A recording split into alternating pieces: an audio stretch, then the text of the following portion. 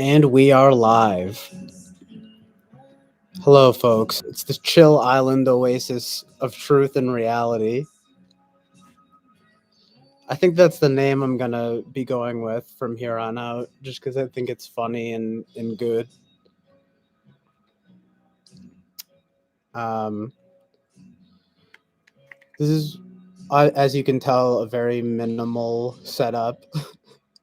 And it's not, I wouldn't even call it a setup, actually. Um, but it's just the vibe. And it's just sort of a little oasis for everyone to congregate on and feel the love. Had Jack Torrance of The Shining in here. He was the one person here, like the other night, and we were just having a blast. We really were, though, actually. That stuff was really funny. And this is sort of like an anything goes kind of chat. And so I got rid of that stream, but it was really only because it was like really, really long, and it didn't really pick up until, well, I don't know. Honestly, it was mostly just because I didn't feel super secure about the vibe, even though we had a great chat.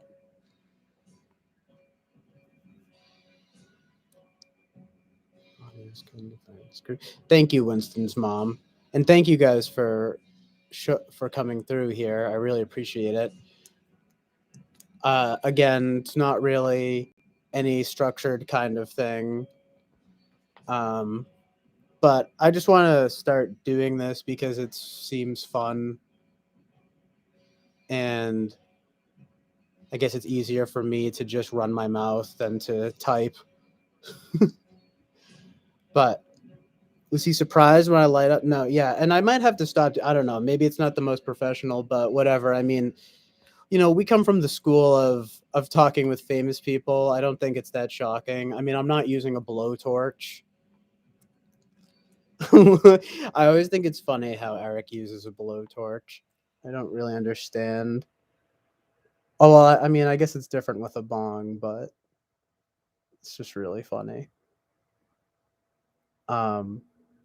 But no, I just smoke bowls and drink coffee, so it's really not that. This ain't really I wouldn't consider it a drug stream or anything like that, but yeah, he was fine with that. In fact, I don't even think there were any words spoken about it. I actually was just thinking before I started streaming how I want to ask him if he's even smoked weed before. I'd be interested.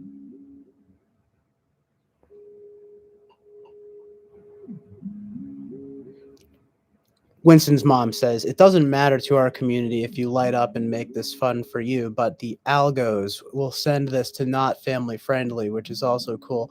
We don't need the littles tonight. Yeah, well, I mean, that's good. I'm not really trying to have like even teenagers, but I don't know. I guess maybe if you're like a cool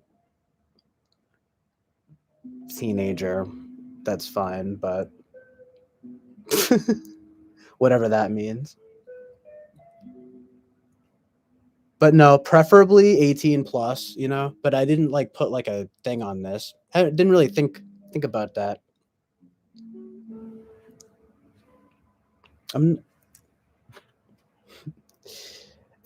I'd kind of like this to be a situation where, well, I don't know, where it's not super ever crude or anything, but I was also thinking about that before I streamed tonight. I was like, what kind is like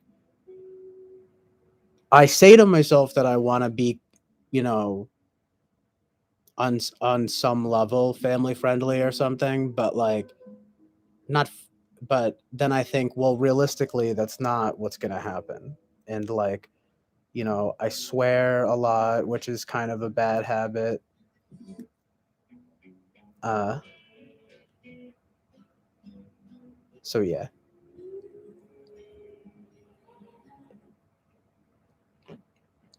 Here you go. We can keep it chill. It's a chill vibe.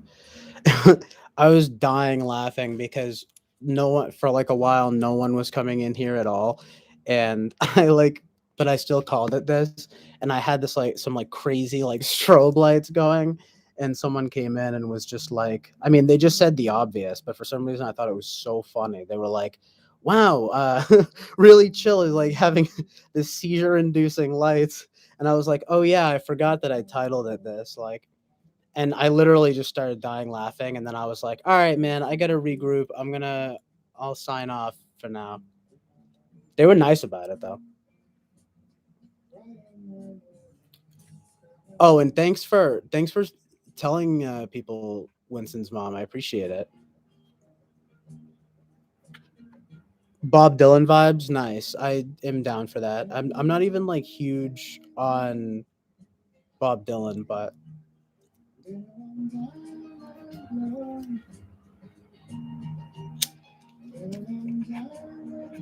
I like some of his stuff. Um, Thank you for showing up, Jonathan Basanti, who has made the long and arduous swim to the Isle of Chill. Oh, dude, yeah, you got to take a chill pill now after that swim. Here, have a cool glass of water. This is also an ASMR stream.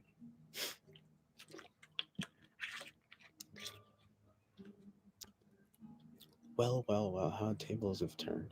Oh yeah, exactly. Karma's pimp. It's like sitting and ranting. But that's the thing. I wouldn't do it. I was like, you know what?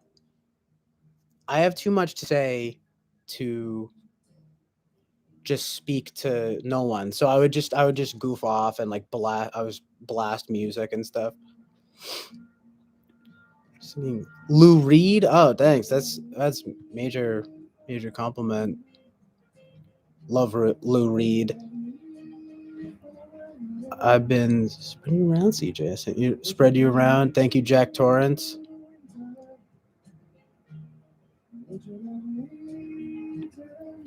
Um, Lou Reed, like, I mean, I like his solo stuff, but everything that he did in the Velvet Underground is just like perfection. Like, I think every album that they did is pretty much perfect. And then the like even the compilations that they have are like good. Well, like another VU, like even that's good.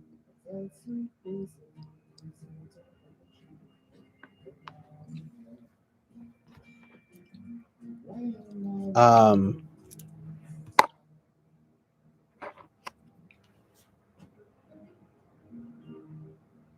yeah, the other thing having the music going is like you run into copyright,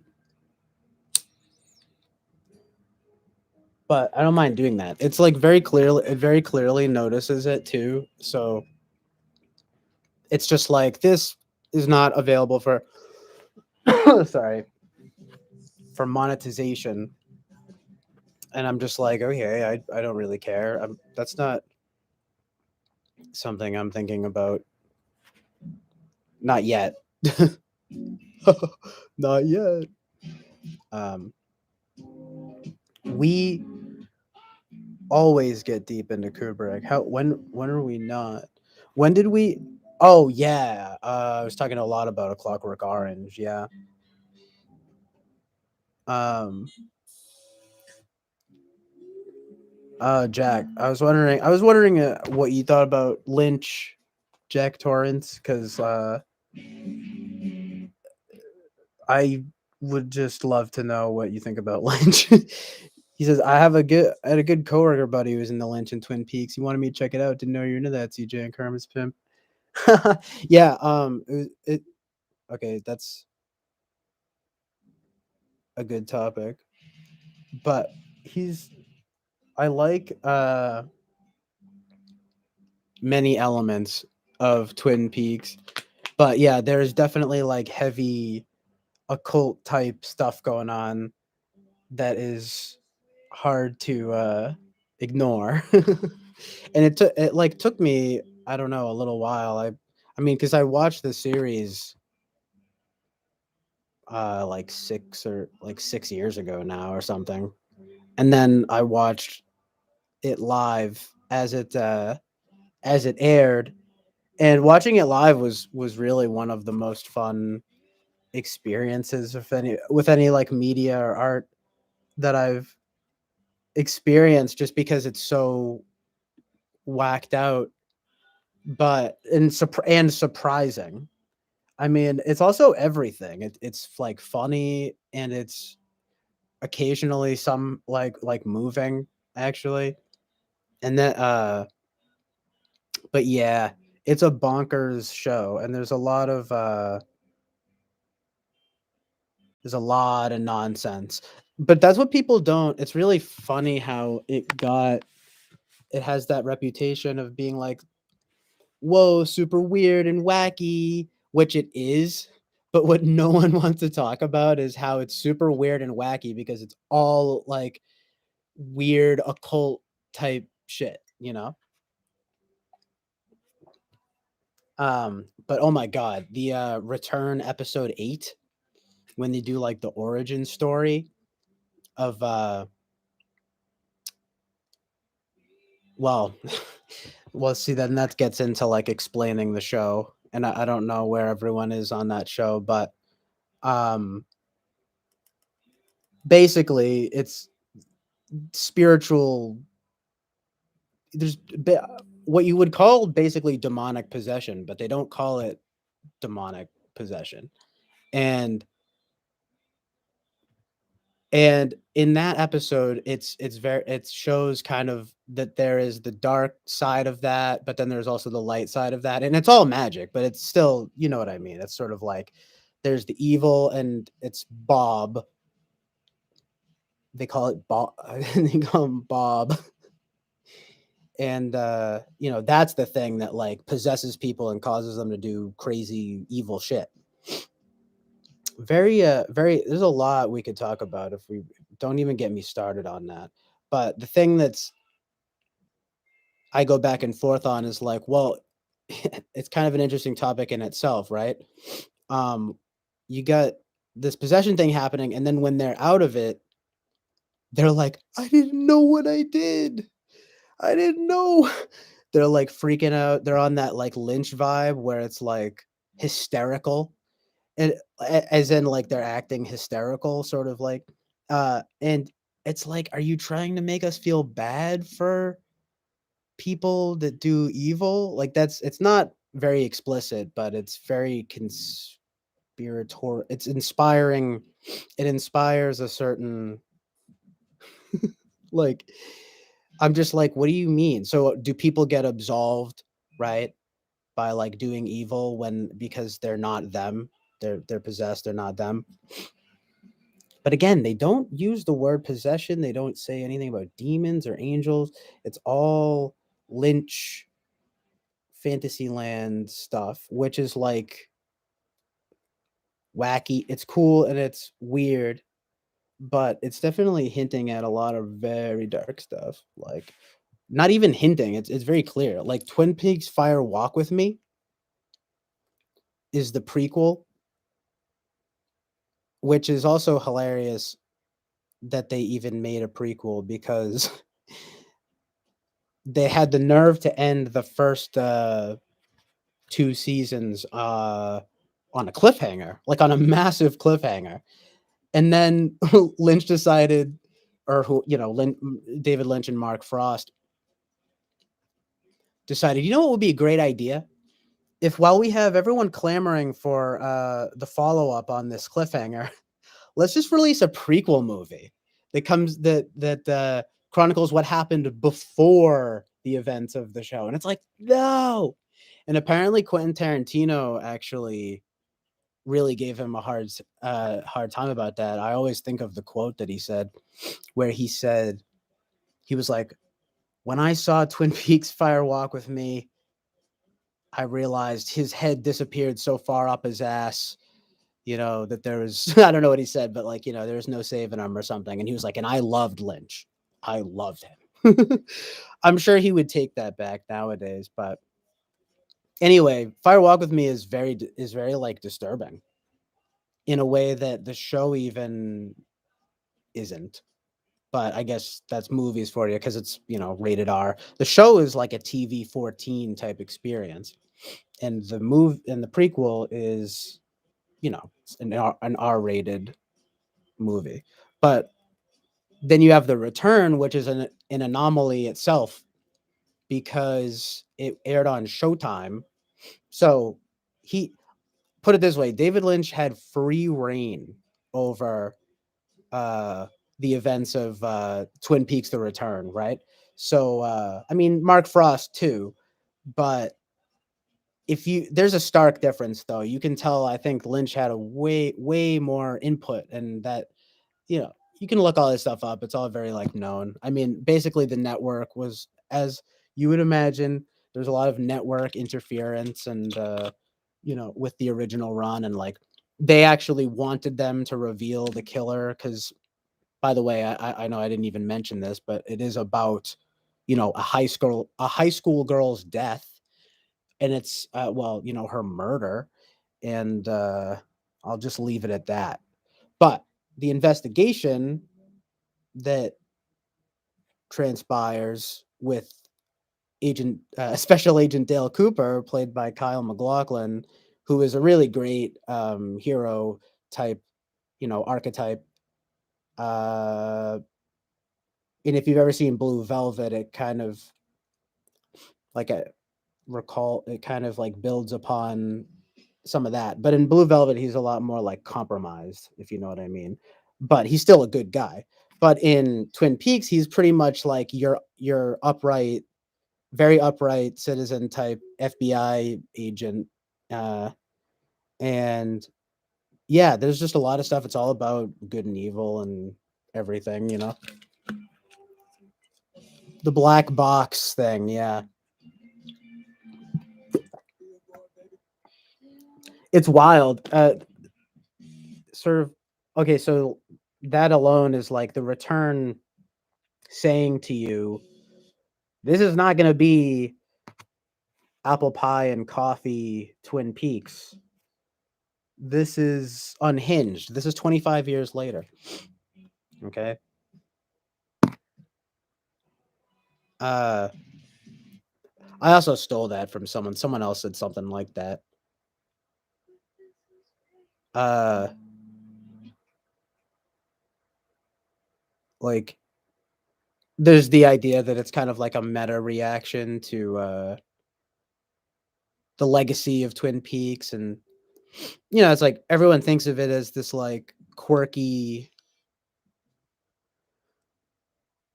nonsense or something, and then like The Return comes along and it's just like, but what I like about it though is that it's knowingly absurd in a way that doesn't ruin it. It actually adds to it. Like,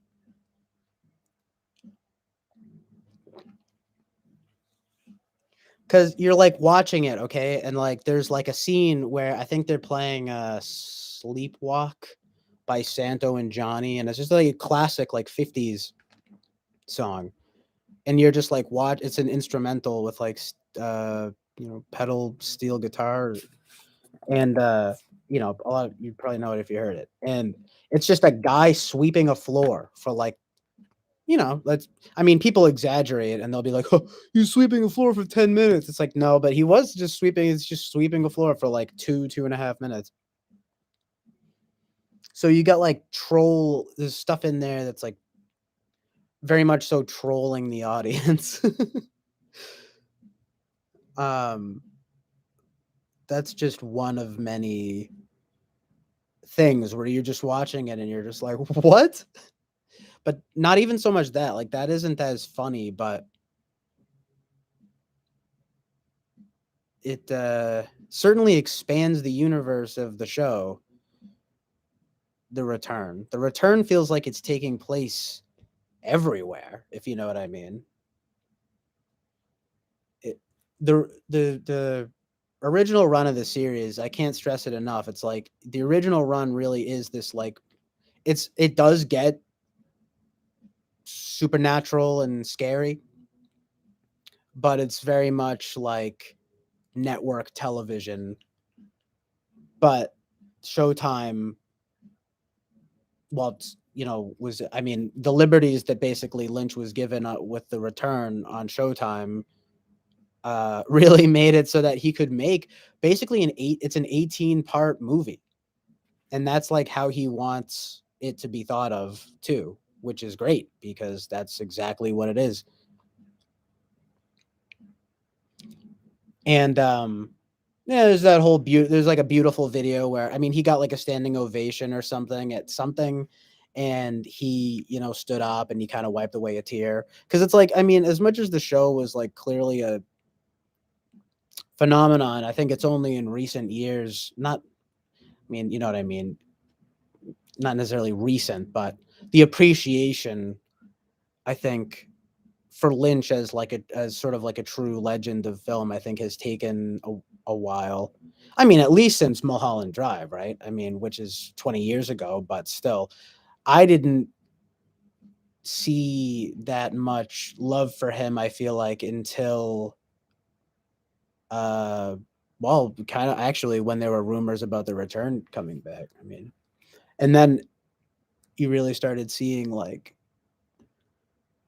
I think, just more of an embrace. So it's it's good for him. But yeah, he's always had that transcendental meditation thing, and it's like kind of weird. Like, and I could really talk a lot about David Lynch. I don't want to like dedicate too much time just to talking about David Lynch, but you know, he's just like done some weird stuff too, because he would like explore like dead animals and stuff, and then use them as like kind of just ugly. He kind of has like a fascination. He has a fascination with like dark and ugly things, obviously, but he does focus on light as well, and that's why I think he has this enduring legacy, because and he's just weird. Of course, everyone loves how weird he is. But yeah, you'll totally see that there's esoteric occultic stuff in there, and he doesn't speak on it either. And the other thing that's a little bit troubling, that does this is a very well-known thing, is that people think that he will make stuff based on his real life and stuff like that, which is kind of one of the more natural assumptions, right? I mean, and it's hilarious. Alex Jones interviewed him, and it's just because you can have a field day with I think a lot of his stuff. Jordan Peterson analyzed Mulholland Drive. I haven't watched that yet. But yeah, in Twin Peaks, the lodges and all that, it's crypto Masonic. They call it, because it's alluding to Masonic stuff. You get the Black Lodge, the White Lodge. You get the little midget, sorry, the little person dancing and talking backwards, and people are like, "Whoa, what is, you know, Goofy?" And then it's just like, no, they're literally showing you like like, it's a meta, it's very clearly a metaphor. So funny enough, the little guy, uh, what came out against him, he was conspiratorial towards towards Lynch. He like posted a Facebook post, and I won't. I mean, he basically was being sarcastic. He was being like, David Lynch totally doesn't do this and that. He was doing that kind of like approach, you know? And it was like, huh, seems to be saying that you know, there's stuff based on basically his real life. So it's like, you know, the David Lynch formula. Basically take stuff take stuff from your real life, pepper in a bunch of like occultic nonsense. But that's also like worst case scenario, if you know what I mean, because there's clearly stuff like the Elephant Man and stuff like where he's aspiring towards showing like an outcast. Yeah, well, that's not the best example, but the Straight Story. I mean, the Straight Story is pure light. I recently watched that, and that was a beautiful movie. Norm Macdonald actually spoke highly of it, and he had some funny things to say. You guys should definitely go watch the Straight Story, and first of all, tell me it's not totally wholesome, and then also, even though it's got that weird Lynch like stilted thing going on, with you know like some of the lines, some of the some of the dialogue feels stilted and stuff like that. But yeah, and if you watch Norm Macdonald speak on it, it also has sort of a new resonance since he passed away. Because that is a movie about an old man who, interestingly enough, Norm Macdonald never had a driver's license, or at least he never drove. And in the Straight Story, the old guy can't drive. He doesn't have a license, and so he takes his tractor like a really long way to go see his brother. Basically, that's the movie, and it's really good. It's actually really good. It's rated G, and it's a Disney movie actually. You can watch it on Disney Plus. It's this guy Richard Farnsworth and Sissy Spacek, and indeed Sissy Spacek of Carrey fame. Speaking of occult or whatever stuff, you know. Yeah, but the what did he say? Well, the thing is that what he said like is first of all very disturbing, but it also uh sort of gives away a certain element of Twin Peaks. So I don't know if I should say it. Um, you can go find it. Just search. I think his name's Michael something. Hold on. Search Twin Peaks Michael J. Anderson uh, Facebook post.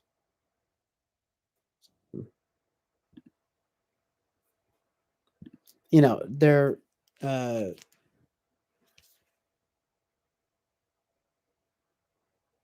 sort of baseless accusations, but they do point to something that is very well known, which is that one of the potential explanations for the wacky, weird stuff that Lynch puts in is that he just straight up experienced.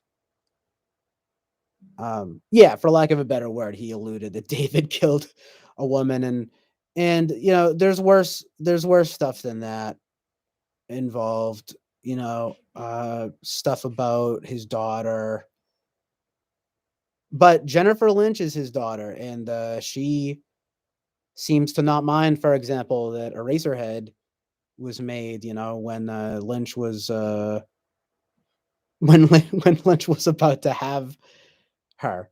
And, you know, Eraserhead is basically a fucked up nightmare version of like fear of fatherhood, you know, becoming a father. I mean, that's at least a like general way of reading it. And I mean, it's a horror, you know. I mean, so it is what it is, but it's probably one of the best horrors ever. Uh, Apparently, Stanley Kubrick showed Eraserhead to everyone on the set of The Shining. to set the mood. Jack Torrance. uh, Twin Peaks is interesting because it allows us to talk about CERN, as I don't know if that's how you pronounce it, but yeah, let's talk about that because I wonder about the 2012, if the world ended in 2012, and people say that the CERN did that with the Hadron Collider, probably, or something. But yeah, Jack Torrance, I mean, it's disturbing. I mean, there's one interview though that I watched where back when Blue Velvet came out, even people were saying there's an interview where this chick was what this woman interviewing him is like, he's like, some people say that you're a wicked man. What do you think about that? And then Lynch was like, I'll do my best Lynch impression. He was like, oh well, he's like, oh, that makes me sad to hear that they think that about me, but I don't know what else he said, but he was basically like, you know, I'm sad that they think that. I'm sure I try to be. I was, and that's very much part of. I don't remember exactly what he said, but that's very much part of his thing. He's kind of like a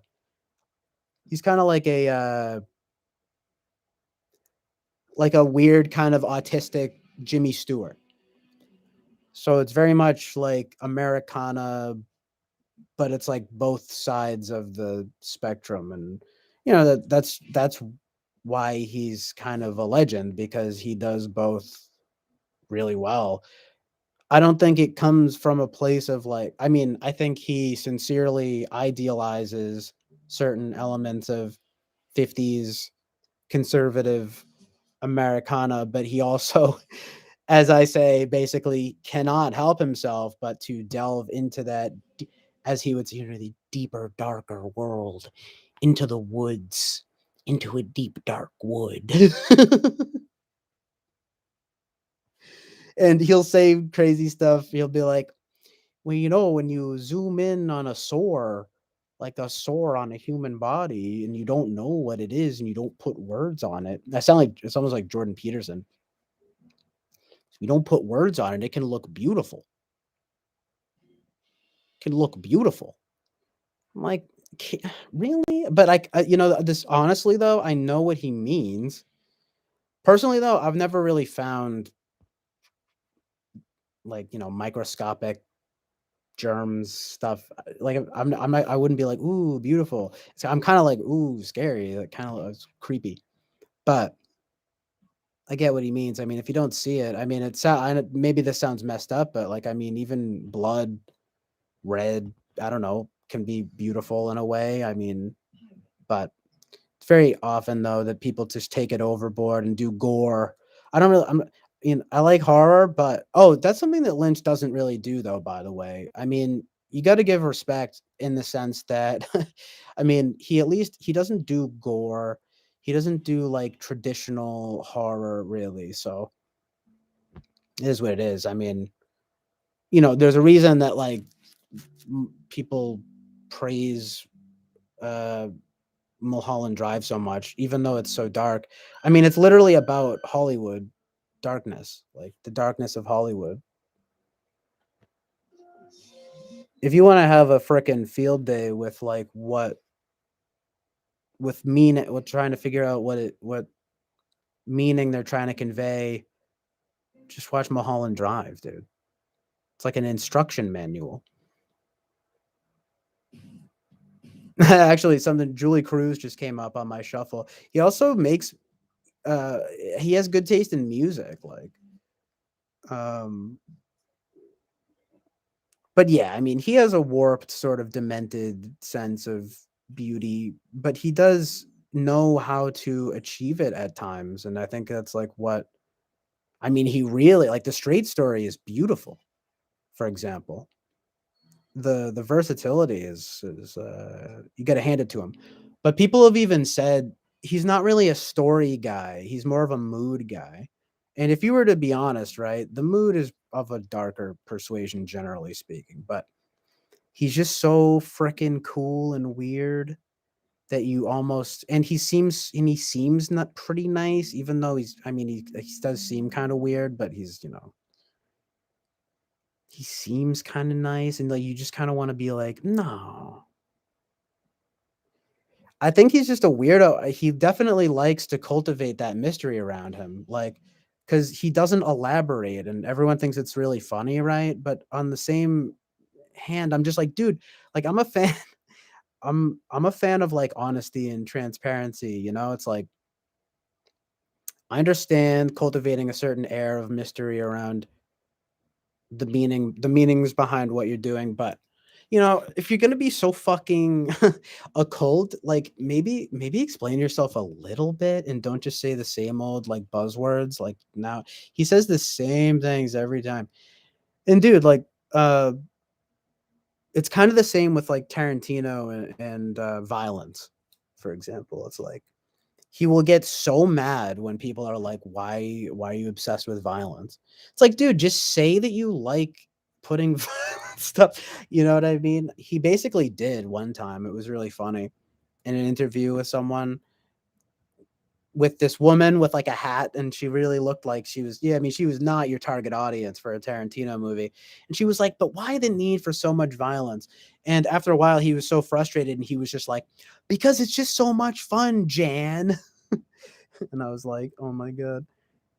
And you know, it's funny for sure, but at the same time it's like, well, uh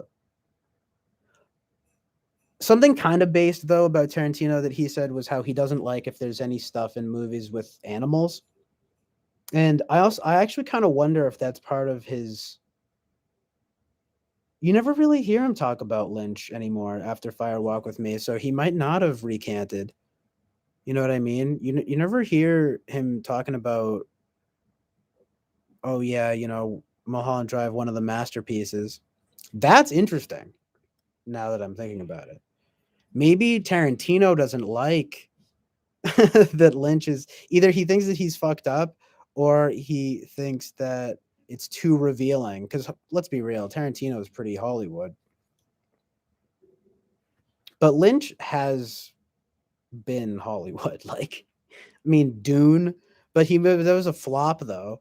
So, I mean, he's just had a very interesting career. But Tarantino is pretty much embraced out the gate, right? Even though he steals from like everybody.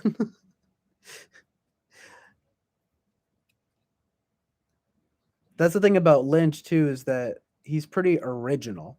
I mean, Tarantino's original, don't get me wrong. I actually love a good amount of Tarantino, but yeah. Lynch also is sort of like,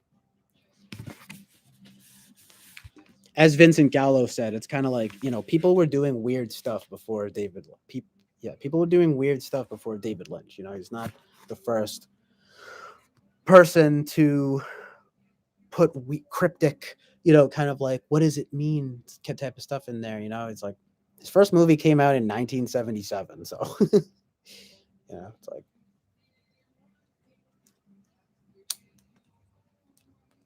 but you could, you know what you know what I'd probably say, you know what I'm sure David Lynch is going to wind up getting credited with, especially when you know, knock on wood, I hope he lives for a long time, but you know, when he passes away, I almost guarantee that they'll say that David Lynch brought surrealism to the mainstream or something like that, if you know what I mean. Or like gave surrealism some kind of like timeless coolness or something. Made it cool. I guess it was always kind of cool, but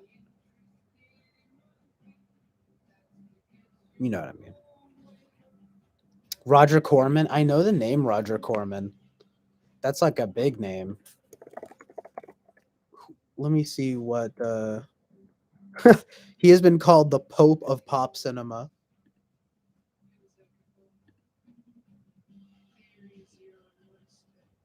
See what he's done.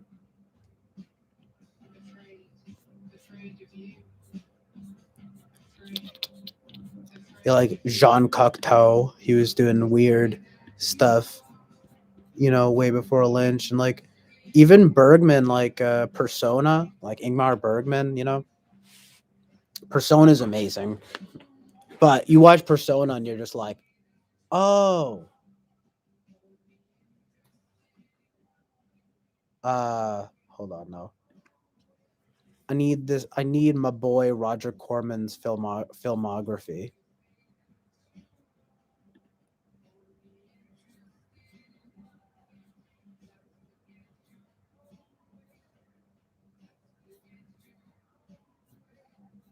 Why have I heard of like? Oh, there's so many. There's so many movies. What the heck?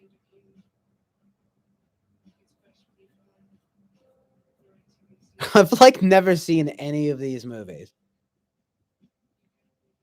but it seems like he has some kind of like schlocky-ish sensibility. Oh yeah, so he's like low budget cult films kind of thing. Yeah, he's an independent. He's considered like a trailblazer in the independent film. That's cool. I'll have to check him out.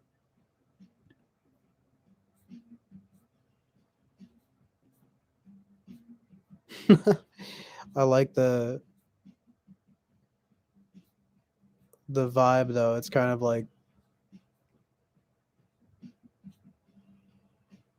it's funny that Peter Bogdanovich was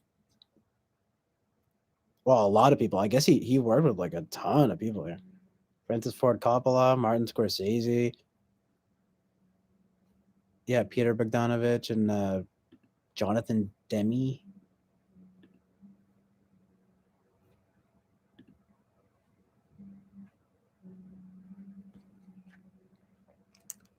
Jonathan Demme. Silence of the Lambs. Silence of the Lambs is kind of overrated, but it's good. But it's like kind of overrated. No, no, I won't elaborate. I like that I like that Lynch when Lynch does that though. I mean, there's no doubt about it. He's really funny, and also there's a lot of really funny stuff that he just says and the way he talks and everything.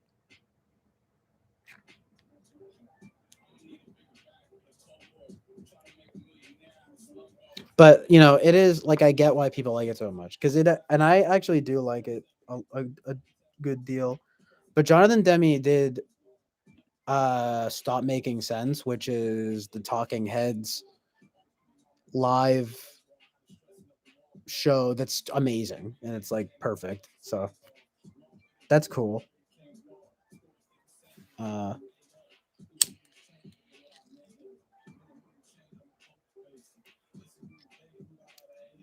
Anthony Hopkins actually he worked with Lynch on the Elephant Man and and he wasn't very nice about David Lynch.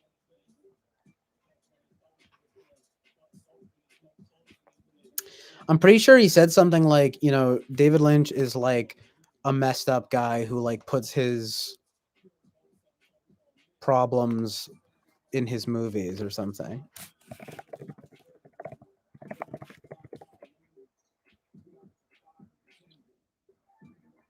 Which is literally exactly what like I think me and Jack Torrance were talking about that. I mean, it's just like could you that's what it is. But it's only but he only said that because they didn't get along on set apparently, even though his performance in it is so good.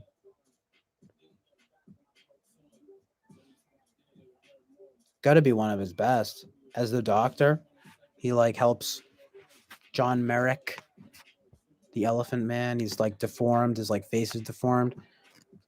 That's like the thing. That's the thing about Lynch. It's like the sympathy for in the Elephant Man. The whole thing, right, is about in essence Lynch's sympathy for freaks and like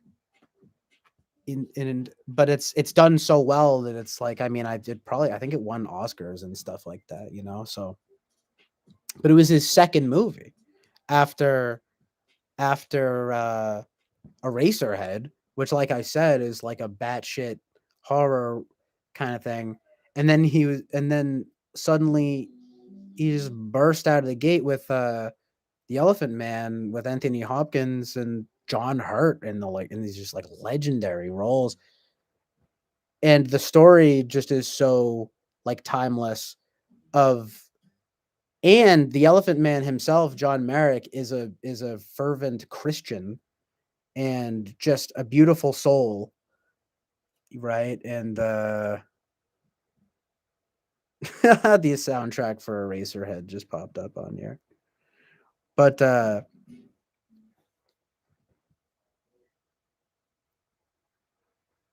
yeah, that's a beautiful but also sort of bleak film. Very it's again that's Lynch for you.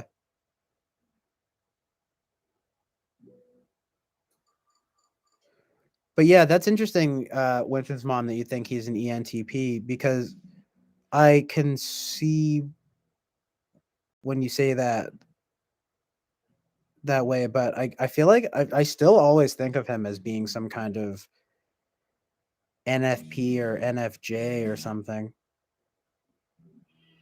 But he is pretty detached.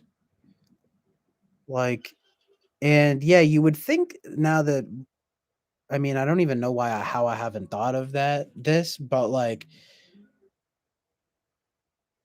personally, like I'm not trying to go to a morgue and go look at dead cats. You know what I'm saying? Sorry, but like, he says stuff that's I'm just like, no. I triggers my disgust and with whatever that is, FISI, morality, whatever it is, you know, because I think I'm kind of like some kind of NFP. So I mean, but so anyway, I see Lynch and I see that I could see him being an INFP, but I'm just like, dude, like, if you know what I mean.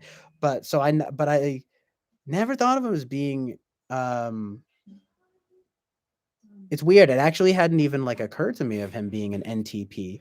I think it's just because his like interest and his demeanor, like he's just so odd. Like he doesn't use FE at all. I mean, I would think that he was an INTJ before I thought he was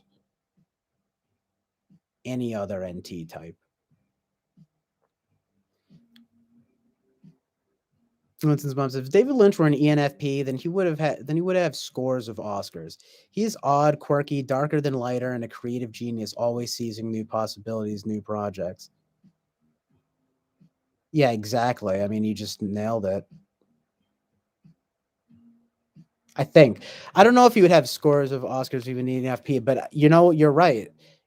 And ENFPs at least, if not NFPs. Well, yeah, he's definitely not an ENFP. Okay.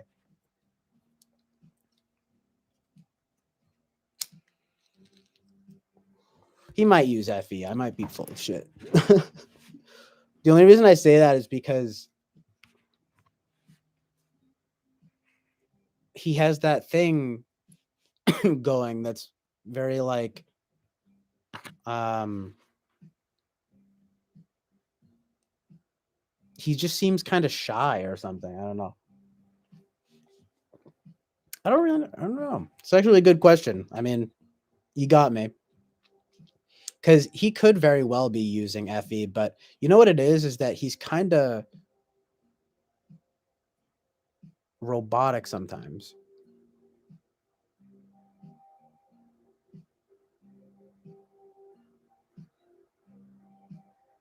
Yeah, you know what? Honestly, maybe he does use FE. Because wouldn't that be more detached, kind of?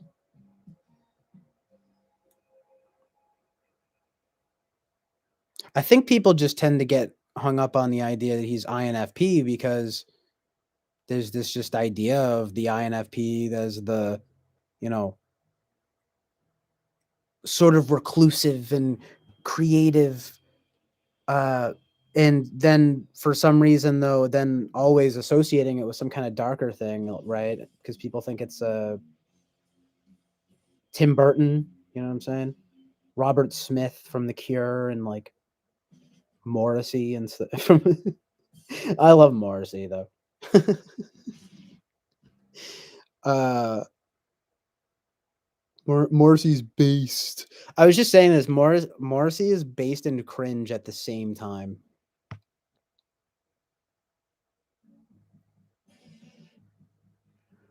But yeah, he's just so like Lynch is just so autistic. I'm sorry. I don't mean to, you know, be mean, but it's that's so part of his like approach or whatever. Hold on, sorry. I'm just like I'm trying to just put something on here. Okay, yeah. But yeah, it's fun to talk type though too cuz you know, cuz the more you think about it, with a lot of types, you're like, "Oh yeah, I don't know, maybe that's not FI, you know?" Right, but he's also so dreamy. Surrealism, is very like kind of NFP, I guess, NEFI.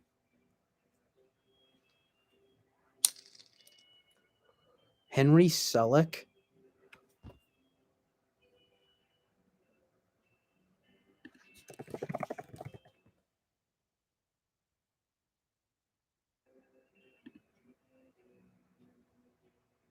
Wait a minute. Oh, okay. So he worked with Tim Burton on that. Oh yeah, I'll have to check out his stuff. In fact, I actually recognize this guy. He looks familiar.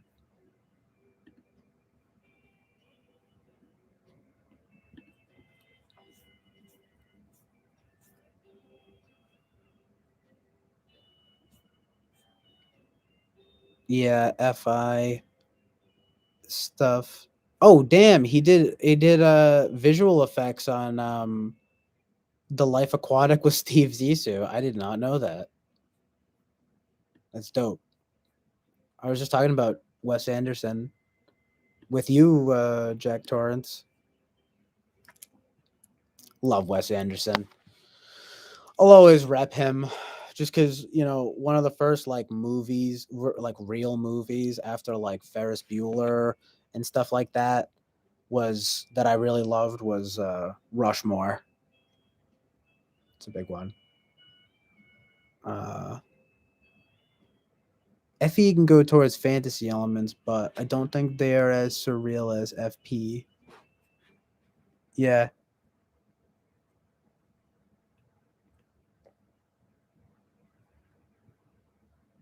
Well, okay, so maybe that's just like a better way of explaining what I'm trying to say, which is that Lynch is just kind of freaky.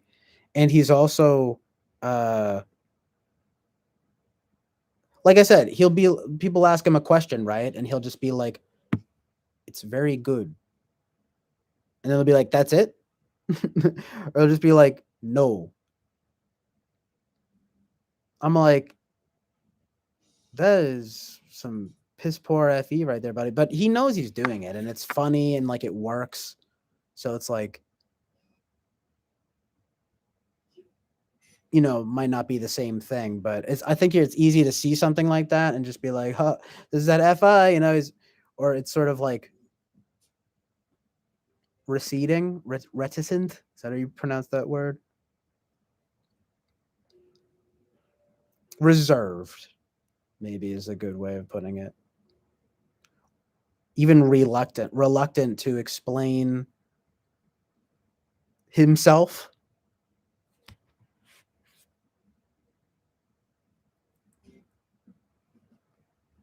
Like, can you imagine?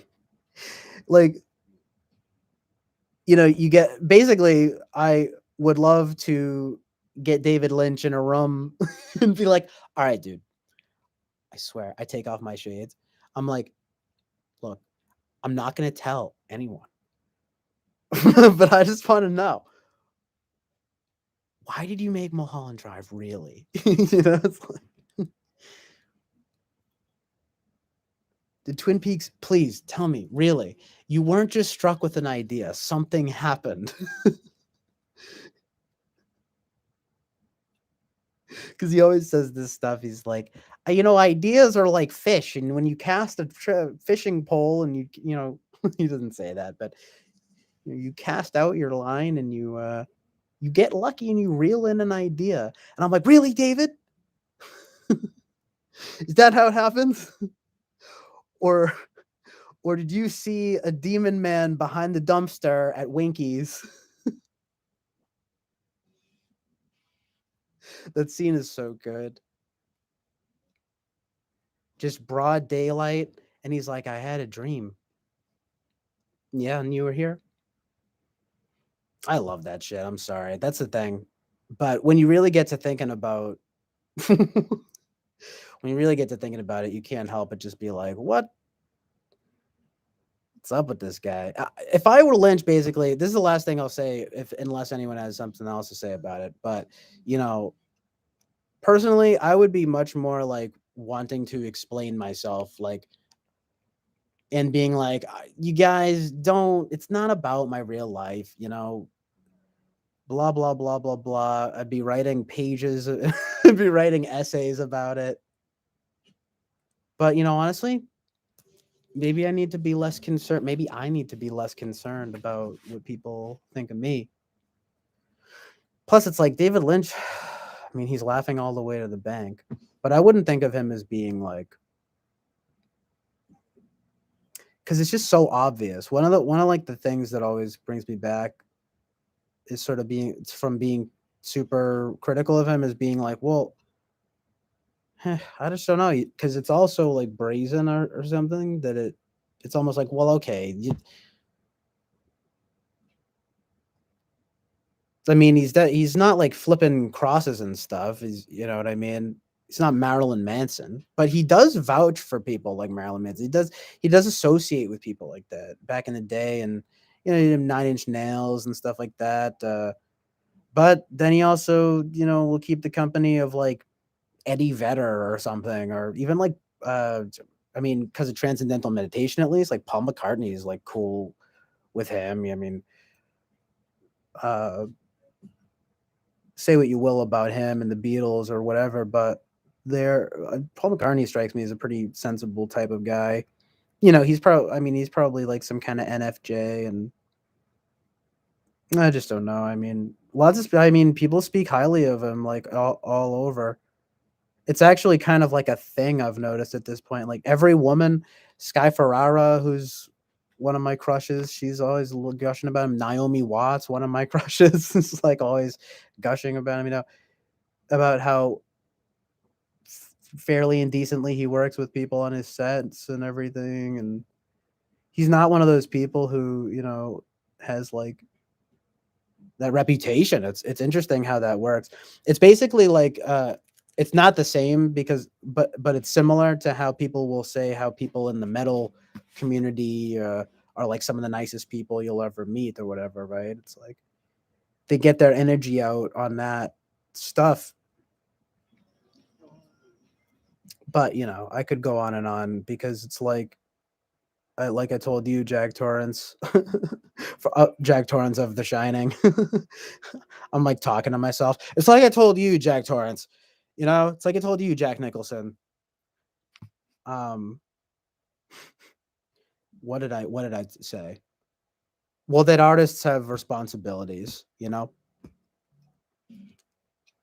It's like put what they put into their stuff. But again, Lynch, he does put good and light elements. I think Blue Velvet is my favorite movie from him. I think it's his most complete work. It's archetypally satisfying, if you know what I mean. And it has positive elements, a lot of positive elements. But yeah, he isn't. Jack Torrance goes, Now, I'd genuinely watch Wes Anderson. That's a guy I'd lend some time to. I've only seen the Grand Budapest Hotel and enjoyed it. I've seen some of Fantastic Mr. Fox. I know. I still need to watch his animated movies. But yeah, he isn't Kubrick. Oh yeah, Jerry Seinfeld. He's huge on that. He's like, you gotta take a break during the day. You're drinking 10 cups of coffee. You're like, why am I stressed? You gotta do this. You gotta do transcendental meditation. I'm telling you. I'm like, oh yeah. Yeah, some people think it's a cult and I mean not occult, but occult. Occultic. But I get same thing, right? No. Sorry, what I meant to say is that they think that the TM is a cult.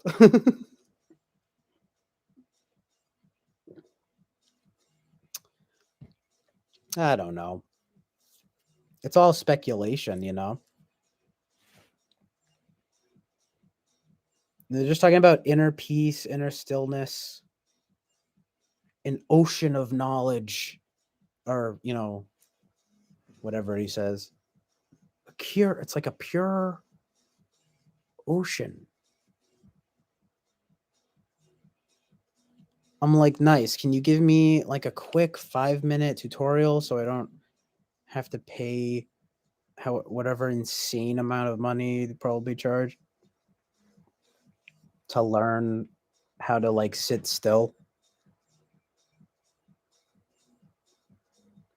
I remember I thought it was funny how Eric from Talking with Famous People said how he thinks that meditation is like not helpful for NE users, or that it's not typologically compatible or something.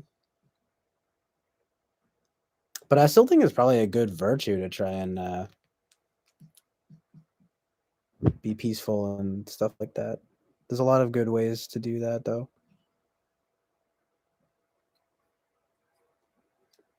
Who's the director Boba always brings up? I don't know who he always brings up. Isn't Jerry Jewish? Guess he's an atheist. I don't know if he's an atheist. I don't. Here's the transcendental meditation. I don't know what they talk about, but they don't make it about God. So you know what that means. No, I'm just kidding. But it's at least at zero, if you know what I mean. The question is it in the negative? Is it like, is there some nefarious underpin, underbelly to it? Potentially,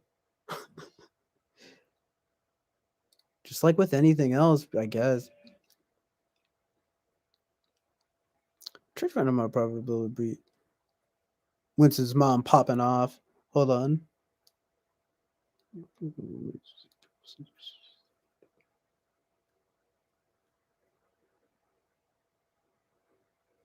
Yeah, what do you guys think about Joan of Arc? I watched the movie The Passion of Joan of Arc. I didn't realize she was a tranny. I'm just kidding. See, so I say that, right? And I'm like, well, is that blasphemous? Because she was canonized, you know? I mean, she's canonized as a saint. I mean, she was a martyr.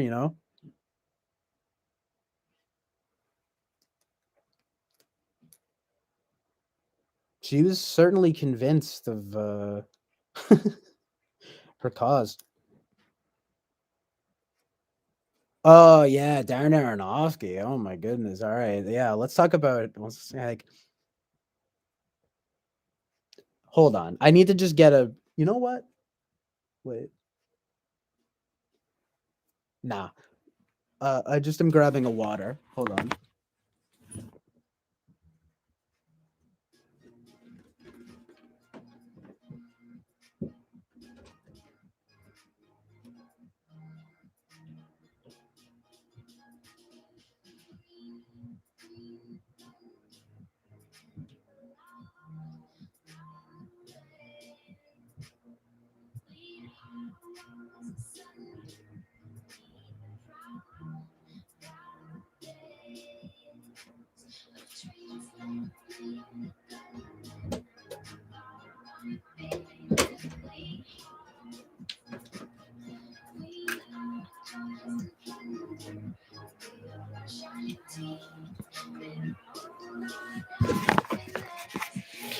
Yo, it's the Chill Island Oasis of truth and reality. I'm back. Just your reporter of truth, uh, checking in. Observe and report. That's my motto. Uh, oh man, I just got super hungry too. I haven't eaten. Oh yeah, this is what I need right now. Is this song? Is this vibe right now?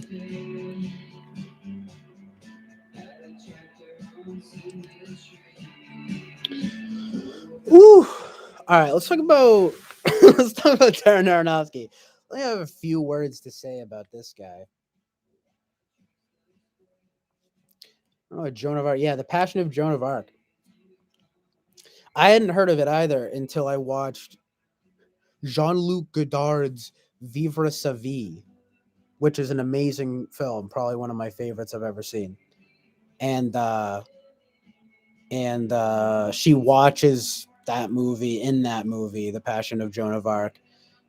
And yeah, Observe and Report is actually an underrated movie, by the way. Uh don't let people fool you. It's an underrated dark comedy with a fantastic soundtrack.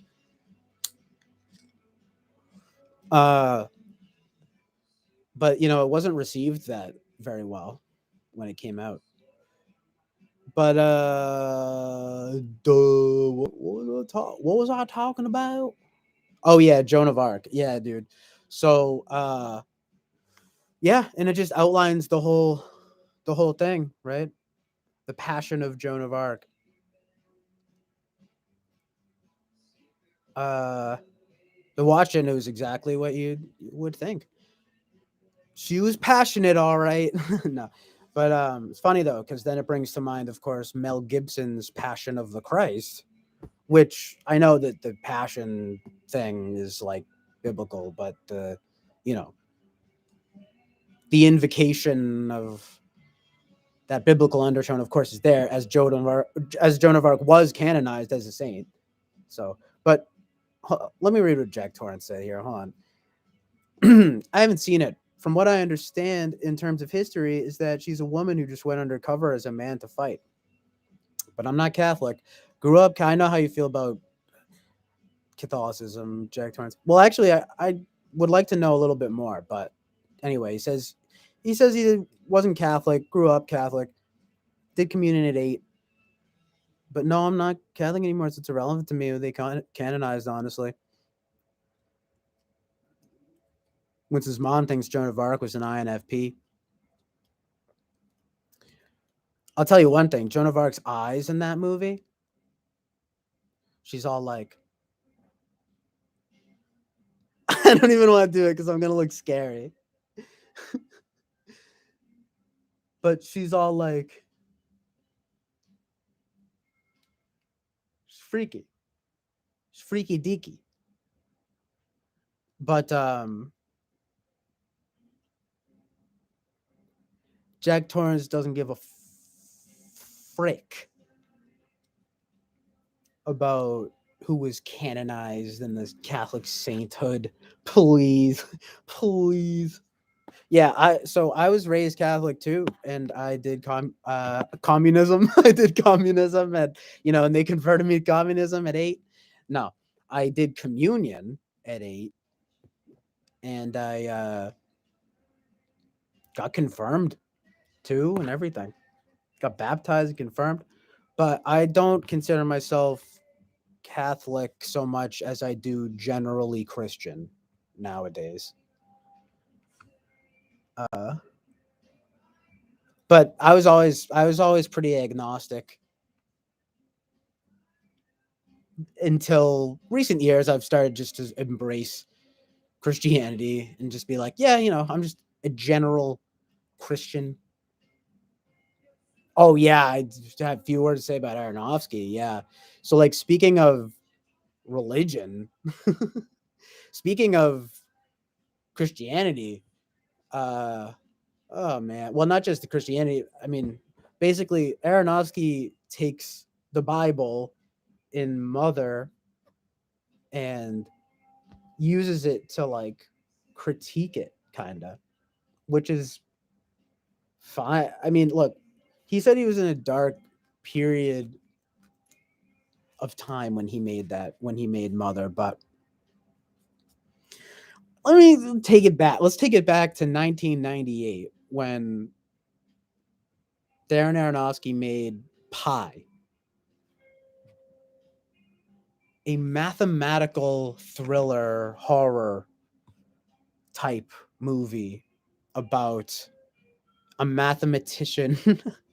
I already said mathematician, but well, you know, he's a mathematician, and he's trying to figure out the pattern of the stock market. And uh, like 15 minutes into the movie or something, right? He meets a rabbi, and the rabbi puts him on to the Kabbalah. In the, you know, there's this whole scene. They're sitting down with Max Cohen is his name. He says Cohen, and then he's like, "Oh, Jewish." He's like, "Yeah, but you know, you can just tell from his body language." He's like, "Well, you know," he's like, "I don't practice." He's like, you know, not with that nonsense. And then the rabbi's like, it's an epic movie, honestly, because you know it really goes hard. Because then the rabbi straight up is like, "Oh, well, like, you know, check this out," and like legitimately outlines like a bunch of like Kabbalah stuff and how it translates and how it's mathematical and it's based in numbers. And so then you got our main guy here who's like freaking super like paranoid, possibly INTJ situation, and he's just like, you know, hmm, perks up, right? Interesting. So then there's all this stuff. He's got this like mentor who's like also like a mathematician, and the mathematician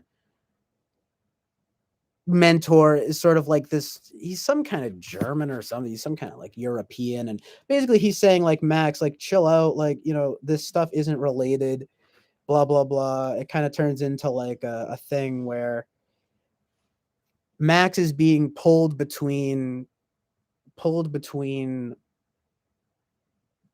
the Jews and the stock market, and like economists. And actually, the woman that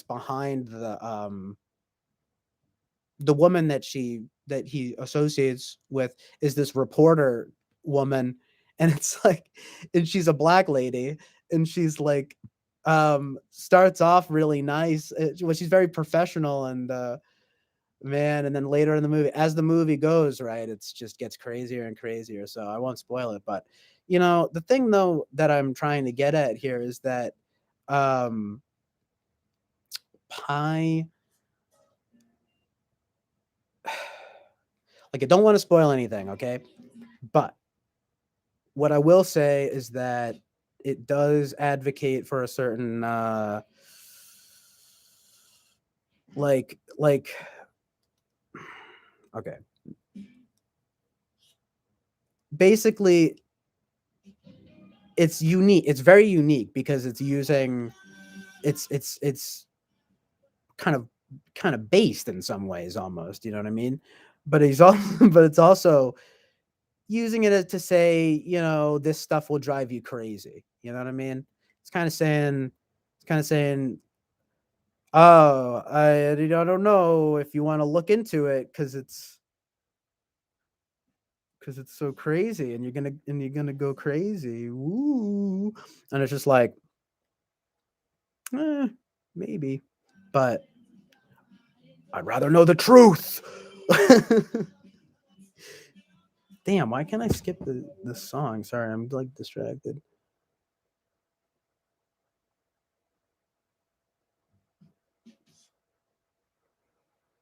Yeah, and it's also very post Eraserhead, very post Lynch Eraserhead,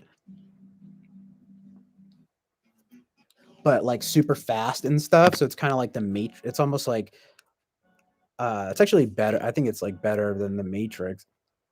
I mean, it didn't start a freaking phenomenon like The Matrix did, though. But it's just more my style. I mean, it's very abrasive and industrial and strange, but it's it's Aronofsky. Like he's just intense. He makes intense movies. So hold on, I have other. Yeah, I'll send you. I'll try to find my chart. Winston's mom. And yeah, no, I know. INTJs just get like painted as paranoid. I don't um think that that's necessarily true.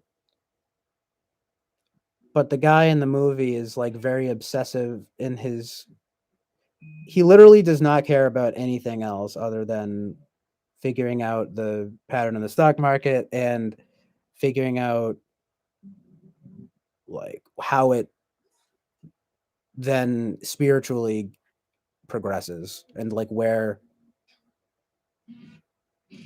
he basically starts thinking that he can stumble upon the answers to life through numbers, right?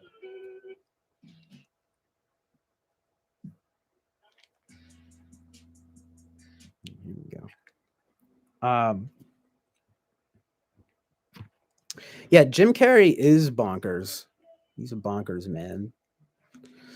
Spock, Leonard Nimoy was a Jewish scholar, and yes, the Jewish people are a big majority in Hollywood, and no, Hillary's not selling, he's not any pizzas or selling pizzas at all. Well,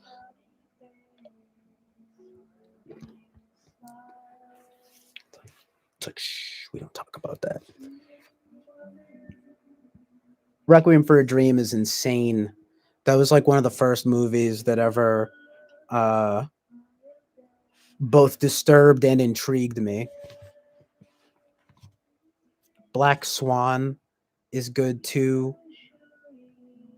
in a psychological horror thriller kind of way. But The Wrestler is a pretty good drama,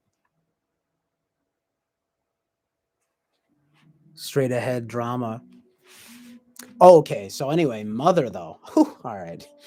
I mean, I just was disappointed because I guess I just didn't expect him to go full Satan with it, and he kind of did, right? Like, I mean, really, like, I mean, can you believe? I mean, it's how do you even explain Mother? Like, it's a movie about a woman. So, by the way, he's dating Jennifer Lawrence. So he's got Jennifer Lawrence on screen, his girlfriend at the time, and it's Javier Bardem who was played Anton Chigurh in No Country for Old Men, but he's a freaking writer. He's a writer, okay? So he's like, first of all, right away, he's like a creator archetype writer. And um it's kind of hard to explain, but long story short, they're like in a house together and they get some strange visitors and he's trying to write his new book, but when they get the strange visitors come and he makes friends with the guy and the wife, and they keep persisting and like hanging around, and the woman mother Jennifer Lawrence, she feels very ignored. It's actually pretty intense. I mean, I honestly felt very bad for her character like watching this movie. um and she's kind of being ignored, and like they just it's weird, like the strange people don't seem like they like her very much, like. And anyway, more and more people start getting involved. He winds up making a book. Then he gets all sorts of basically followers, and then the house kind of starts getting overrun. It starts kind of becoming like a really intense as it goes more and more. Point You get like a point of view from her perspective. Uh Now, so I don't want to spoil anything too much, but it then sort of it maintains this tone throughout. It's a very ridiculous, absurd, over the top kind of movie. like, um, and you're just like, what is going on?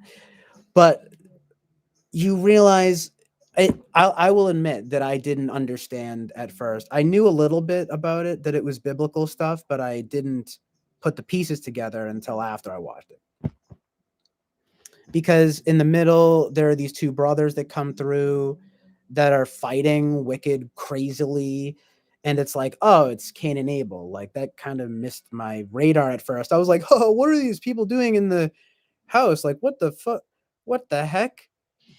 But then I'm like, oh, right, it's Cain and Abel. And then, so then you realize it's like, oh, so Javier Bardem is God, right? And I guess mother is, I don't know, probably Mary or something, right? I guess mother, yeah, she's Mary. And then it turns out that the frickin' so by the way, so in the last 20 minutes, I don't want to spoil anything, but it's the most fucking satanic shit you can imagine. And it's like you realize it's all like a critique of God. So Darren Aronofsky is just mad at God. And that's my review of the movie basically is like it's such a mixed bag that winds up leaning towards evil in the end because it feels so he's just angry. I mean, the whole thing is Darren Aronofsky. They should have titled it Darren Aronofsky is angry at God. You know what I'm saying?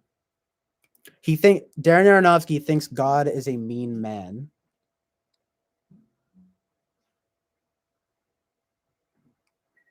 And yes, he goes to the extreme to show that. Now I wouldn't expect anything less than extreme from him, but I did not think that I was going to witness a frickin' satanic mess in the last. I'm telling you, and people agree. And by the way, this movie is very polarizing, and people don't. Jennifer Lawrence got a Razzie for it, like which is like the award that they give people for the worst acting. But I'll tell you one thing right now: it was not acting. It was like that was not my problem with the movie. In fact, I actually thought that Jennifer Lawrence did a good job.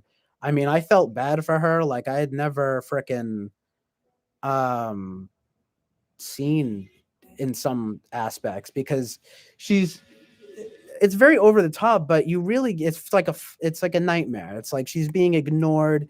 She's being at sometimes like abused. It's just really a kind of a mess. And part of my like review of it is also it's basically Darren Aronofsky and Jennifer Lawrence decide to splatter blood all over the canvas. You know what I'm saying? And I think they were trying to go for something there that was very, very out there, but in the final minutes and it's fucking, the reception that it got, people wrote it off as pretentious mostly because it's like, what Darren Aronofsky, what do you think you're God? That's literally like the whole thing. What, you think you can do better than God? But he said when asked about it, he said he was in a very dark, pained place when he made that movie. So, could have been better. That could have been a lot better though. He could have done that in a way that was at least just didn't go the freaking. I don't know. It's just because then you realize, like conceptually, even it's just not very friendly. And Winston's mom, it's the Christian God, of course. I mean, it's our. I don't know. I don't know for sure, but it's pretty much like the God of the Bible that Darren Aronofsky is mad at.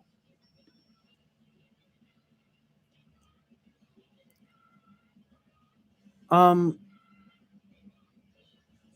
it's very strange. I don't want to like spoil too much, but there one thing that Aronofsky seems to take issue with is okay. So it's two things. It's the idea that God is overly cruel. Okay, it's the idea that God is cruel. But then at the same time, he's actually saying that God is too forgiving. And you have to watch the whole movie to understand what I'm saying. But like, he's Aronofsky basically thinks, from what it looks like from Mother, that, I mean, for one thing, I don't even know. I don't. It seems like he's saying God is evil, which is an oxymoron, right? I mean, in my opinion, and he's saying basically that he's too cruel, but he's also too forgiving. Like, in that, like, evil. It's almost like he's saying evil is bad and that it's bad to be cruel, but then at the same time, like, oh well, it makes no sense though to forgive the evil for being done. Like, it's his fault. It's very kind of confusing. It's intense. Like, I don't even think I know enough. I don't feel qualified to even comment on it too much beyond everything I've said, but all I can go by is my gut and just feeling like, okay, well, oh, and there's this like pro environmental thing going on where he says that, where they're saying that Mother is like Mother Nature. Okay. So it's like environmentalism. And that was one of the things that he said. Like, remember how I said Jennifer Lawrence is fucking bruised and battered and other throughout this whole damn movie? Yeah, well, it's symbolic of Mother Nature. Hello, guys, environmentalism. So it's environmentalism. So it's Darren Aronofsky rewriting the Bible with an environmentalistic and satanic flair.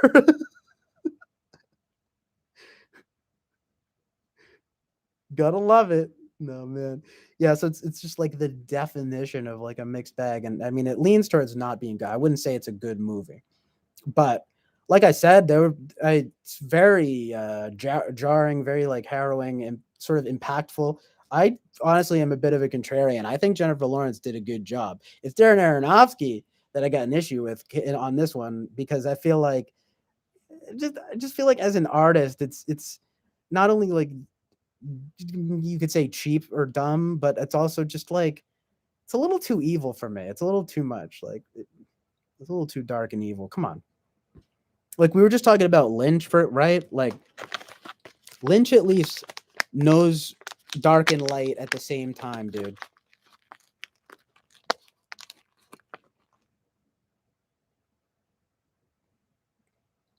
All right, let me see the chat. Oh, that's my rant. I don't know.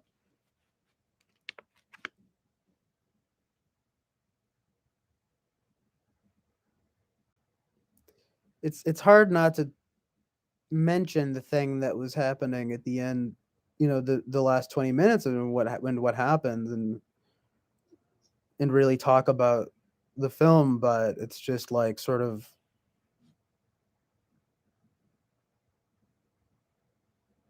you're just like, really? So like, yeah, he made it environmental, like you said.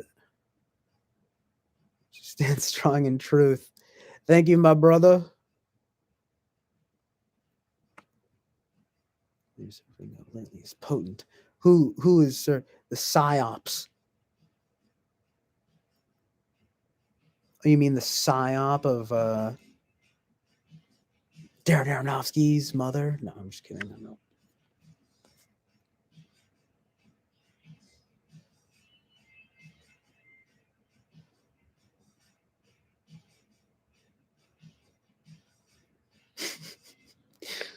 Jonathan Basagi.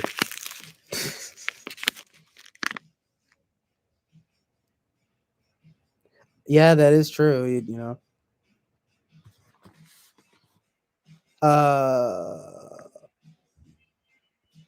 Who said anything about someone him being gay, or like, I'm like missing stuff in the chat.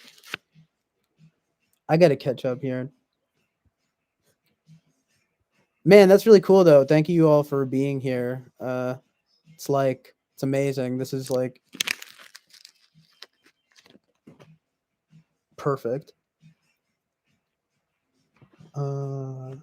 Pet Sounds, a good vibration. That's one of my favorite albums.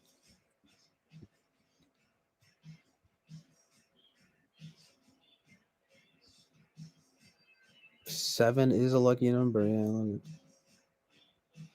Jennifer and Lauren. Yeah, they were dating too, so it's just kind of like weird.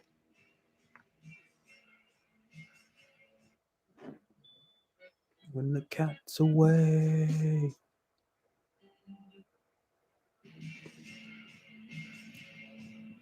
I can't believe Jennifer Lawrence retired. I think she's in something though recently. Yeah, she's back now.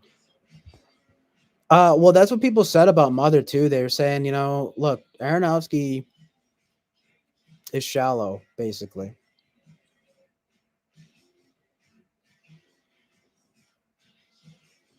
He twisted into making a pro-environmental movie. Bring a boy by, and so what's on your mind? Do. Winston's mom says, I saw Noah in the theater, and up front, this guy went nuts and started shouting out Bible verses. He should have seen Mother.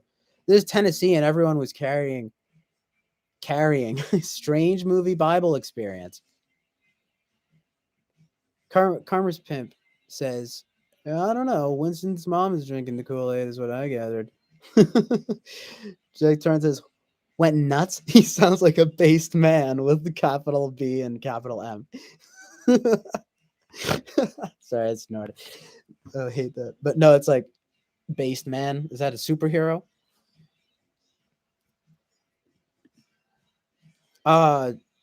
Who went? Oh yeah, he's went based. He went beast mode when he started stood up with the Bible and everything. Is Noah really that bad though? Like, because here's the thing. Okay, wait. So all right. So Darren Aronofsky he was raised Jewish, but he's an atheist. He's not even just secular. Like he is apparently atheist. So now get this though. Get this.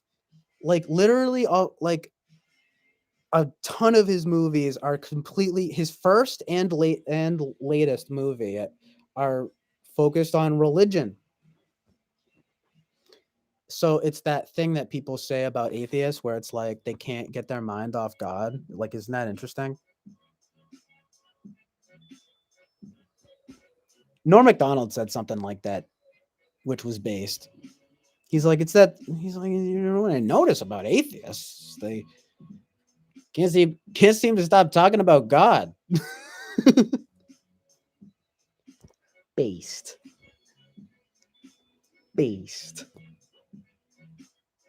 Only base shit. Yeah. Gotta face it. Got my mind on the money. Yeah. Okay, but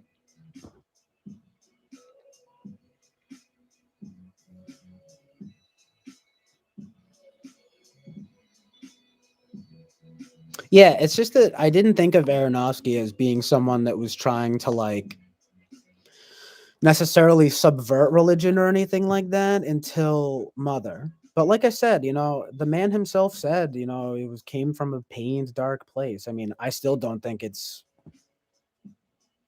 good especially not good with a capital G, what he made. But I do think,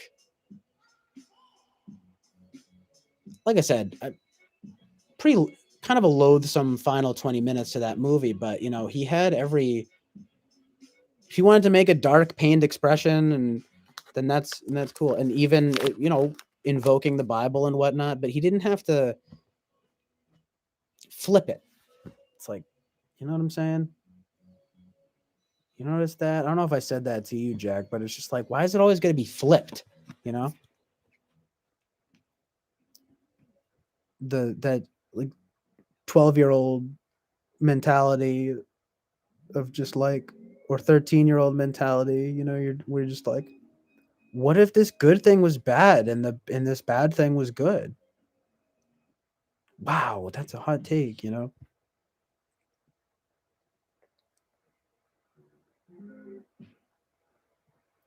Wow, so different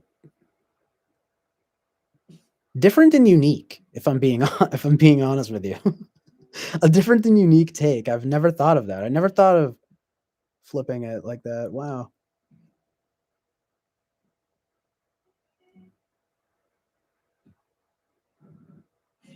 that's what's so annoying because so many artists are just dumb.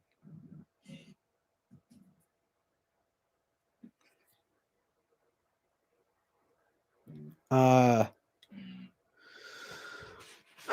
just trying to find a music, a song. I mean, I'm gonna sit through it, even though it has a big budget and visual effects, etc.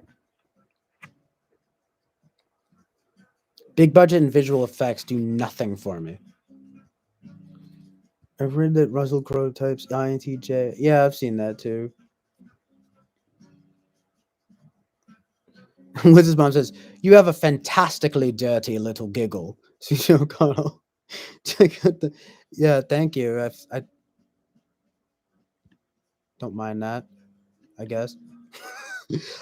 Susie O'Connell. And check out the ED's being Matt Dillahunty and his girlfriend Arden's trans channel debate school masterclass.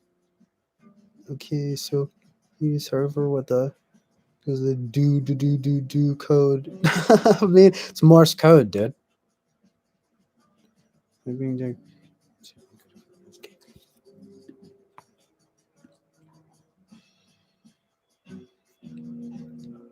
Man, this is an annoying thing where I can't open YouTube links while I'm streaming for some reason. That's like a real, it's like a real problem. Or at least I can't open links from the chat. So I can go on YouTube and I can search them, but I can't. Atheist experience. What's the atheist experience like? When you're just like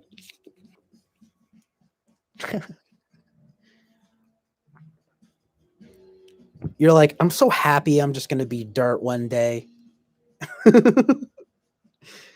um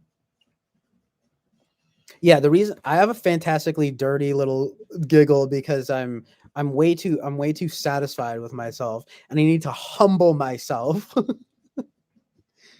How dare I say these things?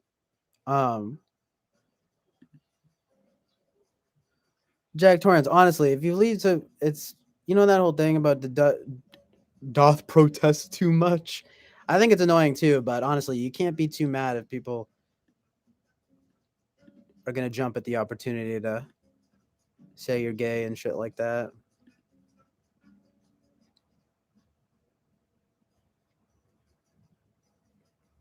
I've heard it before about me, not even from things like just even when I was streaming the other night. I told you that people come in and be like, "You sound gay. You sound fucking gay. What are you, a fag?"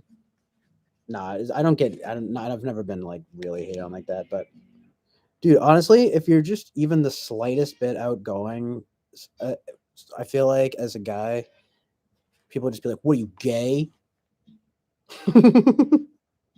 Or like you say you're interested in art and stuff like that. What are you, gay?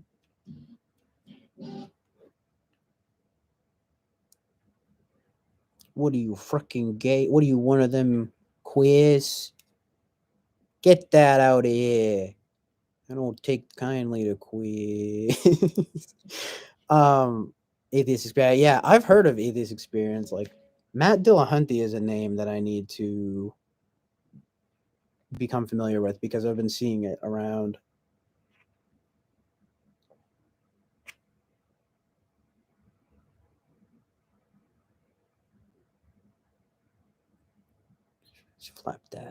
Flat dab smack gorgeous. Probably a Libra, given her dimples. Those beautiful Libras who are just so just in their justice. Dude, West Coast, feel me. Um, yeah, I'll check it. I'll definitely check that out.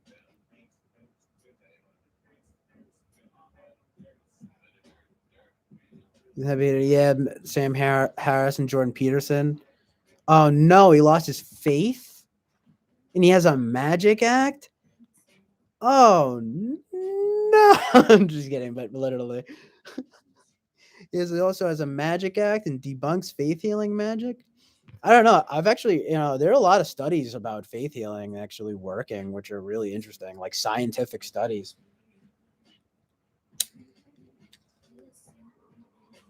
Yeah, Karma's pimps. I've been called a fag plenty of time for having an appreciation of art. Because I am gorgeous. That's right. You are all gorgeous. Um, yeah, for real, dude. I mean, no one's ever. It's never been in direct response to anything. I've never had enough opportunities to have people like, like basically it'd be like people will call me a fag, but they don't. But it's not because of art. You know what I mean? Just be like, you seem gay. I'm like, okay. Listen, again, I don't know, but I'm pretty sure I'm some kind of NFP. And it's like as a kid, I never was good at sports. I was a loudmouth. Funny, thankfully enough, I was funny. So that really got me by a lot. But people wouldn't talk shit so much. I don't know how. I don't know how. Honestly, it surprises me that I wasn't bullied more. It honestly surprises me that I was not bullied more. I don't know what it is. I just get the magic charm. I just get it's magic. It's because I did a spell on them. No, but like most would be like online and shit. Like I used to make videos when I was younger and put stuff online, and people would be like, "You're gay. You're a fag." And then I had a form spring. Do you guys remember form spring, where it was like people would you know send in questions to you? God awful idea. Why would they do that? Cyberbullying central. Little pussies who would come through, and like I said, I was lucky really to never like face much bullying, but then they come out of the woodwork online, and to be like, never anything that bad, but again, just stuff like that. That seems to be the big thing. uh Calling me gay and stuff like that. I guess it could be worse. No one ever really calls me retarded. Sorry if you guys don't like that word. These words, they're like, I'm a sheltered, privileged white male. I'm sorry. Somehow that has to do with it. No, but seriously, I mean, it's like I never mean to be disrespectful or anything. It's not about that. It's not about that mentality. I'm just stuck in 2010. I'm stuck in pre 2012, but when the world ended. Um, INFP. Do you think you're SE polar? Yeah. I mean, I think that I would be more SE. I've been questioning the whole thing lately because, first of all, like the first thing I ever typed was ENFP, and that seemed pretty much demonstrably true for a really long time. Like I feel like I use all of the four functions, the conscious functions, like very much so. And I felt like my SI is bad, and my SE is very, very unwieldy, but I always felt like my TI wasn't that bad. I mean, I've like had my moments, but I never really equated it with being like a straight up illogical person. I've always thought that I'm like actually decently logical. So these days I've been thinking more INFP, especially given the fact that in terms of the literal physical doing much, doing a lot or whatever. Yeah, I could definitely see being polar SE uh my whole life, honestly. Like I said, I was Mr. Funny Guy in school too, so like that was a very ENFP type thing. And like I got in trouble a lot. I got in trouble a lot in school. But like not for anything I always had good rapport with teachers and stuff, but um I you know just just a lot of bullshit. I'm not trying to get into that, but nothing like insane, just nonsense. And the point being that, when it really comes down to it though, like when I was a really little kid, I was afraid to go to now I'm getting deep and getting real, but like I was like afraid to go to school. Like I really, it's like a lot of FI there, I think. And just in things like that and a lot of reacting. It has always been, like, pretty reactive, but I always felt like I'm like, "My NE is so good, though." I'm like, "I can just deflect all that." And it's like, I'm interested in being creative and blah, blah, blah, so I just, like, got by on all that. But then in recent years, I'm just like, "Okay, but I don't do anything." Like, and I also don't mind it that much, like, um, like, I'm more interested sadly, I'm more interested in, like, preserving my equilibrium, uh, if you know what I mean, like, uh, and I really don't need like, I don't require that much stimulation with, like, as much as I love NEing and stuff, so I just don't know. If I, uh now I'm thinking INFP,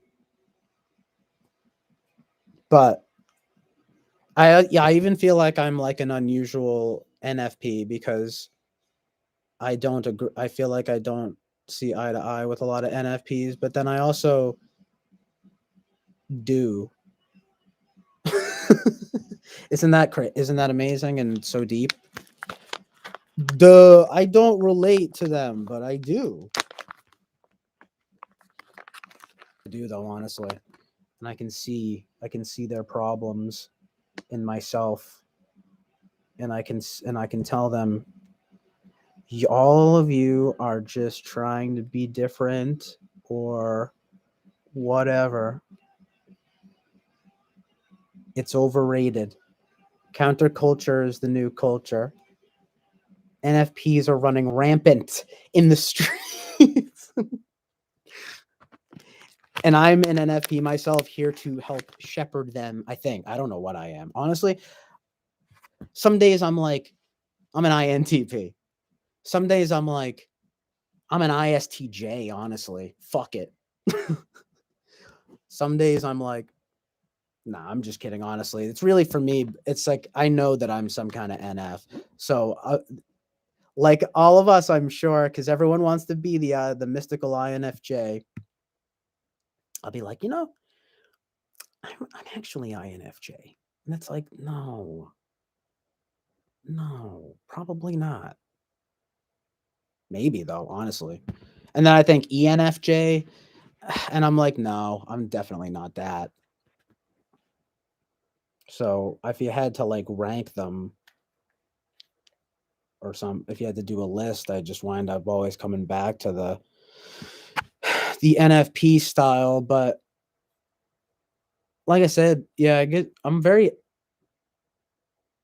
think SI and SE are like my biggest problems. And then it kind of goes from there up to like T TI and then TE. I feel like I'm actually kind of good with TE, and then I just feel like I'm wicked good at no pun intended, wicked good. See, that's a Boston thing, by the way. You got to forgive us for, which is like, it is a little weird that we say wicked, but it's like it's so ingrained, and it totally encapsulates a feeling. Okay, but NF, all the NF functions. Again, no pun intended. I'm a wizard with them. or I just feel like I feel like I kind of live in NF land to my own detriment, honestly.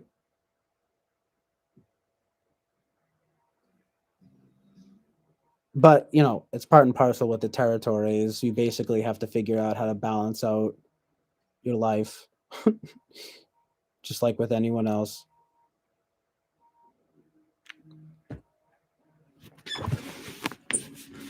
Like I could totally see it being that basically I just need to like engage, just have like healthier SI, healthier TE.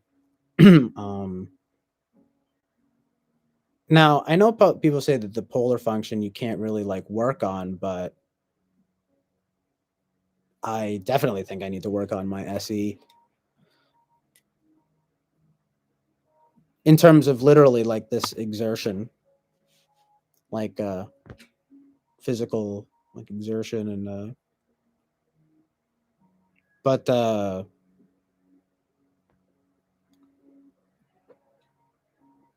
yeah, it's not really anything else to say about that. NI, I feel like my NI is good. My NE is crazy. My it's I mean it's pretty good, I think. FI is good, decent. FE, but I think I just have naturally I think that I have naturally good FE and I am surrounded by FE people and I was raised like that. But I think when it really comes down to it, that I honestly don't really prioritize it.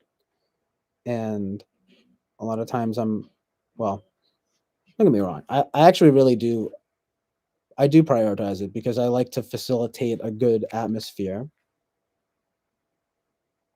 But in my opinion, that's just because, I mean, I guess hopefully because I'm a somewhat healthy, socially healthy person, but uh, yeah, I was well socialized. I'm like a cat. I feel like that's what you would say about me. It's like, oh yeah, no, yeah, okay, no, he's really well socialized. A wild cat, but I got socialized. I got domesticated. Okay,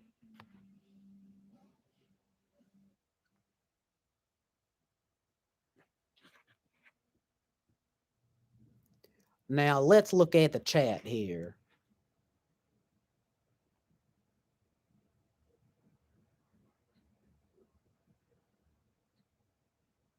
Got me going about the type and all that. Talking about myself.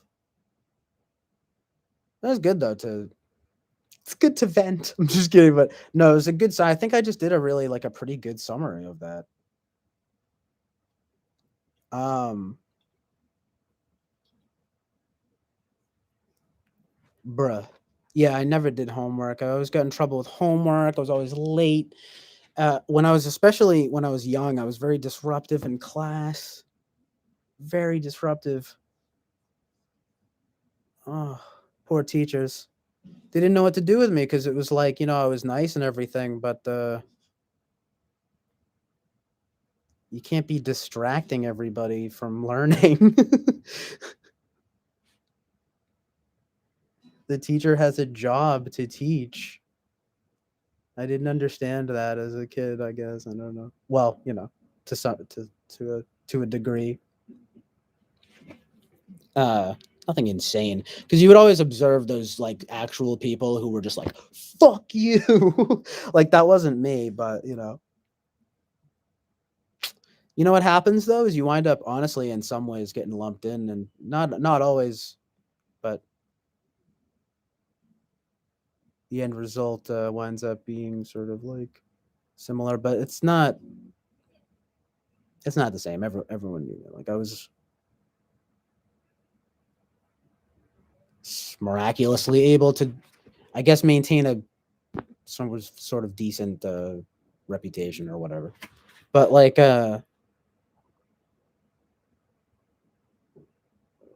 Well, basically, I just never found it that hard to like get along with people.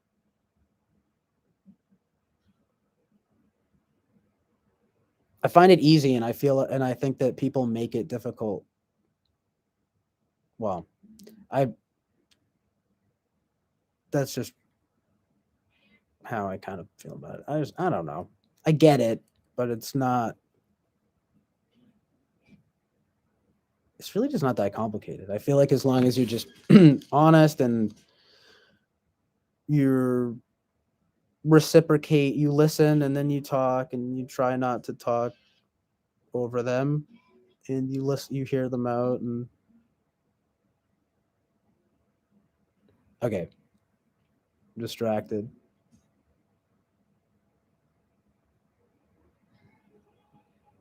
I'm trying to get to that chat real quick. Seen the Duelist channel. He's in his 50s. I will have to check out Duelist's channel. SE polar and TE polar. TE polar is a little weird. I don't even like understand TE polar manifesting. That's one of the ones that I don't really understand manifesting. Of all the types I've observed, the INFP is the one type who really does look back fondly at their childhood. Those memories are complicated. Um, yeah, I idealize my childhood to a ridiculous degree. I mean, it's just so nostalgic, so good. But I was also very lucky. I mean, I just,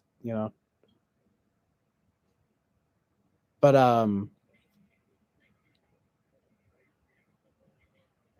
those memories are complicated though. I mean, sure. I mean, it's bittersweet, melancholy, what are you going to say about it? Can't go back. It's fucked up, but yeah.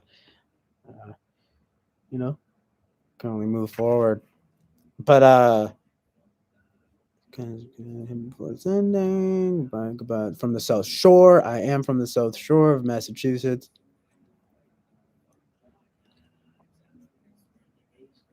Bear with me here.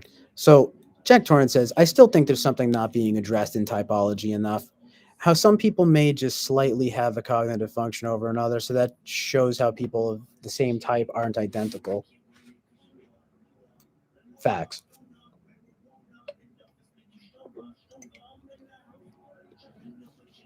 Yeah, I always get either I'm right in the middle and I'm total ambivert style, for example. So on tests it'll be like, well, always be in the middle. Always be in the middle there. Oh my dude, some of the way Eric goes about his definition is ridiculous. I'm buffering badly now. I noticed CJ. People who had wholesome parents have strong FBLs. Function stuff is relevant to my yeah, exactly. And that's something that really needs to be like brought into the conversation. Like I said, like I was basically well socialized like a cat. So, by an FE environment and just a natural desire to just have good vibes with people. So it's not really complicated for me. It's like very simple. But so how is it discovered exactly? You can just choose it or assume the enemas are masculine. For example, JP, not incel. Yeah, I wasn't sure if you were saying that they were or they weren't. Or they do or they don't, because I could honestly see it being both ways. Thanks for explaining that, because well, like I just said, it's bittersweet.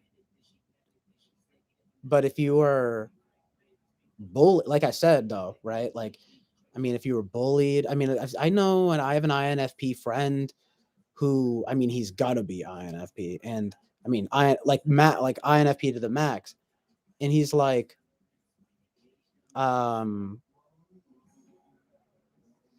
I mean, I don't even know. He's just so retreated within himself that, like, I mean, I don't know. God bless him. He was just nerdy and like, well, he has like issues basically.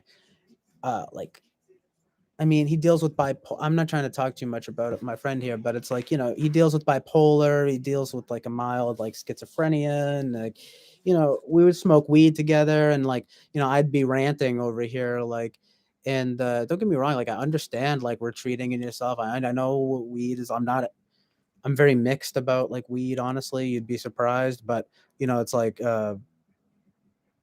he would retreat within himself and just be like, "What? What'd you say?" And like, I understand, but it's like, damn, bro, like you're really in your feelings, as they say, right?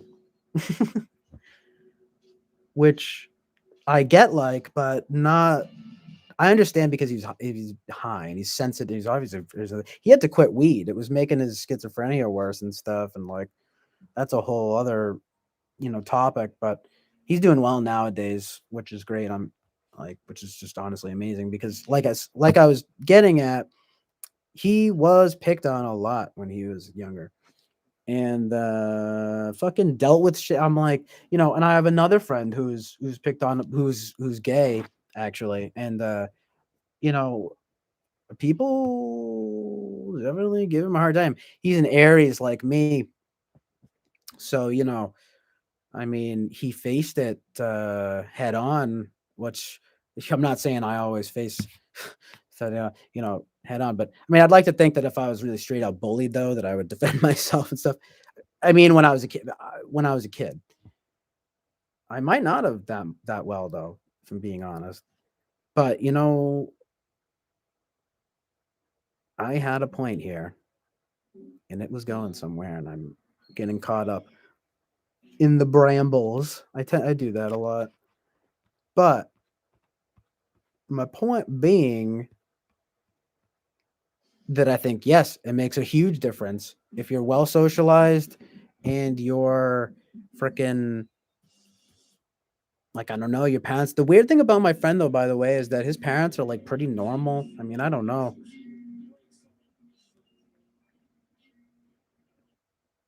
So many variables. There's so many variables to the personality. But I completely understand not looking back fondly at your childhood as an INFP or even an ENFP because uh you know I always felt like I like I mean I've made a lot of friends, but um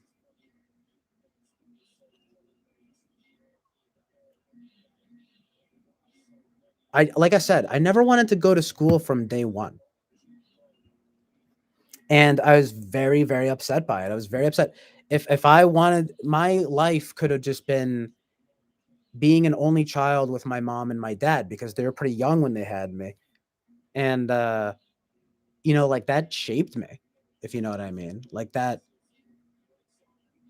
kind of like all the attention was on me, you know, I had very nice grandparents, you know, I'd be putting on shows or whatever. I mean, for just talking everyone's ear off, and I was just like allowed to do that. I mean, there's some people, right, who'd be like, they'd do the shit I did, and they'd be whacked with a belt. I'm not trying to make a joke out of it. I'd be like, and then this happened, and blah, blah, blah, blah, and blah, blah, blah, blah, and you know about this? Like, I'm like, and even to this day, like I have this very childlike, but childish kind of childlike things that I'm trying to work on myself, but it's like, thank God, I bless. I'm honestly blessed, but it's like my parents. I'll be talking to them, especially my mom. I'll tell her all about like a movie or something, and like I'll just be like autistically rambling. And it's like I mean, I think it's like you get socialized in some certain way if you're like if you're an NFP and you're encouraged. I mean, I don't know if it's a type thing. I really don't. Probably just a person thing. But if you were like met with the belt or something, if you were met with real opposition, that would fuck you up and would fuck me up. And honestly, I there was stuff that happened in school and things where like I got in trouble and things that really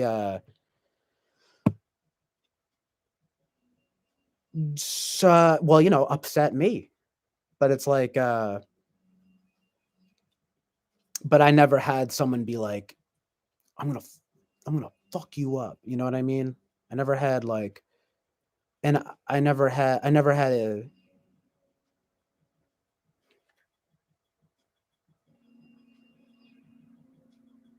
there was one kid that I actually was friends with. We used to fight like jokingly after school, but there was one time where we actually became friends after it. But it was actually because he freaking hit me with like a piece of ice, and I was like, this is when we were really young, but he was like, "We need." I remember the conversation. He was like, "We need to use. We're going to use our powers for good," because he hit me, and I was like, "Ugh." I was like crying, and like, yeah, so like I'd be feisty and stuff, but like definitely get my feelings hurt. It's like I don't. But then there'll be other times I'll totally flip my lid. Like I don't have the best temper, especially with my poor family. But yeah,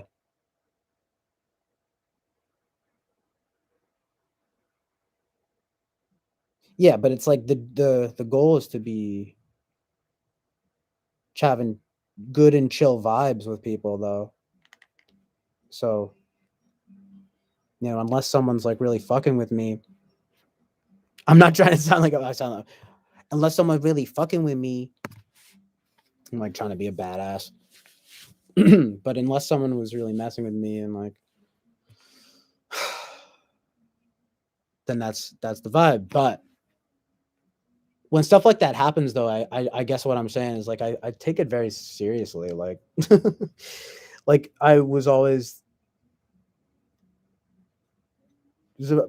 pretty sensitive kid. To this day, I think I'm still pretty sensitive. Like if someone really like came after me or comes at me or like something, like I definitely can get pretty upset, but like not just in an angry way, in like a sad way. I know that's just normal. That's just like humanity though. But at the same time, I don't know. I feel like it's FI vibes. Because I'm like, my feelings don't protect. I'm must protect my feelings. My feely feels.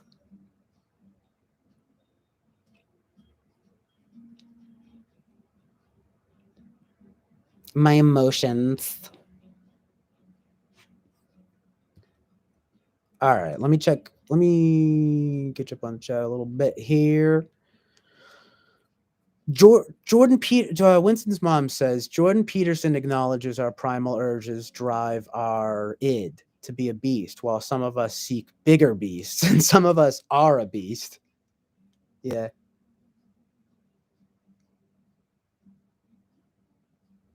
Please experience this. I word. What is the I word?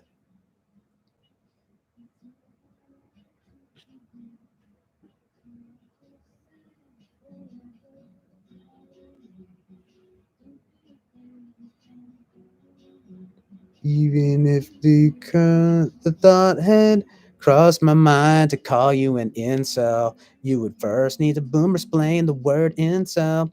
as perceived and judged by you. I'm lost here.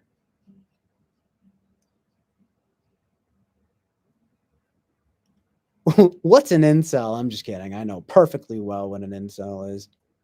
I'm actually volcel, but it's kind of the indie. People don't really know about it, you know. Because I have to do the contrarian thing. I have to be different. It's, you know, it's part of my thing. Very unique, very authentic, very unique, very niche. I love the word niche. Niche. Um. All right. So I'm glad Winston's mom didn't leave. And Jack Torrance with the heat, saying hypocrisy of the left. They're the ones always throwing labels at people, yet they claim to be the intellectuals. Actually, pseudo intellectuals.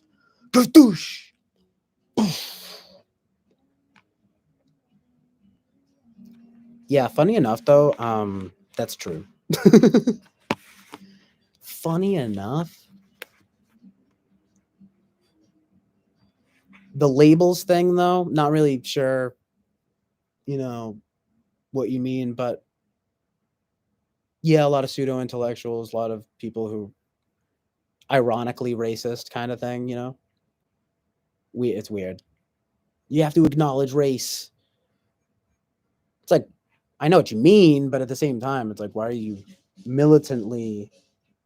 Wow, it's 222 on 2222 right now. Woo! Magic.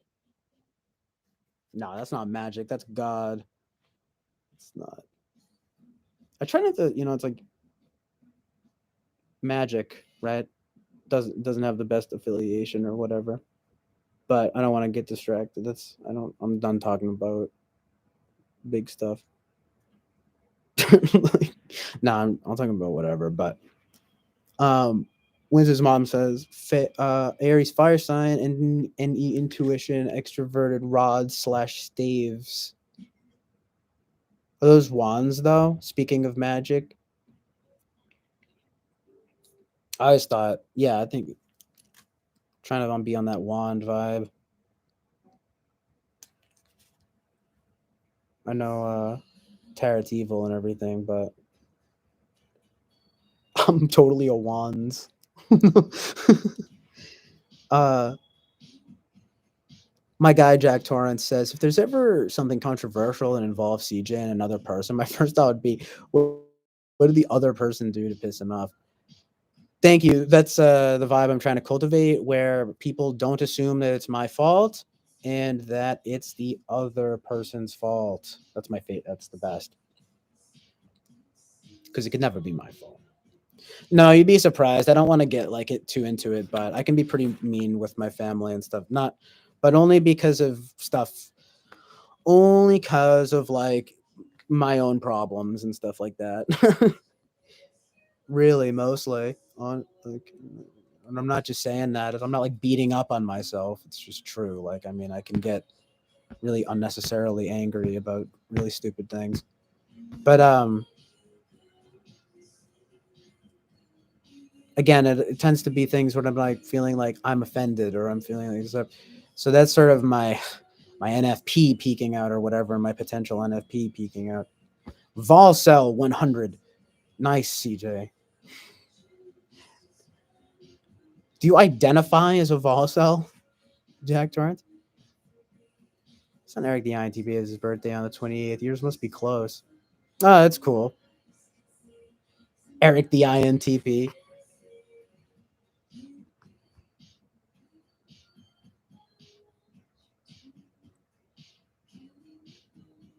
Similar to Eric the ENTP. Who says you have to be one or the other? I'm both an incel and a player. That's right. It's not an either or situation.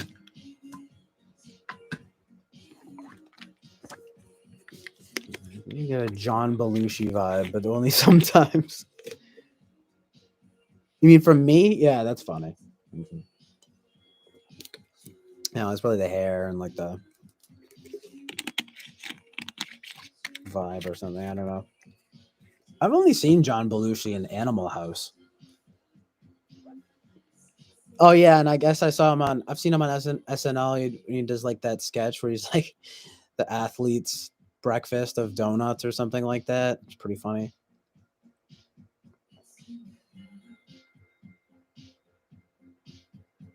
Oh yeah, maybe the sunglasses. I'm in Blues Brothers. You're right. I totally forgot about that.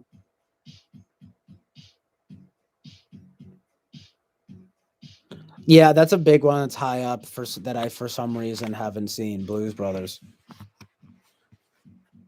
I guess it's just one of those things where it's like I feel like I've like already seen it without watching it, but like I definitely will need to watch it. To be fair, I actually don't really know what a lot of the type of humor is in it though. So I shouldn't say that. Like is it slapsticky or is it more like dialogue driven? Because usually I like don't mind if there's good slapstick type stuff, but if it's like good like dialogue and stuff, I'd probably be into it. Not to be a snob, but I don't know. Even with like my like comedies, I mean, it's cool. Like it's cool if it's like dumb, and then that's just like what it is. But in order for me to be like really like think it's good, it needs to be more than just like them like snapping or like something. You know what I mean? And like don't they like burst a car into the mall or something and then I don't know. I'm sure probably someone probably like plays a saxophone, like they're wearing like a tie, I get I've seen it already. I'm just kidding. It's probably good to be honest. I know I just said all that, but I actually probably would like it.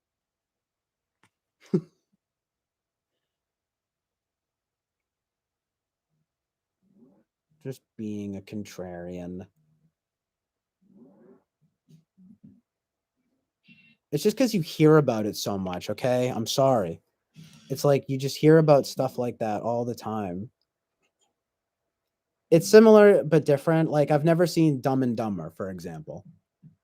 I'm like, it's in the title. I'll watch it one day. There's so many things I need to watch and like listen to. I'm not like running out to see Dumb and Dumber. Like, well, not running out, but I'm not. It's very easy. I guess it's easier to, but like I'm a fan. Look, I like doing and being actively engaged in you know the art or whatever, and it's just like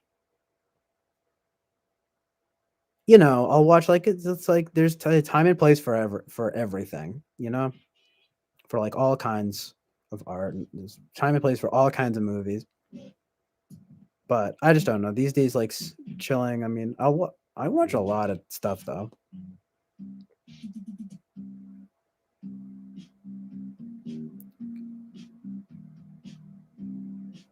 I'm just sort of like pick. I don't know. Maybe I'm kind of picky or something. But it's just like why, like how is that like that surprising if you know what I mean?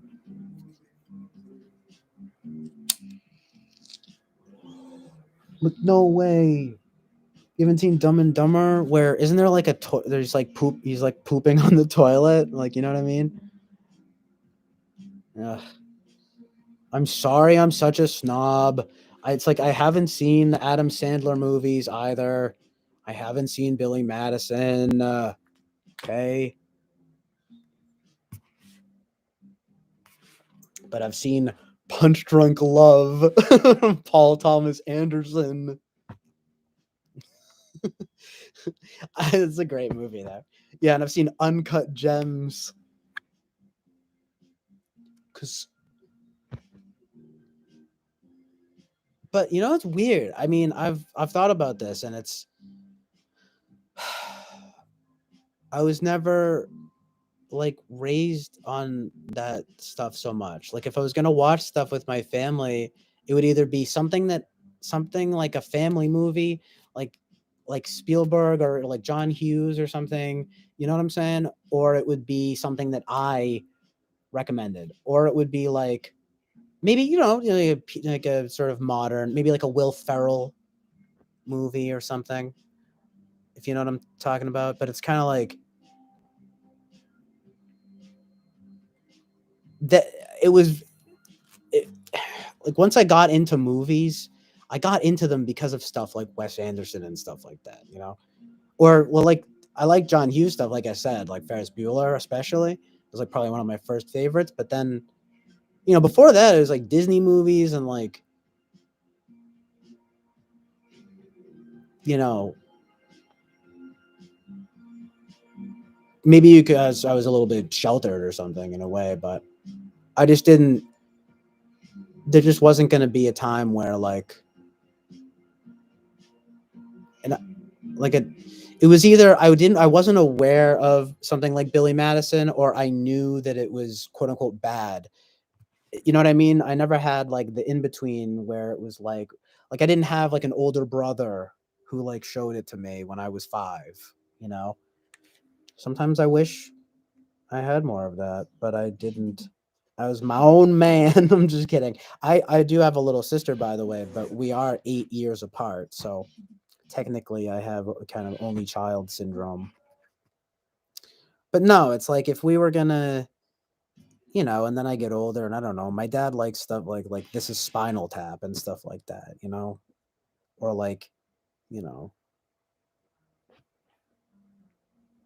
actually good stuff. I'm just kidding. Dumb and Dumber though, I know is supposed to be good. My dad, even himself, has said he likes that movie. Like I said, there's a time and place for everything. But I very quickly went from being like as soon as I found out about like auteurs and like people that when I was like 12, I was like, oh, this is it for me. Like I just, oh. Now I'm circling back at 25, almost 26 now, and I'm like, you know what? I'm like, it doesn't matter. It's so if it's good, it's good. You might actually catch me watching Billy Madison by myself.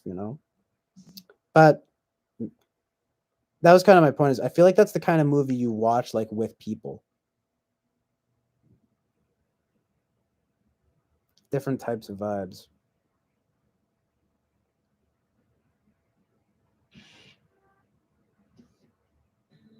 The Naked Gun. I know. Okay, I haven't seen Leslie Nielsen. I've seen all the scary movies though, and like you know the stuff that copied all the Leslie Nielsen. David Zucker, his name. Yeah. Airplane. I know. I actually need to. It's Airplane. I need to watch. I've seen parts of it. I've seen all the jokes. Again, it's just like I know all the jokes and stuff though. It just doesn't feel. It's not the same. It's like but then that's the thing. I guess maybe it's me. Like I wish I didn't miss out on things like that. But like I said, you wind up like circling back, I think, and then you appreciate the stuff that you scoffed at when you were a stupid, edgy teenager, and I think it all evens out. So, so that's what it is. It's like I started off just watching stuff that everyone was watching or whatever, right? Then I became a snob as there was no in between, and then now I think I'm finally becoming a real person. And I'm thinking, you know what? Whatever, like whatever's good. So that's kind of been my arc, especially most obviously like with movies, because I've always music was like my first music and like writing were I guess like my first loves, and like I could just like do them and I was good at them and I was just in love with it all. But then like film, like I never like movies were just it's like yeah, TV and movies, it's whatever, right? But then it wasn't until I was like a preteen or like a tween, and then I was like, movies though, film. film, this is an art form. And I was like, oh, so yeah. And then it very quickly went down the.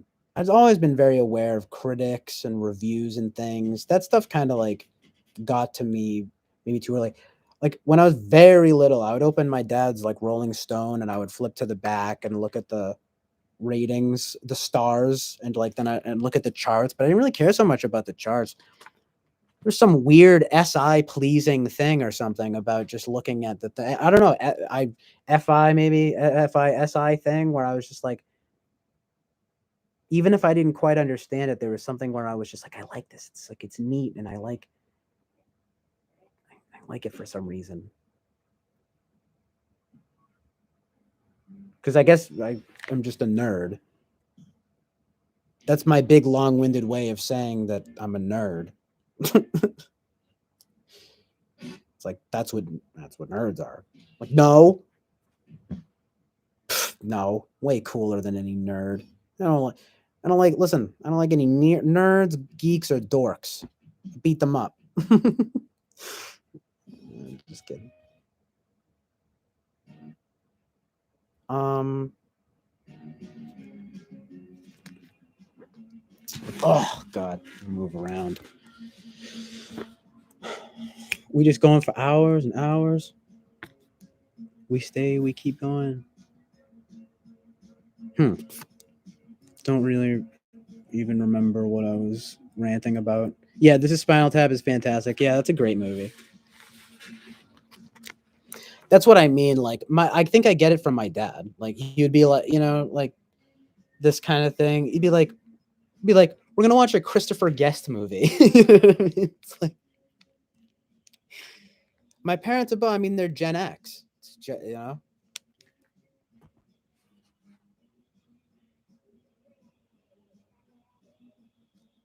So yeah, definitely.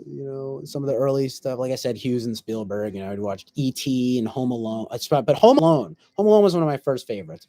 Toy Story was my first favorite movie. Then it was Home Alone. Well, then it was some other like crap in between. But in terms of like good, amazing, like classics, Toy Story, it was Home Alone. Then it was like on that Hughes tip, I guess, right? Ferris Bueller's Day Off. And then I'm telling you, I found out about Wes Anderson Rushmore. I was like 12. My dad was like, oh, because Juno had come out. Stuff like that. It was like Juno and Super Bad. And I feel like there was kind of this new wave of the indie Fox Searchlight pictures, It's kind of like seemed to be some kind of whatever. It was a good time to get into movies. You had movies like The Dark Knight coming out, you had like Christopher Nolan. Yes, it was the new age of the names. It's the auteur theory. And so suddenly it occurred to me, right? It was like, oh my God, to be a filmmaker and like looking at it from that perspective. But it took me like a long time. I don't think I understood or even like thought about what it was. Like what Yeah, but so then anyway, so then it became Rushmore, and then from there it spread it out into like those are the those are basically all the movies that shaped my life. No, I'm just kidding, but those were some of the Hallmark ones. The song that was in There Will Be Blood coming on. Yeah, you got into that stuff, right? You did learn about Paul Thomas Anderson. I do love Paul Thomas Anderson, the other Anderson.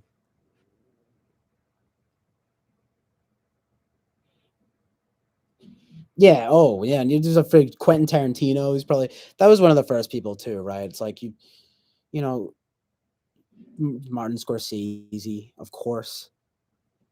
You don't just like watch Pulp Fiction and Goodfellas when you're like 13 and 14 and not be like, this is it. I mean, I don't know. Yeah, I don't know. I saw Pulp Fiction maybe though when I was like 12 or 13. I don't know. Like I said, then you get into the names. You get to you know you learn about the Kubrick and everything.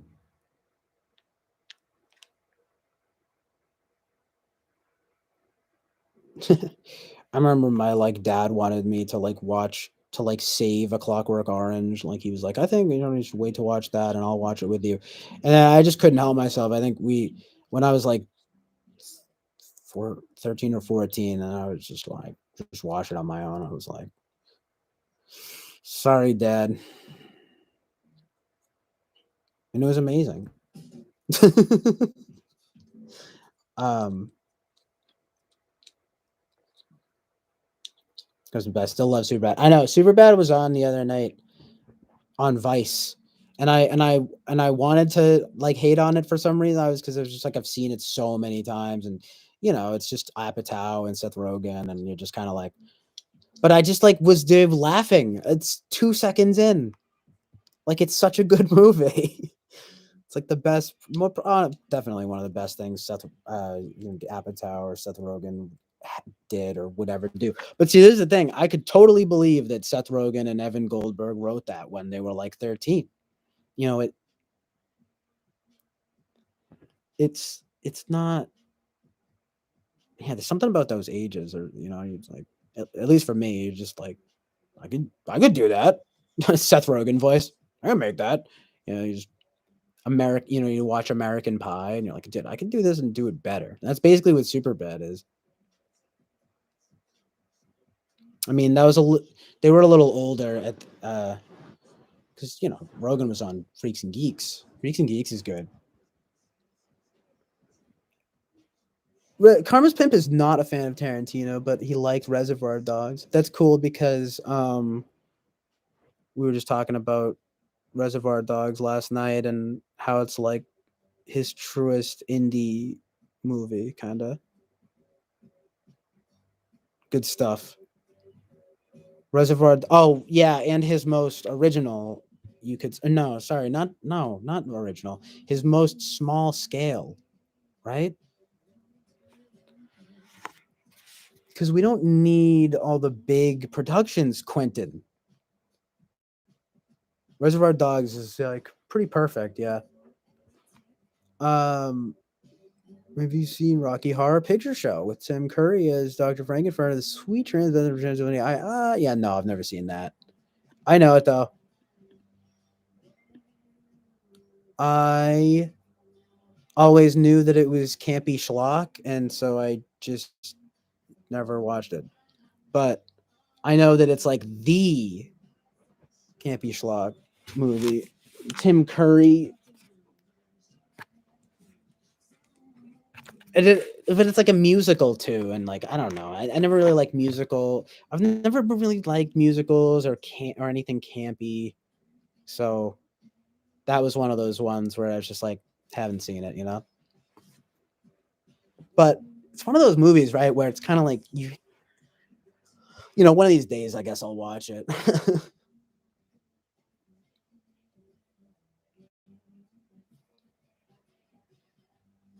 Coen Brothers are hit and miss for me. They have several great films, but a few I could skip. They wound up being pretty hit or miss after a while. Like they were so good for so long, and then I think like in the 2000s they just kind of like never were the same again. Somewhere around there, they started flopping. They started making a bunch of flops. I feel like it's just because they got settled into like what it is that they do, and it just was like, okay, you gotta do something different. Um,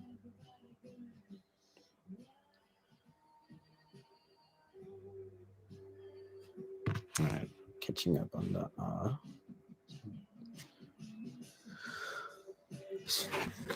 a lot of incel talk, trads. We're talking about trads, all the good stuff, all what I'm trying to see in the chat.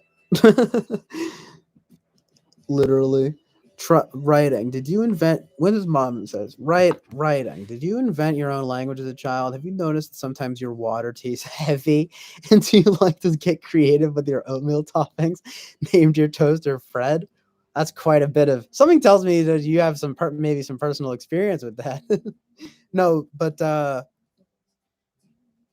always been very in tune with taste and texture and stuff. I'm definitely very picky. But inventing my own language, uh, yeah, actually, you know what? Not really, not a language. There's no system.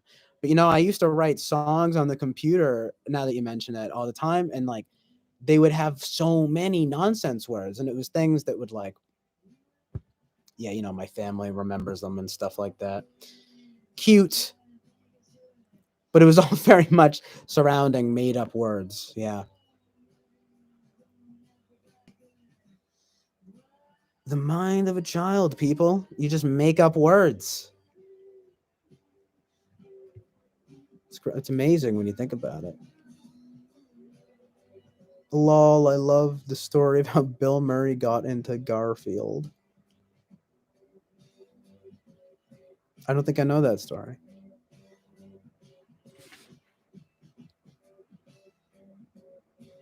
You seen the movie that I actually did watch Lars and the Real Girl. That was actually an example of a movie that back when I was like 13, I had my family watch. Like I said, that was like we uh like when I would come to them with movies, and that was one of those movies that like had come out and I had heard about, and it was like an indie, exactly it's, quirky little indie film, right? And so I was into that stuff, and I'm like, oh, let's watch Lars and the Real Girl. Uh, I need to watch it again.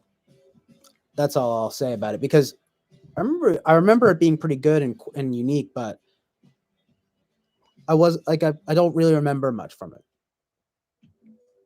which doesn't mean anything other than that I just don't remember much from it. I mean, I remember the basic premise. Obviously, he's like got the basically a big doll woman as his girlfriend, and he's having everyone sort of like play along with him that he's found, a real girl, and he has not. She is not real.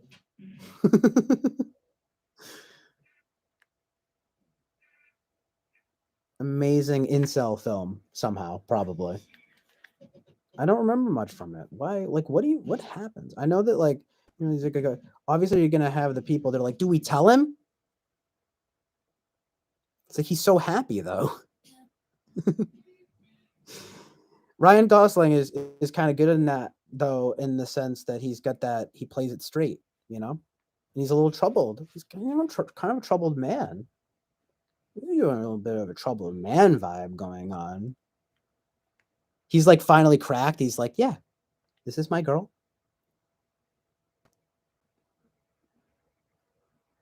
What happened to him? Why does he do that? I guess he's just lonely. That was before Spike Jones did Her. I actually saw that in the theaters with my friend, with a girl actually, a good friend of mine who happened to be a girl, and happens to be a girl. She's still my friend. I haven't talked to her in a while, but we were really good friends growing up. And we saw Her in the theaters, and it's really not that good, to be honest. It's all right.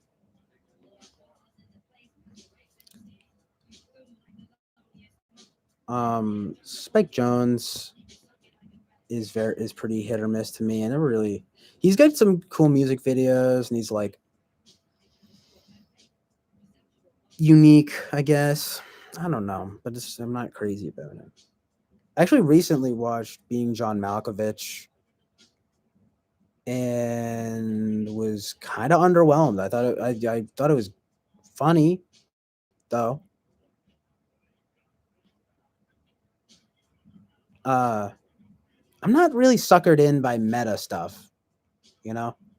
But the adaptation is good, if not better. They're both pretty good though, for sure. But adaptation is, I think, actually a little bit better.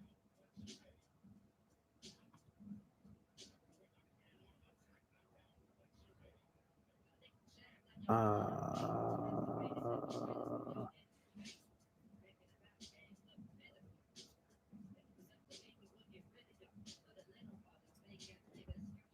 Yeah, I'm gonna rewatch Lars and the Real Girl though for sure. Ryan Gosling actually has like a a string of pretty good movies.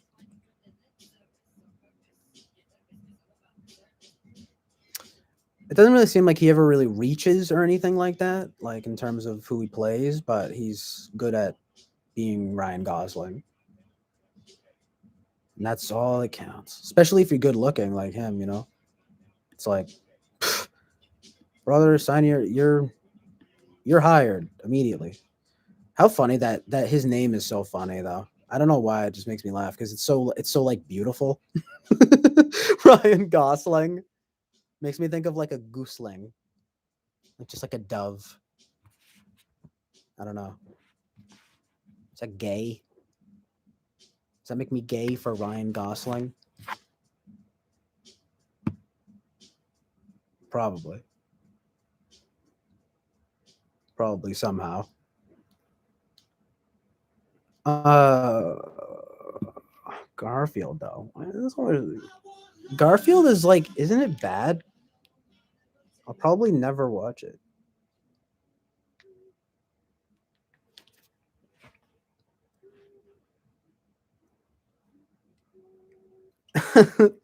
Linton's mom says, "My worst movie experience ever, even worse than The Exorcist, was seeing Harvey Keitel playing the piano naked in the movie with Holly Hunter, The Piano. Ugliest you know whatever, I think. Yeah, Harvey Keitel must have a thing about showing his dick in movies because shows his dick in Bad Lieutenant, and it's not pretty. It's kind of brave of him to do that if you want to know honestly. But the piano though, I've been seeing it's on Criterion recently. People are talking about the piano, Jane Campion or something.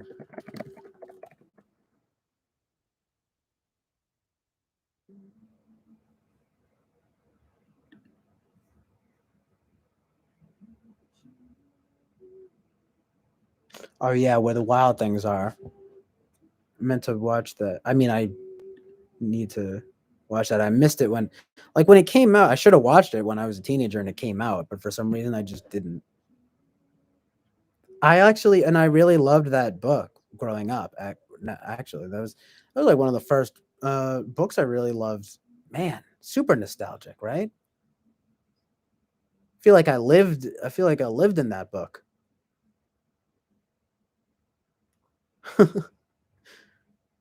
Kind of beautiful how that works. But nostalgia. I'm not surprised actually that Spike Jones made it somehow bad. Somehow bad.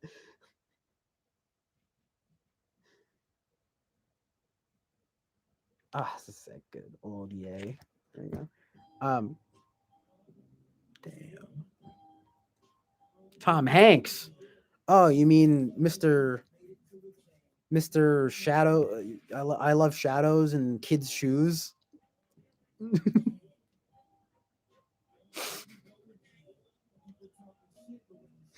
John Basanti says, if you weren't gay for Ryan Gosling, I would judge you harshly. I know. I mean, come on. Let's look. I'm a fan of the Ryan Gosling gay approach.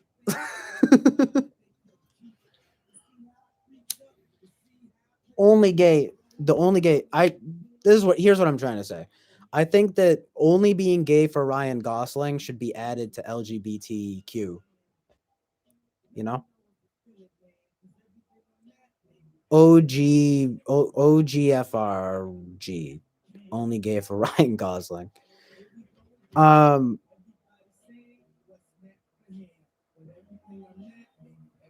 Jackass guy. Johnny Knoxville. This does not make sense why Tom Hanks was attached to the film. Loving the all caps gives it a sense of urgency. I enjoy it.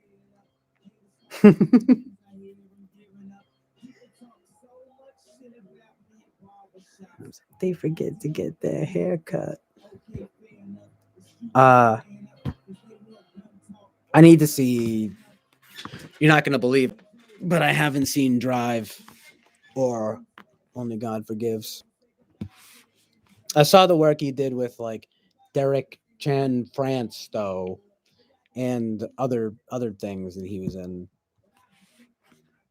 Gotta watch Drive though, like now, like right now. Might watch that like tonight, or should I say today? It's almost 3 a.m. Maybe not gay. A straight dude can acknowledge another dude is good looking. That's right, Jack Torrance. Only gave her too many letters for an already long abbreviation. Well, if you want to be factual about it, yeah.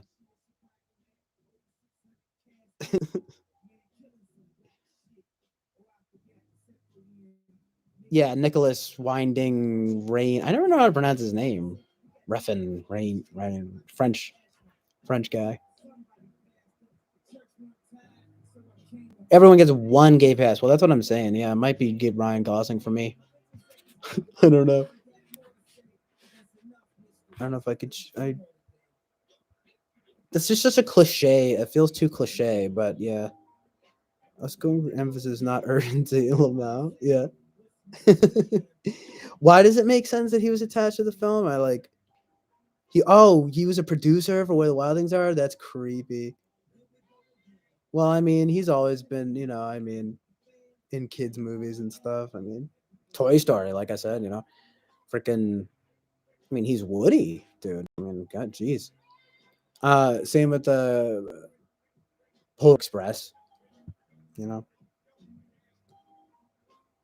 honestly, Chuck Terran says, but honestly, looking back, I've been starting to give Where the Wild Things are a second chance. Been seeing clips of it. I always loved the trailer though. It's definitely for adults though, in my opinion. I love a nice sensible take. Don't you love a nice sensible take? Yeah, it's a drive, pretty good. I wouldn't rewatch. Has like an 80s vibe. I don't find Ryan Gosling attractive at all, says Winston's mom. What are you, blind? I'm just kidding. He's definitely kind of a pretty boy type of look. He's got a cool thing going on in The Place Beyond the Pines. He's kind of a badass in that. He's a badass. Because he's like tatted and he's like, I think he has like a teardrop tattoo, so he's badass. He's got like a leather jacket. He's like a motorcycle. It's like literally every cliche. Like,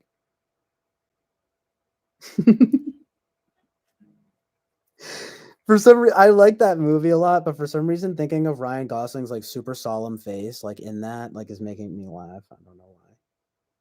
Because, like I said, he never really reaches as an actor. Like, he's not really like. I guess he was good in Blue Valentine, though. He's actually pretty good in that movie. But even then, I picture when he cries, he's like, oh, I'm like, oh shit, a crying man, fuck. When a man cries, though, I'm sad by it all. I'm crying already.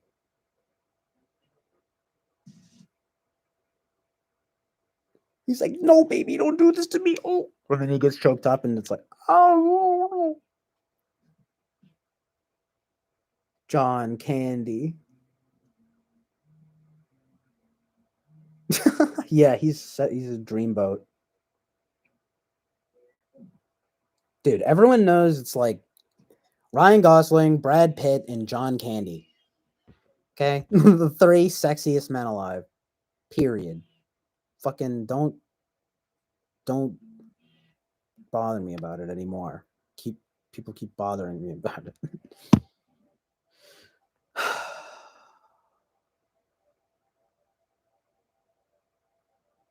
Winston's mom says, I like odd, quirky, dark, interesting men. Bogart, Spock. I think Robert Redford's gorgeous or less.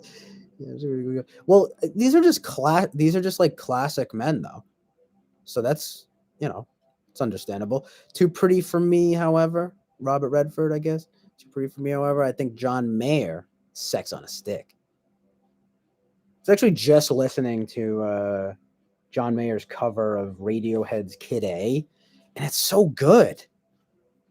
But I don't really like listen to John Mayer. Never really got into him.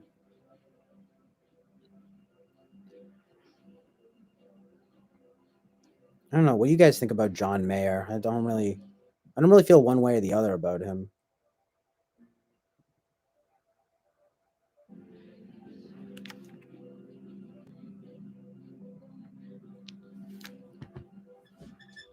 Uh, because I just feel like, well, yeah, I guess it is a few good songs, decent songs. It's just, uh, yeah, Jack Torrance. I mean, like, I would recommend that movie because it's interesting. It's got three distinct acts surrounding like the characters in relation to one another. So you focus on kind of like different people in each act. I went into it cold and I didn't know that. And it the first time I saw it, but it made it better. But it kind of made it better. So I hope I didn't like ruin it. Uh but that's worth knowing in advance, right? That's not really too big of a spoiler. I'm just saying if you like that kind of thing where it's like big,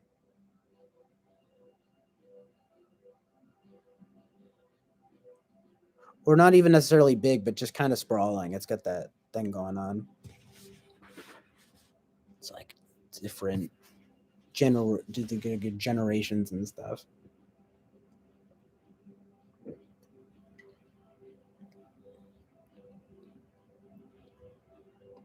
It's kind of like go big or go home. Like we're talking about everything.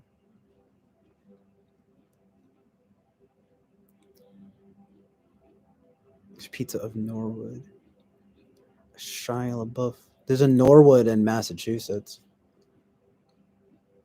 where I'm at, like nearby. Better example is Shia LaBeouf, more of an everyman. I always liked always liked him, cool guy. Sorry, I don't know why. It's like it's endearing your love of Shia LaBeouf. Um, because I know you like Serbia. I finally just watched Disturbia, like I said. Good movie. Shia LaBeouf is a solid leading man, and I do like Shia.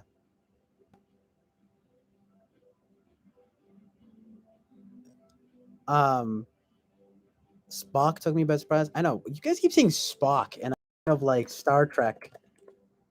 Why am I a plebe? Who am I? Like, why am I? Who am I missing? It's like James Spock or something. Like what? Never heard of a Spock outside of Star Trek. The fuck? I have FOMO. Um, bruh. Too much good stuff in the chat. Thank you guys again for being here. Uh, yes, even Stevens. I remember, back when I was a kid, it was like I didn't really watch Disney, but I like knew like that even Stevens was good. You know what I mean? I just knew it was good. It's like, well, this is a good show though. It's like, oh great. I mean,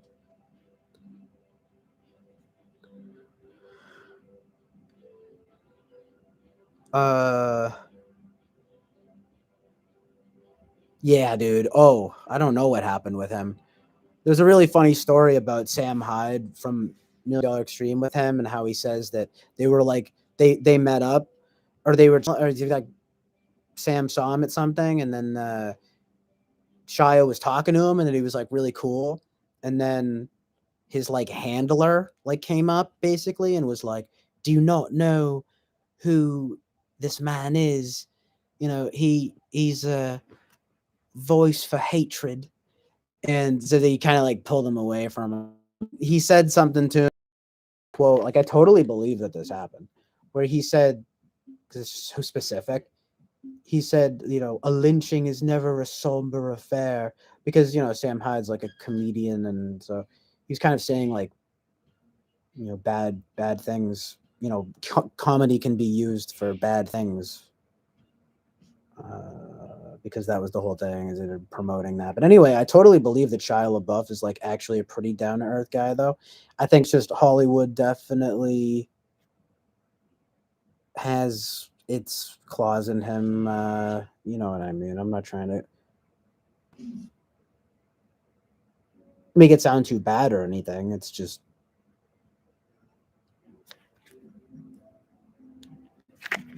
the facts, or I guess I don't know. But like Carnes Pimp says, I get the giggle. Yeah, thank you. Exactly. Jack Torrance says, the type of Shia in Disturbia. Oh, that's a good question. I know that's a fun thing, by the way, where it's like definitely trying to talk about type and stuff. Um, hmm.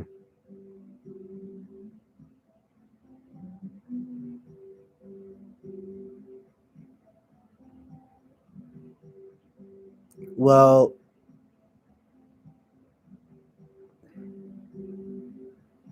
it's got me deep in thought.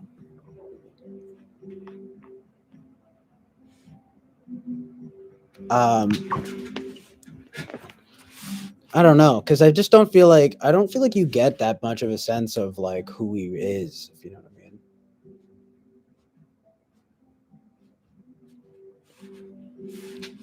Because he does a bunch of like SE type shit at the beginning, right?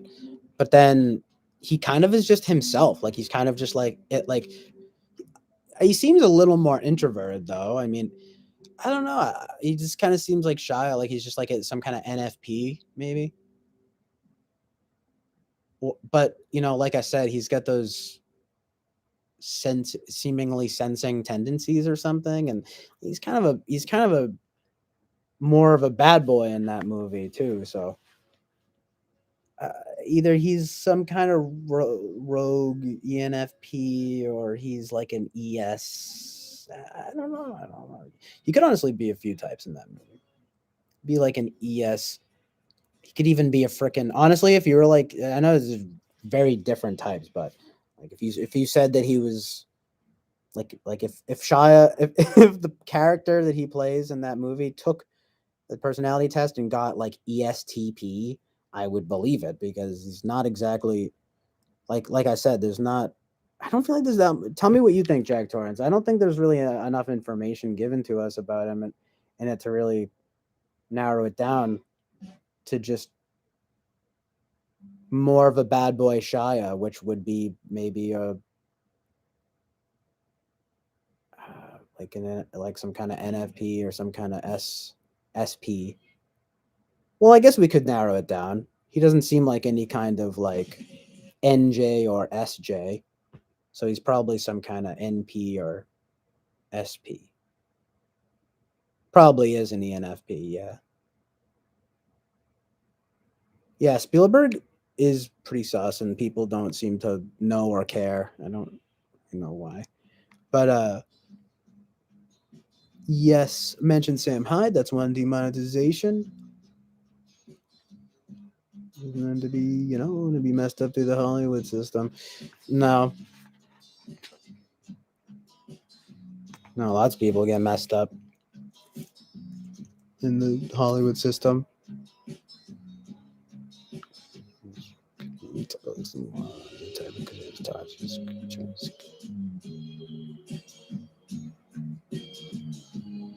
Yeah, he does try to talk. He does. Yeah, I feel him. He's just like, hear me out. It's definitely a pretty good movie. I like that movie. John Mayer's live performance of "Ain't No Sunshine" and the guitar playing will make you mad. It's his killer. Playing will make you. Either way, I'll check that out. Definitely. Yeah.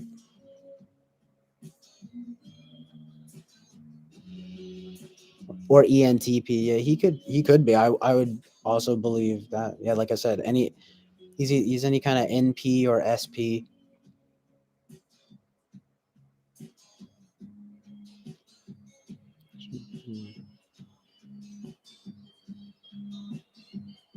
Yeah, I mean, no, yeah, he's not a bad boy per se. It's just sort of like little, he's got an edge, right? I mean, he punches the teacher for. I mean, I honestly, dude, that scene's crazy. The thing he says about his dad, he's just like, what would your dad think? And the dad died, so he punches him. He winds up getting on house arrest, and then uh the movie happens. And there's a hot babe. I mean, that's all you gotta know. That's all you gotta know. That's it. Get an Asian friend. Everyone needs an Asian friend, right? Yeah, but no, I know he's sort of nerdy. Yeah, and then that's true. When the girl comes through, he's pretty like he's kind of shy. But it's also because they were literally looking at her with binoculars and they thought that she was gonna probably bust him. So yeah, but like I said, but then it's like from there on out, he's pretty like smooth with her though, right? Feel me? So it's just like, what I get too much. There's too much. He's everything. He's every type. Shia LaBeouf is God. I'm just kidding. It's like sacrilegious. No, but literally. Imagine like unironically saying that though. No FOMO, amor fati.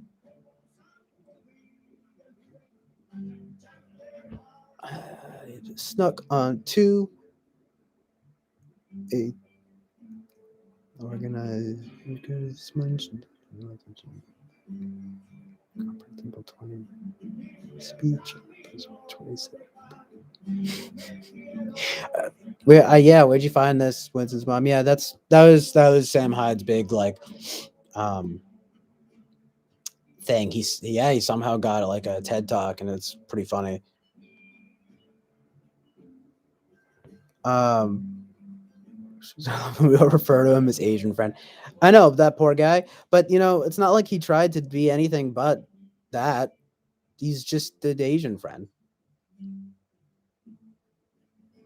He's pretty funny though, for sure, because he's not like stereotypical or anything. He's pretty like outgoing and like goofy. He's very goofy. Mayo is every type, exactly. He kind of is every type in that movie, but not. But he's not like an ESFJ or something. He's definitely not any of those. NP or SP for sure. I don't know. He's probably an ENFP who had some hard times or something. Or yeah, he could be ENTP. Most likely.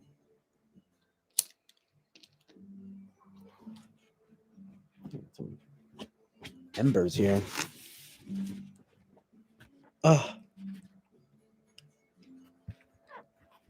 Oh yeah, he was in 21. We watched that in math class in high school, which is funny. It was like a day off type of situation, but it's just funny, like to think that that was a math movie. It's a math movie, dude. They're counting cards. It's about math. Yeah.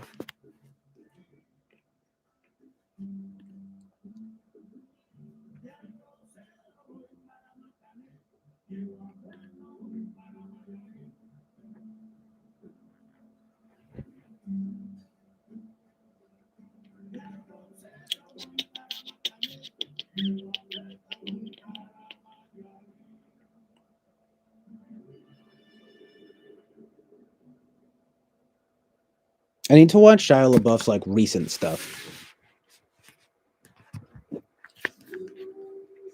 Yeah, him and FK Twigs broke up though, and she had some not so nice words to say about him. But what else is new, right?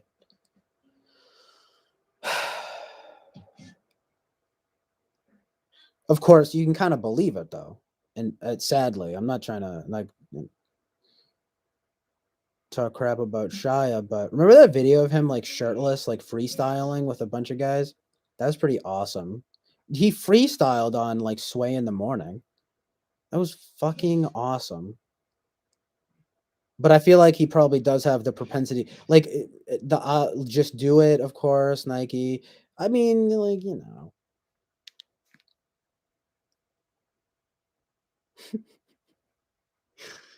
yeah, it's probably just part of his persona, but at the same time, it's like or whatever, right? It's just maybe it's a little too easy to attack him for it. But you could kind of imagine Shia LaBeouf just being like, "Well, you're talking to other guys. What are you talking to other guys?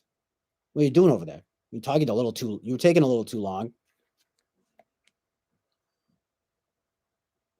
No, I'm just saying if you're gonna be looking at your phone, at least you can tell me who you're talking to. I know you're talking to somebody. And she's like, "It's fine, Shia. It's not a big deal. We do this." So I don't know, but I wouldn't really see him being. I feel like he's probably like a decent guy, honestly. He probably just has a propensity to like I could basically honestly just see him maybe getting angry sometimes. I could see him having like too many beers.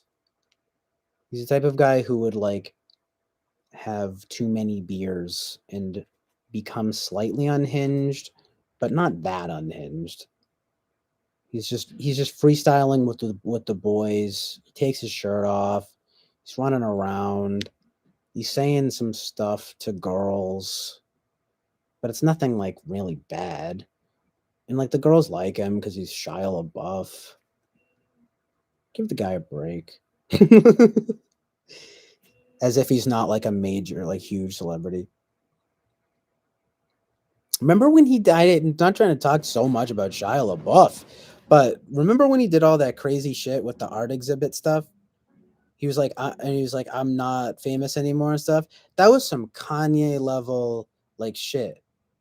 That was some fucking. That was weird. And then he said that he got, and then he said that he got raped by a woman in the booth. I think he is an ENFP, by the way. And I also know an ENFP who is much more straight. It's really weird. The parallels are there a little bit.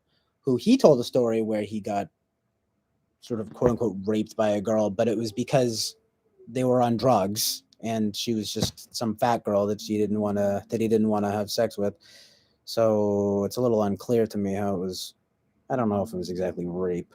I'm not questioning him. Never question a rape victim, no matter who it is, though. Like, I mean, for real. But in the case of Shia LaBeouf,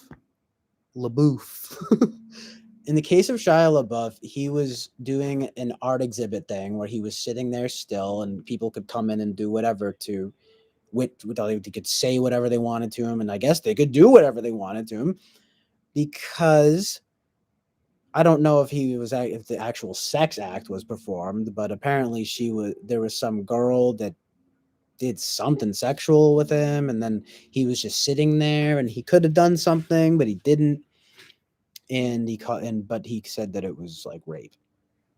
So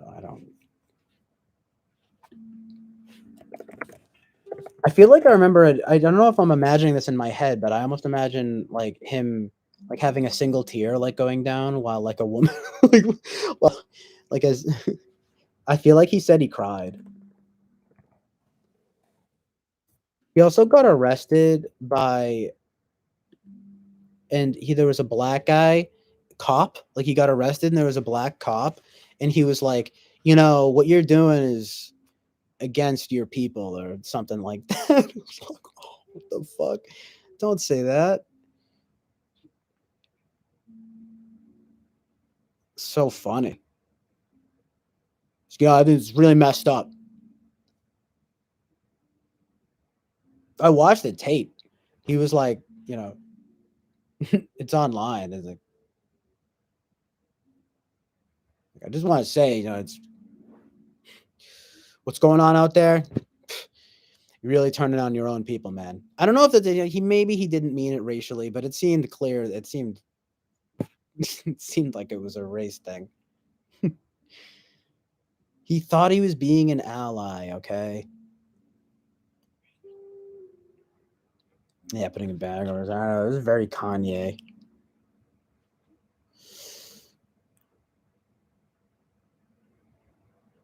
Jump down. I went down for a second. Bragging meditation at 3:16 a.m. About Fury. Yeah, I saw seen parts of Fury. I need to watch that I need to watch that whole movie. And Brad Pitt was in that too.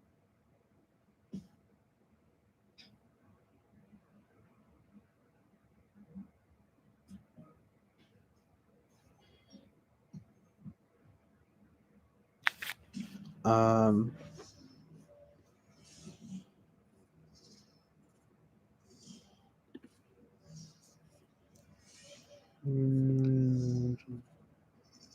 it's true. I always eat the fortune cookie before. Wait, do I? Not always. I don't always eat the fortune cookie before I read the fortune. Too eager to read my freaking fortune, dude.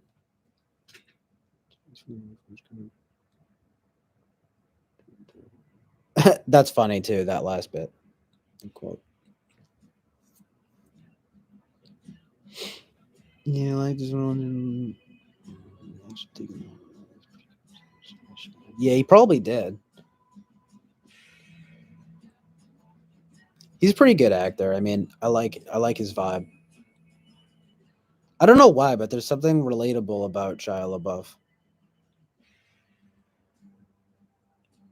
Or like just I don't know, just something that is just that I like about his approach. I mean, I think maybe you know what it is. I think it seems like he could probably be a jerk sometimes, but he doesn't seem too pretentious. He might be though. I could see that, but I could also I don't know, it could go either way. He's probably kind of moody.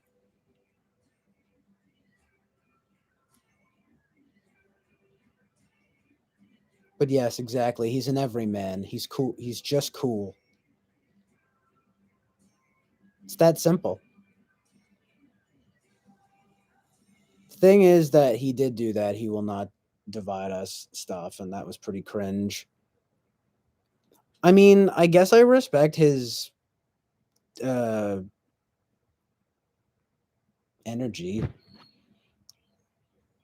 I mean, you know, anti-division. That's cool. But yeah, I feel like everyone knows that that was cringy, I feel like even people that don't like Trump, I mean, yeah, people that don't like Trump would be like, "Yeah, calm down, Shia LaBeouf."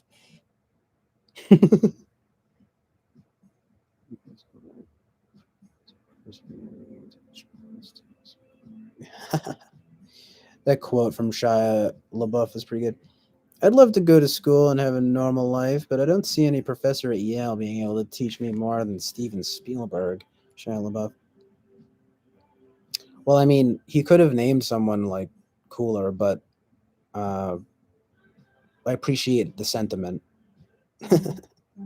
Ooh, as Kanye West comes on. Yeah, vote for him. Trust me, you'll like him in Fury. Yeah, I'll check it out for sure. I've sort of been meaning to watch that for a while because it kind of looks pretty good. I feel like I'm living a meaningless life and I get frightened. Shia LaBeouf. Wow. That's deep as hell.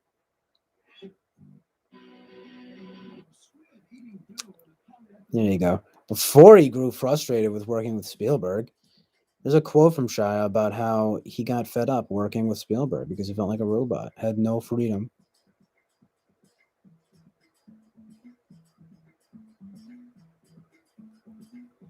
All of the things that have happened in my life, all of the things that have happened in my life have been self-propelled. I can't blame anybody else or point the finger at anybody. Shia LaBeouf. That's intense. He's definitely a pretty intense kind of guy.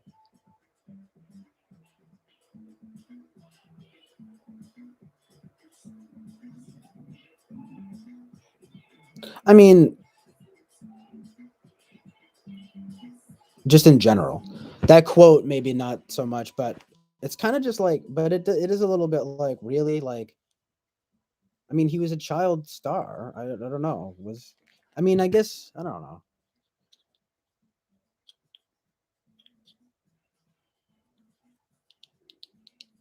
I'm just saying you don't get there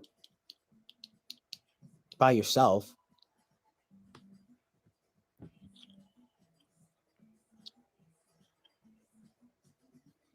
Yep.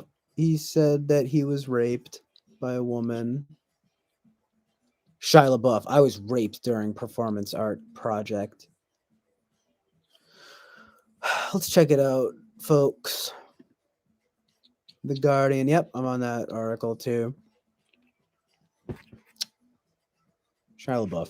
I was raped during performance art project. In an interview with Days, the actor says that a woman whipped my legs for 10 minutes and then stripped my clothing and proceeded to rape me. During his silent performance artwork. Hashtag I am sorry.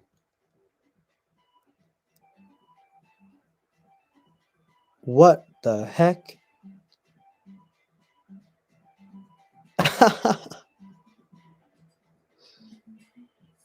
The incident traveled through the line of people waiting and reached LaBeouf's girlfriend.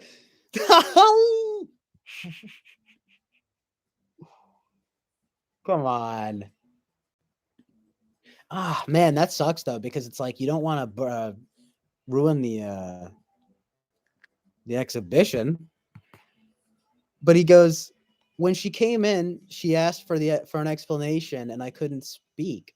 So we both sat with this unexplained trauma silently. It was painful. Oh, that's right. He was working with Lars von Trier, doing Nymphomaniac. Lars von Trier is crazy. Oh shit! Most viewed. Whoopi Goldberg suspended from The View after saying Holocaust isn't about race. That's epic. Whoopi Goldberg, based.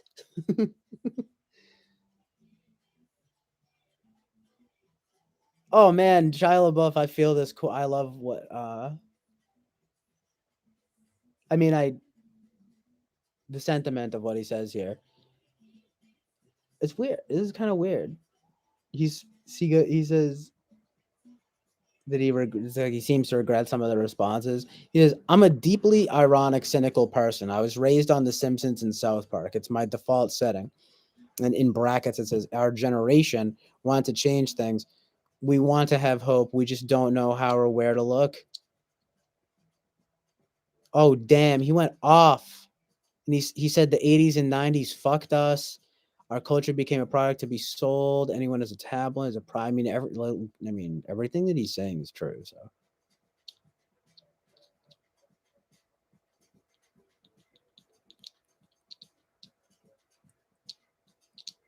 huh.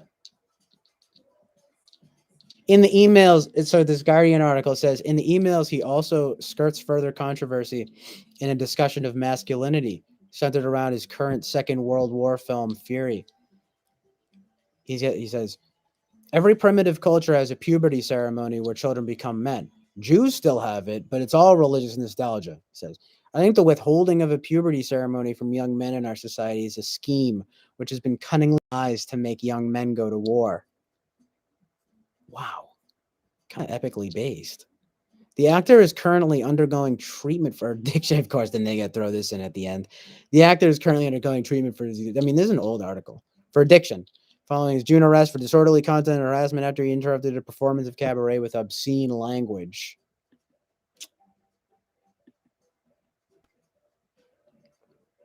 Very intense. Like I said, he's an intense individual. That'd be pretty funny though, just like interrupting a performance of cabaret. Like, what is that? What is that? It's like just like some musical. He's just like, booze fucking sucks. But he got arrested. That's wild. Kanye's Yeezy. Hold on. We're doing a National Guard shakes for it's good. That's cool. He went hard for it. Kanye's Yeezys are art pieces, and one day will be very collectible. Yeah, definitely. When you are outside, Winston's mom asks, when you are outside and look up to the night sky, do you see the moon first or do you see the stars first? And that is too many commas, I think. Huh. Well, my focus tends to gravitate towards the moon, I guess. But I don't. The stars aren't super visible around here unless it's like a special night. But when I go up to Maine with my family, uh the stars at night are beautifully clear and I could just look at the stars forever because it's amazing. But they especially if the moon's out looking all sexy. I'm just kidding, looking all beautiful. But the stars, that's when I'll really look at the stars. It's I don't know. I guess I'd probably say the moon though. I don't know. Just generally speaking, I'm like, yo, moon, where you at? There he is. To this day, I still, when the moon shows up during the day, I'm like, what the heck? Hello, friend. What are you doing here? It's too early. Get back out. Get back in behind the sun.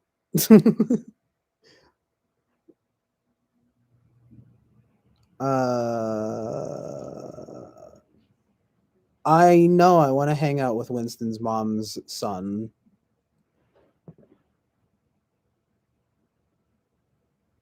And that's not a threat. um, yeah, I know. Shot. He's just supporting. I think Brad Pitt's the main guy. Yeah, those are both the movies that I was thinking of. Shia, Jack, Jack Torrance. One time, the moon walked in on me taking a bath, flooded the whole bathroom. The inconsiderate.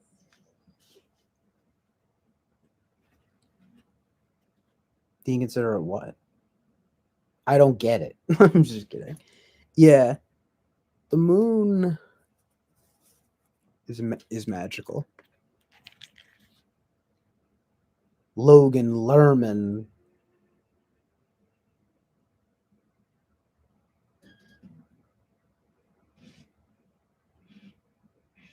Where's Logan Lerman these days? I'm suffering a real lack of Logan Lerman in my life.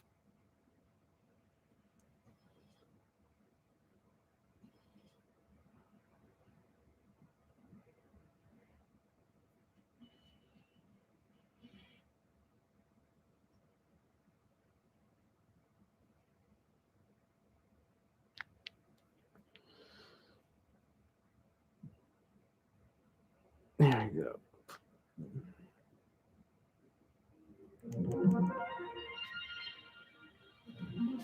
go. Boy, I'm getting hungry.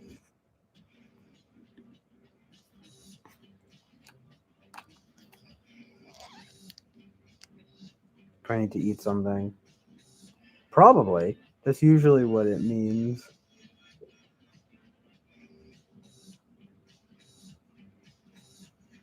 Lady Hawk. Michelle Pfeiffer had her day. She was in Scarface. I never saw any Michelle Pfeiffer movies, though, other than that.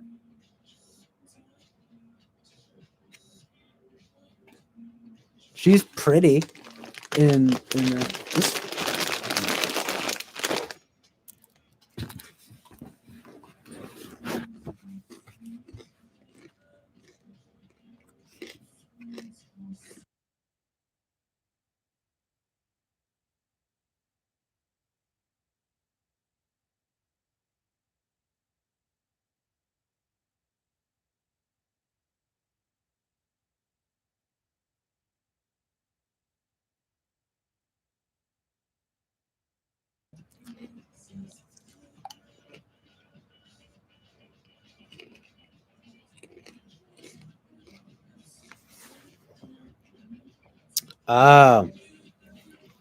Tennis movie.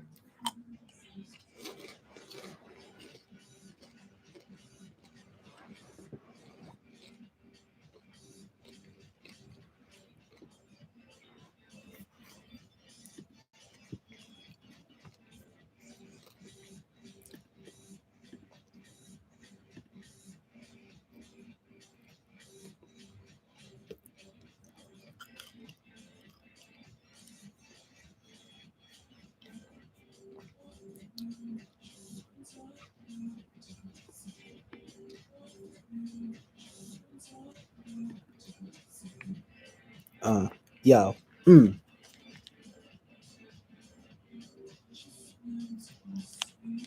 Start freestyling.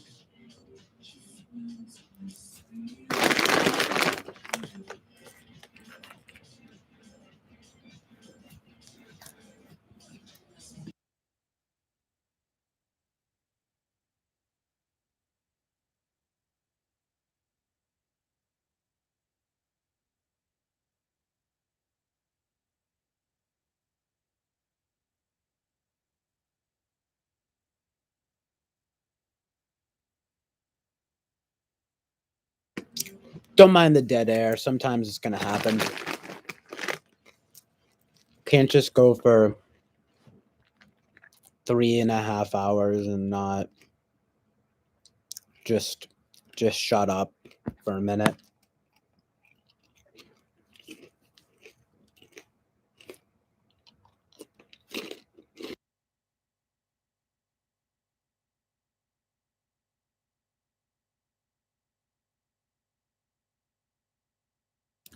I'm wondering, maybe this stream is worth keeping up.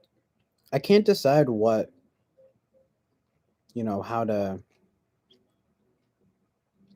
approach it, but at least this has given me, thank you again, guys, because this is, material to work with. It ain't nothing without the chat. I mean, otherwise it's just me talking to myself, and that's not nearly as fun. Nor does it have any point or any kind of counterpoint.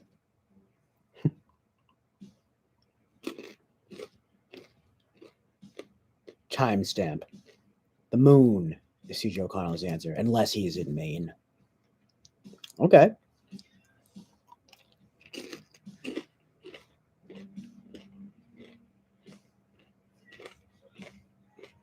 Is that relevant somehow to something?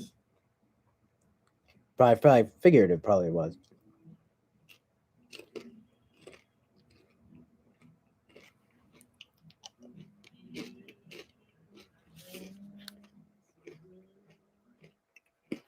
I know, Jack Torrance. I'm not trying to belittle the amazing conversation we had.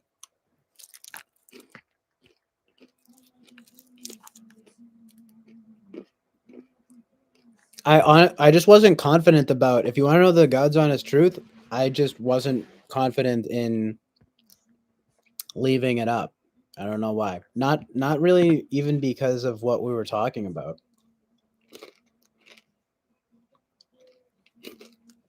I was just like, this is just hours of me talking, going back and forth with you, Jack Torrance, which was good. I just didn't know if it, I don't know.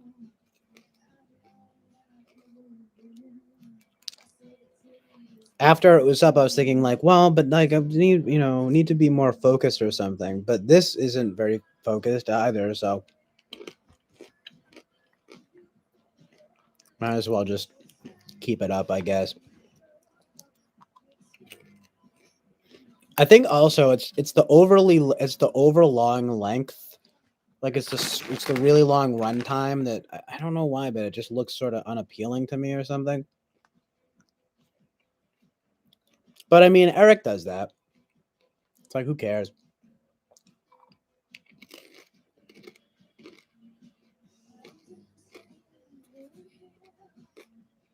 Also, yeah, you run in a I played that guy's video.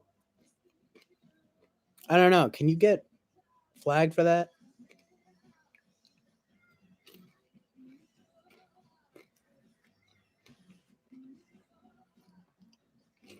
That was fun though.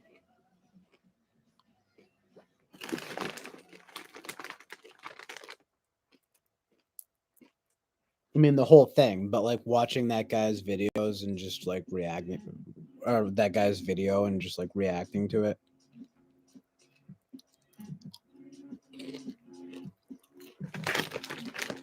But yeah, so here's the deal. It seems like uh this thing here, YouTube is obviously pretty smart. So even I mean, I'm not sure what exactly the like for example, playing the music in the background, like if as long as it's diegetic, if it's not in the audio stream, that might help. If it's not more than 30 seconds maybe of being very obvious, then it's possible that I could be monetized, but I can't, but it just claims copyright immediately. So I'm sure that if I'm playing some guy's whole video too, then whatever. So anyway, what I'm saying is if I'm able to just steal people's stuff, no, you know what I mean? If I'm able to just like play people's stuff and not have the video removed, then we can do whatever. I just didn't think that it made for the best video. But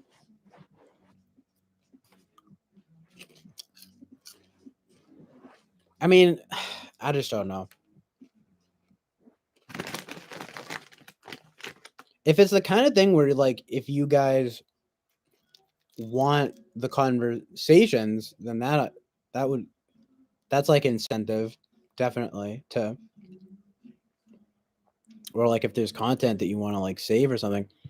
I just feel like, 3.5 hours and stuff is just such a daunting length, and I can save. There's an option here where I can just download the video, so like I don't have to. I mean, but see, it doesn't come with the chat though, so it just isn't. It's kind of stupid.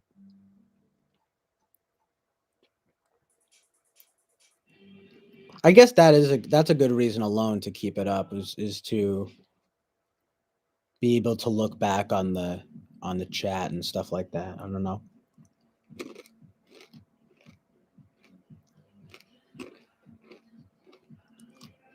As you can tell, I'm going back and forth about it because I want to have some quality control. You know what I mean? Like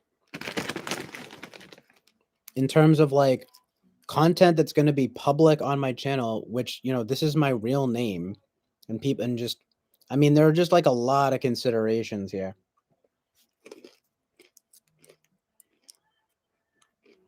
Like I was telling you last night, like I don't know if I like particularly want, family and friends. I don't know. It's not like I'm saying I don't know. I'm just ranting. That's crazy though, dude. I'm glad you went to a job interview though. How'd it go?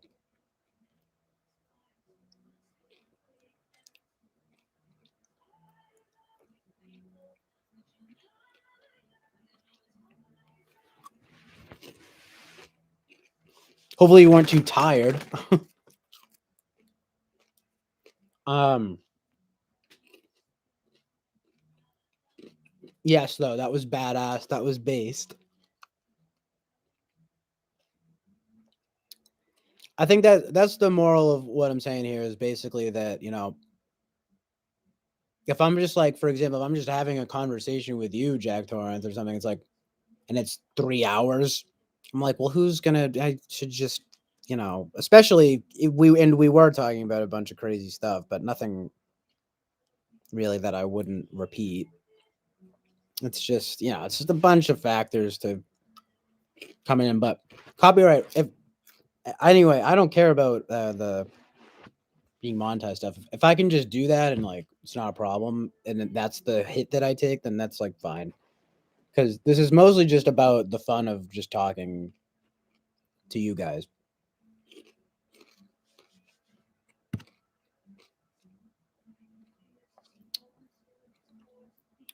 So yeah, Jack Torrance says, "No, it's funny, CJ. I stayed up with you till like 4 a.m. and I had to go to a job interview at 10:30 a.m. that day."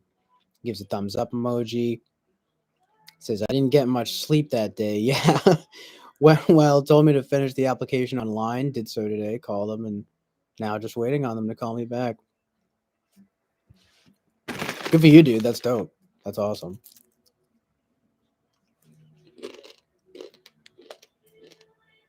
I know. I need to figure out a situation. I'm between jobs right now, as they say. I was doing work for a while at covering filming meetings and events for the local community access television station, but I haven't done that in like a while because it was, and then COVID hit, and well, lucky enough, yeah, full disclosure, I'm lucky enough I still live with my family, so this is just the basement.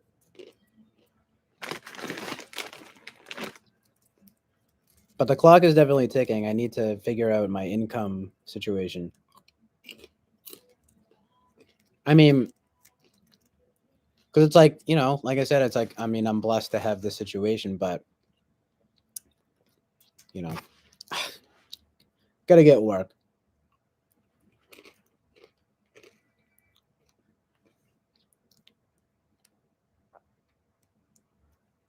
Um, well, and especially, I need to start saving.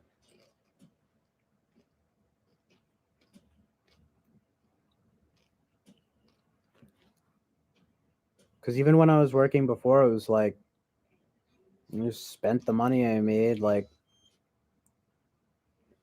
didn't really save anything.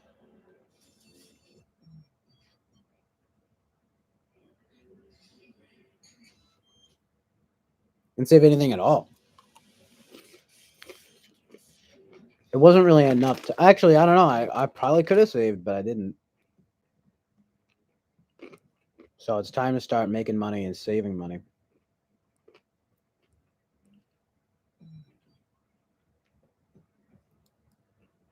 It's mostly for the future, I guess, to make sure. Well, for the present and the future.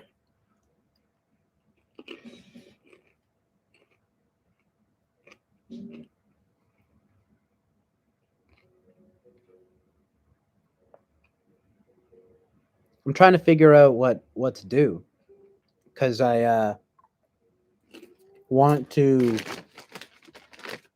I'd kind of like to get work writing for people, but they only want people with college degrees. I didn't go to college, and it's annoying because it's like I know that I can write better than like any of these people that went to college and stuff.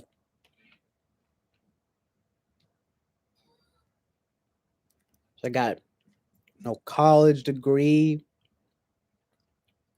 no job. Ugh, what a mess. That's what Jesse Lee Peterson says. But yeah, you're right, exactly though. Hashtag screw college. College is very overrated. It's just that if you want to get, it's unfortunately it seems to have all the stuff that I want to do seems like you gotta have a degree.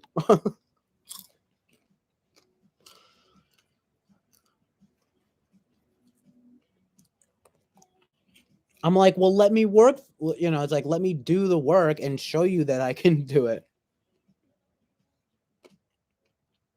But I actually need to just put more effort into the whole thing.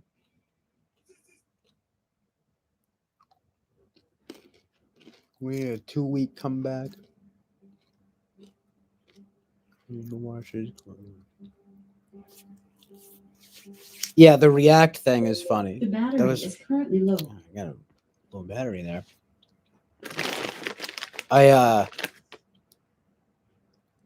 That was pretty good because you could just like hear the video, but I need to figure out.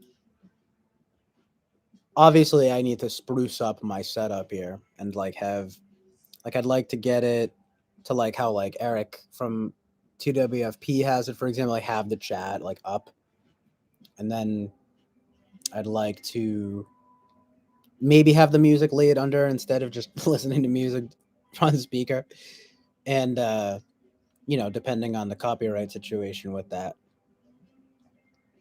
And that's basically it. I don't really intend on having it be like anything crazy, but I think there was one other thing though that I was thinking would be good. Oh yeah, definitely having like a screen and screen kind of thing, so you guys can like see what I'm seeing. I feel like these are all pretty basic things too, so like I can probably do that all for free. So that's the next step.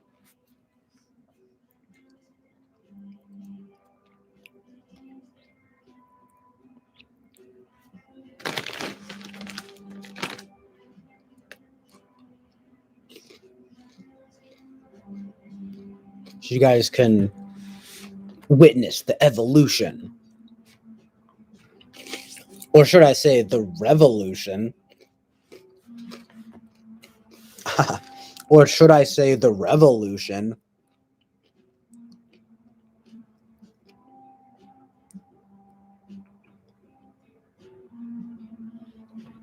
Yeah, I wish Jack Torrance was here.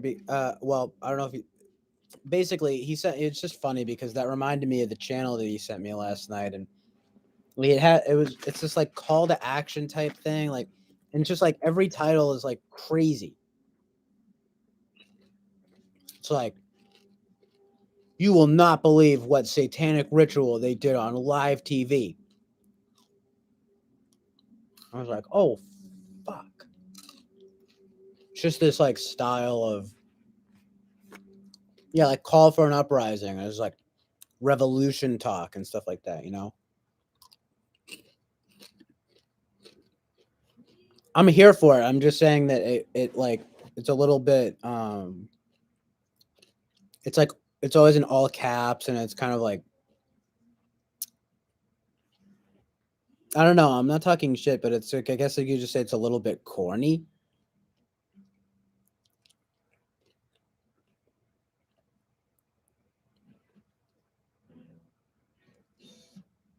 It's just like classic conspiracy stuff.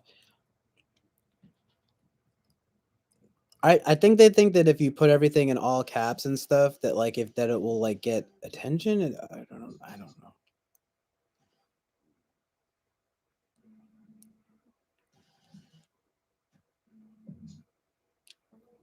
Yeah, I get you, CJ. It's truth though. He says he wants to wake people up. That's why trying to pull people in. I get you. I'm aware. Trust me.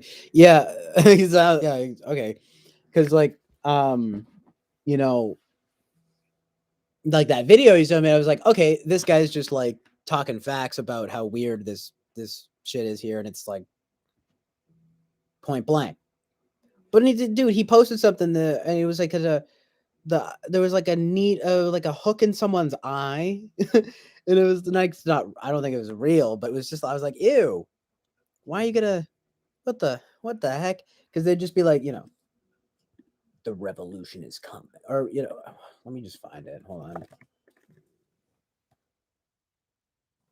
Oh, like Call the Revolution, Call the frickin' Oh, for an Uprising, yeah.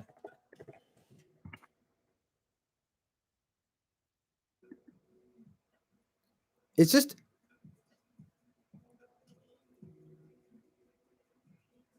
alarmist. Not to sound like Eric, but it does need to be.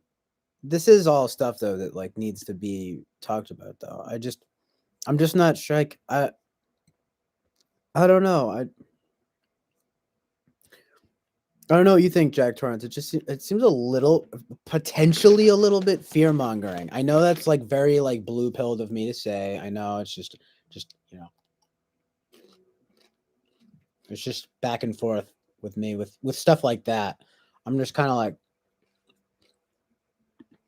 what is the name of that video though? I'm subscribed. Did they take it down? That'd be crazy. Oh no, they didn't. It says, these are the facts of life right now. Watch before it's gone. And it's like a gross picture of like a needle going through someone's eye or like a hook. I'm like, ooh. I'm like looking at it. But they posted something, they will seek death in the metaverse. ... And that's like so true.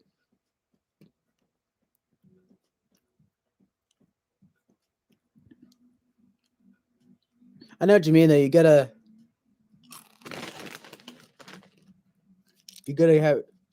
catch people's eyes.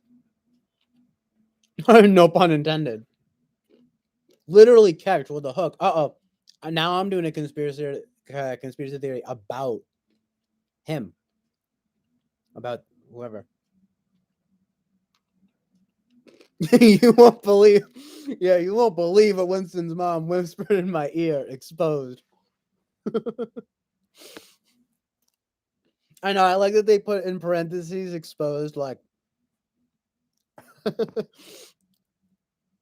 just to like make it clear that this isn't, you know, that this is gonna like drop some truth bombs on you. With his mom says, consider Wolfman Jack. Okay. Do a radio show bulletin board usually when two retards call in and hang out and ask questions. You spin the vinyl. I see Wolfman in your archetype. Wolfman, huh? Wow. Interesting. I don't know if I know Wolfman Jack. Oh, cool. He's an American DJ. Wolfman.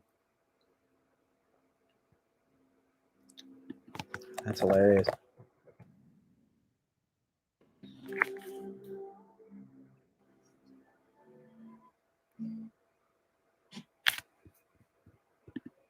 That was weird. It sounds familiar. I guess I haven't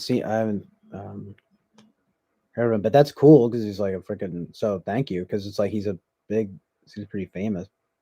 I mean, you know what I mean. It's like a big name.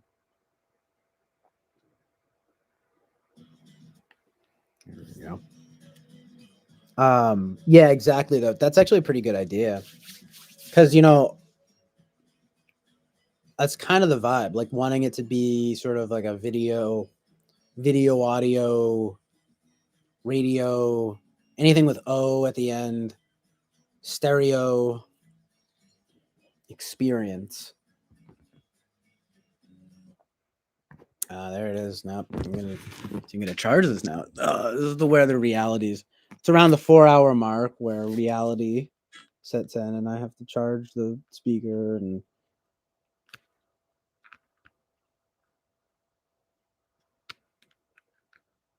why is this not doing that? Learn to read for coming with his mom coming through with some actually helpful advice. Learn to write for grants and use those grants to get certificates. Big Five, MBTI astrology offer readings by the hour, even HR stuff. Live upgrades for a while. Yeah. Yes, thank you. Exactly. I know that's like, I've thought about that. I need to figure out how to like apply for grants and stuff like that. Big Five stuff. I know, right? That could be in my future. I don't know what you mean, CJ. Jack Torrance says, oh, by the way, I appreciate that, Winston's mom. Jack Torrance says, I know what you mean, CJ. That was me for a while too, for a few years back. That's why my reaction is, "Oh, all right, what's going on now?" Rather than, "Wow, what's this?" Yeah, no, I mean, I guess you kind of get used to it.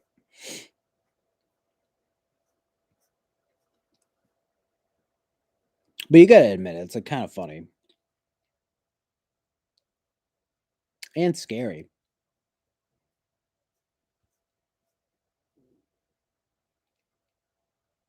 alarming. I'm alarmed.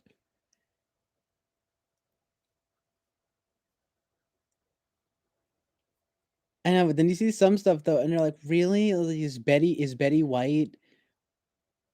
Was Betty White an Illuminati ritual something? Sacrifice? Sacrifice? She was like 100 years old.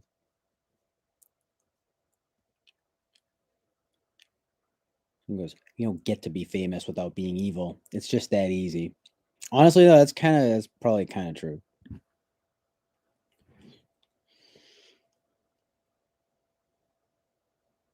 That's why I don't mind being sort of toiling in obscurity.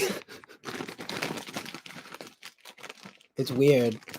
I'm not sure exactly what the deal is, but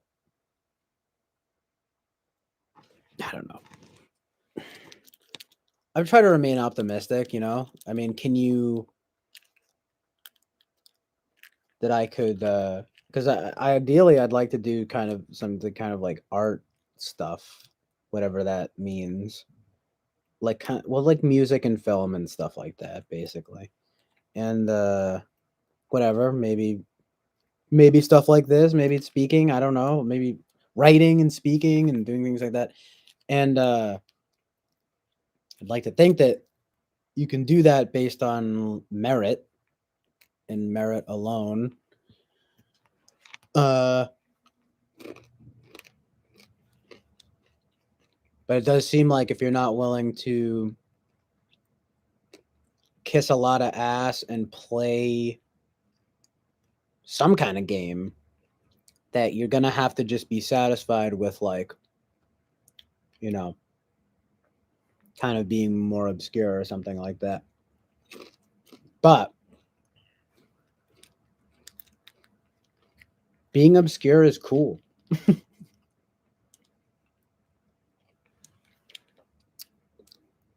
I just don't want to die poor. So I'm probably just gonna have to man up and just get a normal job like everyone else. Don't get me wrong. I don't think that I'm above like a normal job. I actually tend to think that I'm just not even like I'm not capable of it or something.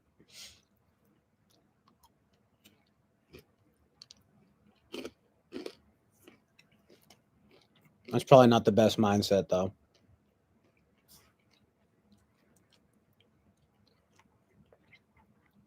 Because you don't want to be like dead set on something that you don't know how it's gonna work out. Sometimes you should do the safe thing, right? And just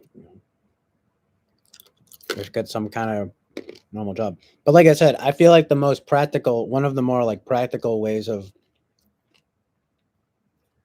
applying myself and actually making money would be uh, to write for people, to write for like I don't know newspapers, magazines, and stuff like that. That's just like the first thing that comes to mind, really, in terms of like the next step, because yeah, that sort of seems like the next step. Um, my guy Jack Torrance goes, uh, it's cool though. I've seen things in trending, and I go like, can't wait for call to cover this. Yeah, that's fun. He goes, we're very similar, CJ. Dot, dot, dot. Very similar. Jack Torrance goes, I had my leanings to enter. Oh shit, man, really? I had my leanings to enter film industry. Just now I'm aware of the reality. or in other words, quote unquote cynic per se. Yeah, like I told you, it took me a kind of a while. I mean, I thought that it was just something you just did, and it was not, and it wasn't like there was no like bigger narrative behind it. But you just learn more and realize like, like why is all of these people have like all the same kind of ideologies? But then you kind of get a chicken or the egg thing. It's like, well, of course, more creative types, they lean towards those kinds of proclivities. It's more liberal mindsets, which I don't mean liberal. I mean more like open, open and like creative, like artists,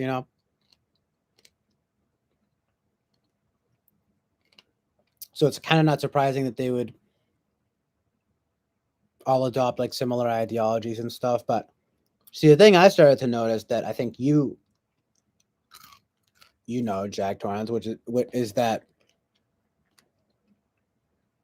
not always, definitely not always, but it's like you see, okay, like well, like what is this aiming towards? Like and it always tends, and there's just like a lot of times, especially with movies,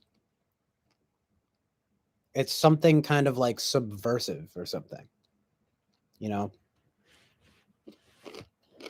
I mean, I used to not care about that. I was like, oh, like subversive, irreverent. That word irreverent, right? And you just think of what that means, and it's just like, I just don't know. I mean, honestly, when I was a teenager, like it was like cool, like to be like an atheist, sort of like super liberal type, But that also might just be where I'm from. I mean, I'm in Massachusetts.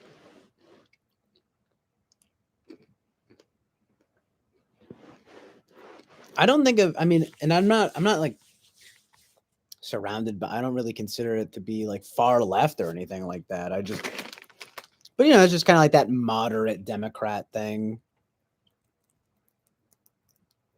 So it came up around that. So it's like the intellectual thing, you kind of are like, well, I watched The Daily Show and and like I'm above all that. I don't know, but then I think it's just about being open and humble. I don't know. Trying to like do both at the same time. I mean, like I told you, I mean, I identify in Enneagram, I tend to identify with like the 9 and the 4 most. And what I'd like to do, or I guess maybe what I'm trying to figure out is like, oh shit, as it's 4:09 a.m. Yeah, gotta love that. But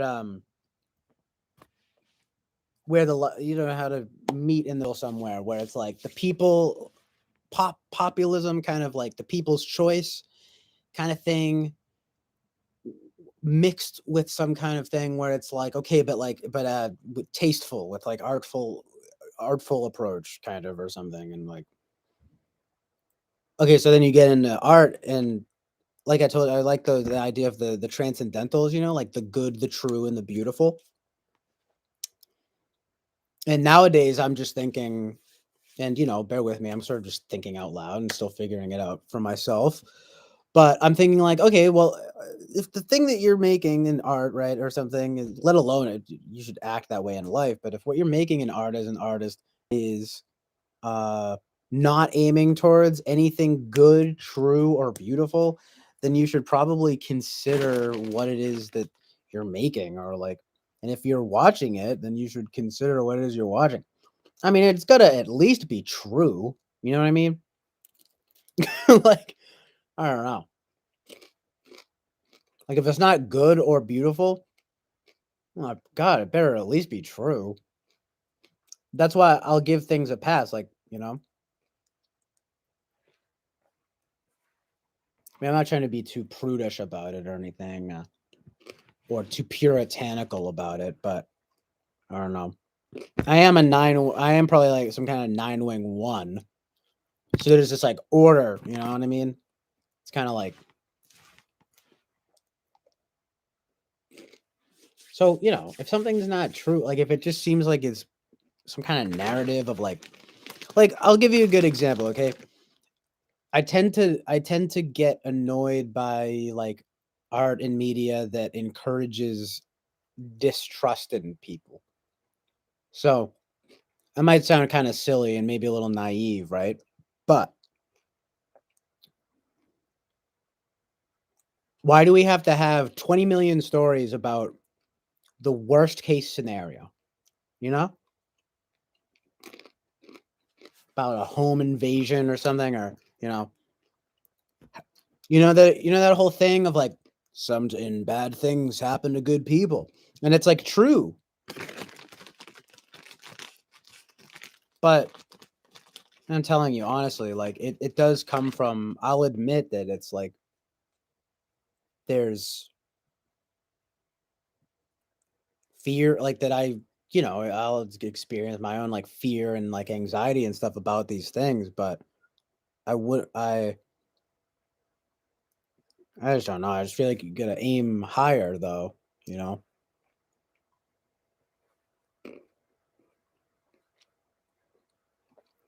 Jonathan Basandi says, so by liberal, you mean like liberal, not like liberal. Understood. Yeah. No, it's just this kind of like milk toast Democrat thing. Like I've got like you know, come from like a Boston Irish Catholic background. Like it's like 10 cops. There's like a bunch of cops in my family.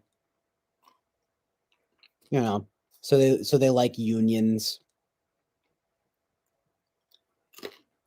But meanwhile, on both sides of my family, the values generally are pretty.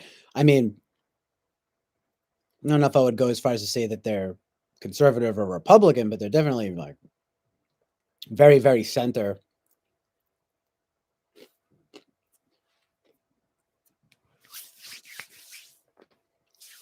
So yeah, I forget. I forget why I brought that up, but it was sort of related to the arc. Oh yeah, so just like being surrounded by that kind of thing, right? Like you know, and I was guilty of it too. You know, I was like, I'm too smart for that. You know, learning to scoff. You know what I mean? Learning. You know what I mean? Learning to scoff at sincerity. What an awful thing, right? No, but I mean, I'm kind, I'm kind of being serious, like ironically. No, that's the thing. It's like everything has to be ironic. It's like that thing Shia LaBeouf said. You know, we're raised by, you know, sarcasm. We're raised on sarcasm. The whole. Now I'm just preaching, but you know, a whole generation of people raised on sarcasm. You know, and being like, you really think that? You know, it's like. Oh my god, those people in the South, do they really think like that? Oh my god. They're not enlightened like us East Coast liberals. So like I understand basically it's just, classic culture war stuff. So yep, same for me. It's cool to be atheist and worldly. That's right, dude. YOLO.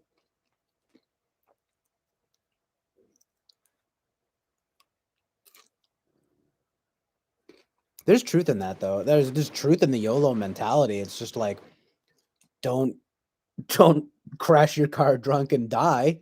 You know what I mean? and then you'll really be YOLOing. Then you'll just and then it's game over, right? uh, it's all fun and games till you accidentally kill yourself. uh,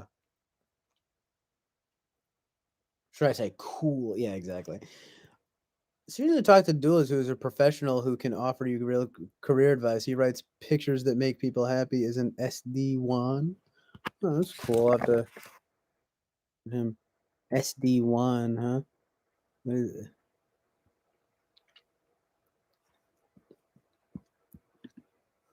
I'm not really sure what that is. Yep, those movies are of a low frequency. Yeah, what movies I'm talking about? Temperament.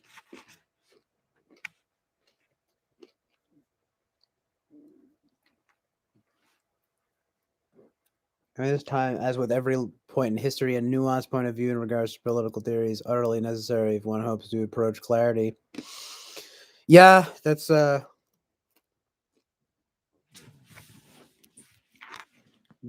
what I'm thinking.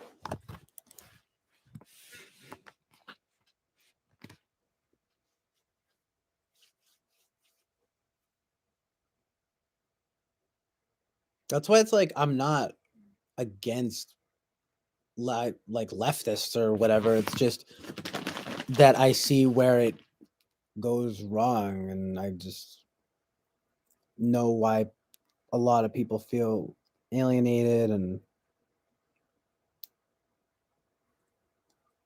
you know, I mean, I've just realized over the years that I'm a lot more conservative than I guess I thought I was, I guess, when I was like a teenager, but then I think about it in terms of my whole life, and I'm like, well, I mean, when was I ever really that open?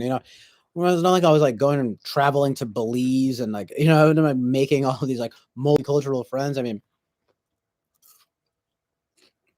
I don't know.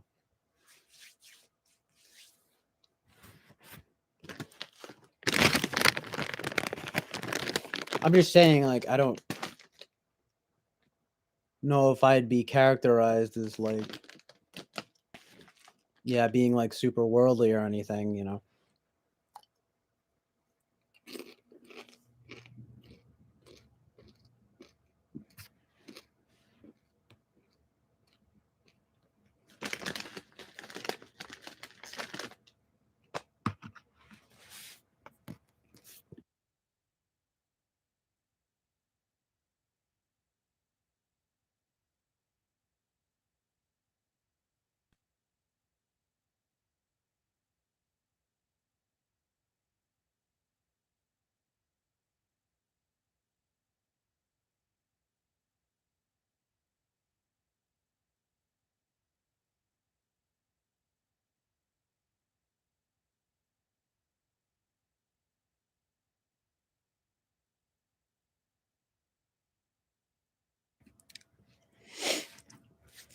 You got Jonathan Basanti says, define leftism, define conservatism. How these concepts apply to political policy, attitudes, nature, media consumption. That's too much at once. You're going to have to narrow it down.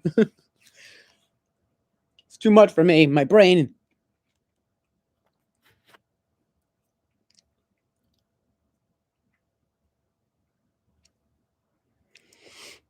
Winston's mom says, your baloney detector is nicely set to high resolution and allow me to offer you my compliments. People sell things with either ethos, logos, or pathos. Fear sells, so does outrage. Yeah. Thank you for saying that. And I know what you mean. I'm trying to learn more about the ethos, logos, and pathos and stuff like that.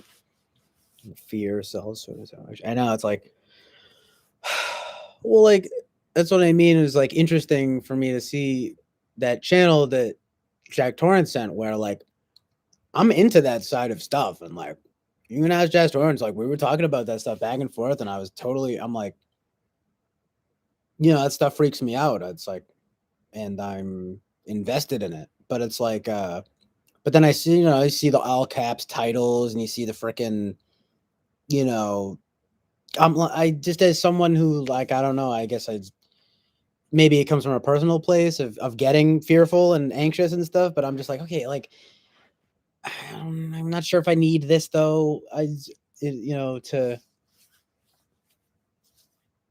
To like fire me up or something. I don't know. Sometimes it's good though to like just kind of light a fire under your ass. But I'm just kind of like, okay, like I know the problems. There's a lot of people that are like into like occult shit. Let's try to figure out what to do next. You guys feel me? I don't know. I do think though that like people are coming around to some degree. I mean, I think one of the things that needs to happen, I was thinking, I don't know a lot about the topic, but I think one political way of putting it would be that maybe it's probably a good idea to maybe decentralize media as much as possible. That would be like one amazing thing. Like diversify the media output where the sources of information and being as varied as possible. Like said to be nuanced. I mean, uh,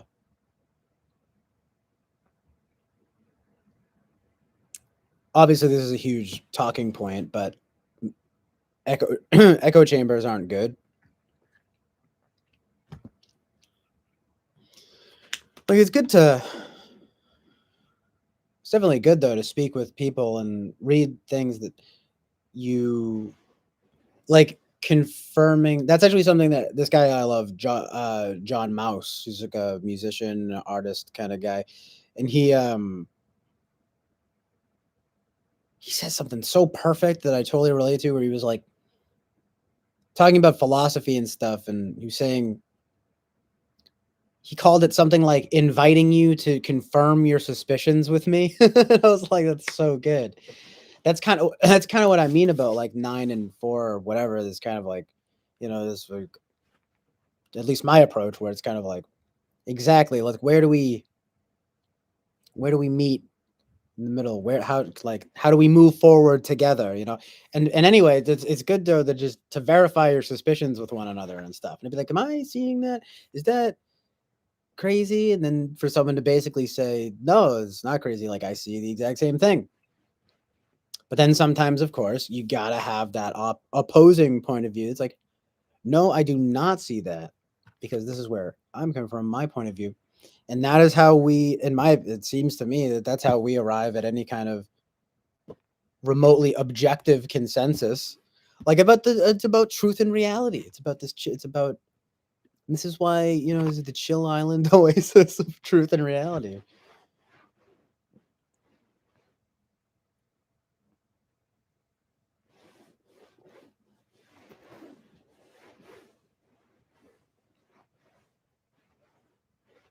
Yeah. Read The Fine Art of Baloney Detection, Carl Sagan. Yeah, I have to check out more Carl Sagan stuff. Like I only know the sort of like the gist of his vibe. The like, we're all star stuff and that Carl Sagan.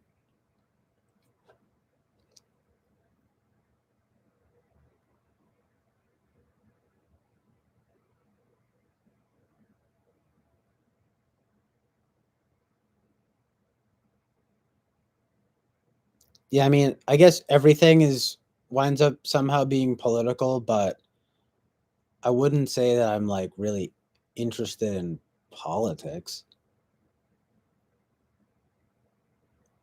or that I even know that much about politics.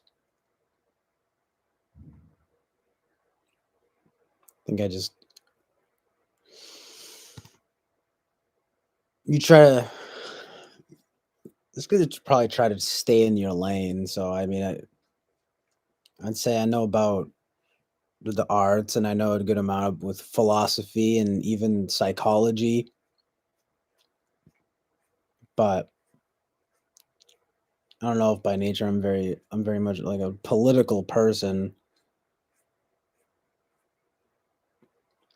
I mean, certainly when things like everyone else, I guess, or well, like a lot of people. I mean, when Trump, and here I go, here's again, here I go again. I'm gonna start talking. I'm gonna start talking a bunch. No, but I don't know.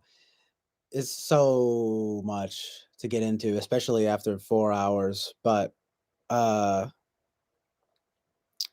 when Trump was elected, I guess I was shocked. Okay, and because well, for one thing, because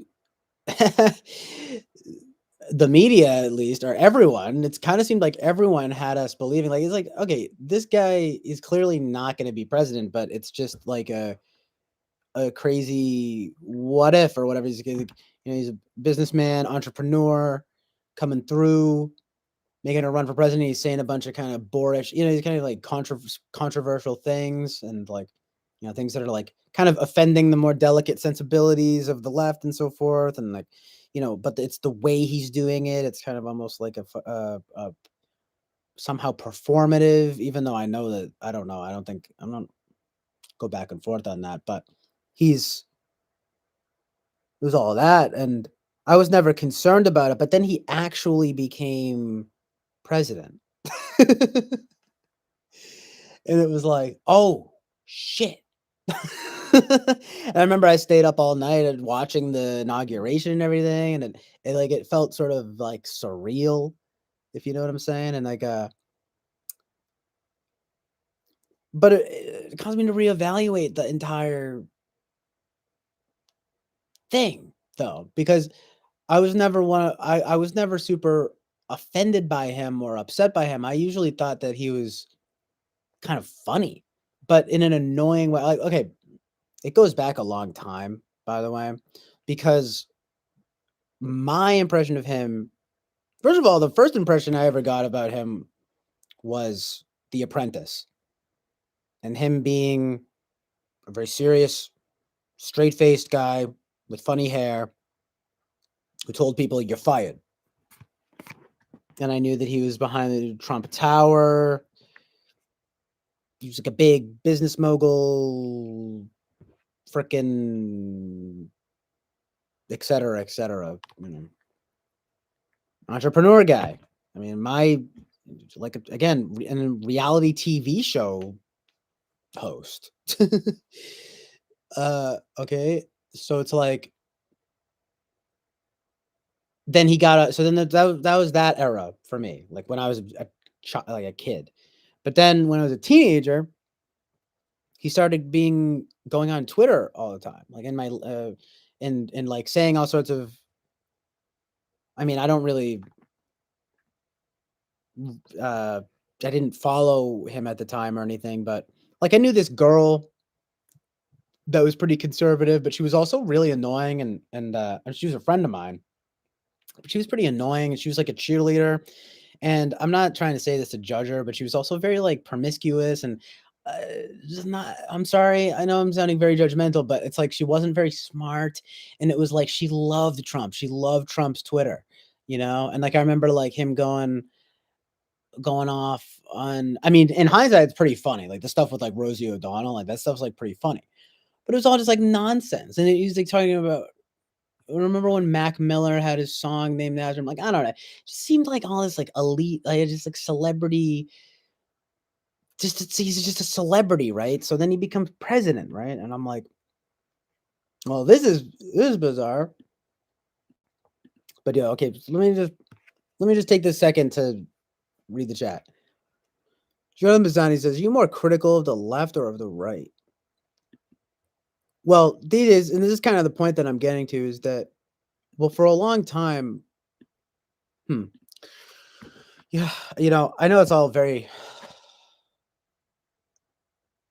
subjective, but all I can do is just give it from my point of view. And like guys, like let me take it back to the arc here. So, it's like right before he became president, uh, before he even ran, before that was anything, uh, there was something else. I'm blanking now, but it was the Twitter era, and whatever. I'm blanking. So let me just. I'll probably remember later, but let's just take it to when he became president. So, so then he becomes president, and there's all this like hubbub and about like socially and I was interested in the I mentioned Sam Hyde and I was talking about $1 Million Extreme and actually they're from like around here and they got a show on Adult Swim and they were canceled because of sort of alt-right affiliations. Now some of them were like Sam Hyde definitely was pushing his luck and he did some things I don't really agree with in terms of political alignment, but uh oh, yes. Okay, I remember what I was gonna say. So I used to be on Tumblr a lot and websites like that, and like I had a lot of friends, a lot of I had a lot of friends who were girls, and you know, I, I started. There were just like takes that like I didn't agree with, and like it just seemed to me that there was like a lot of overreacting and a lot of like identity politics. I didn't realize what it was at the time. I didn't have a name for it, but it was just like identity politics and uh some sort of new kind of more aggressive feminism, like the slut walk and stuff like that, like very just like it just felt like it was just like very brazen displays of like rebellion, like kind of like almost childishly like rebellious types of things. And with grown people, like just like with like I don't know. Anyway, so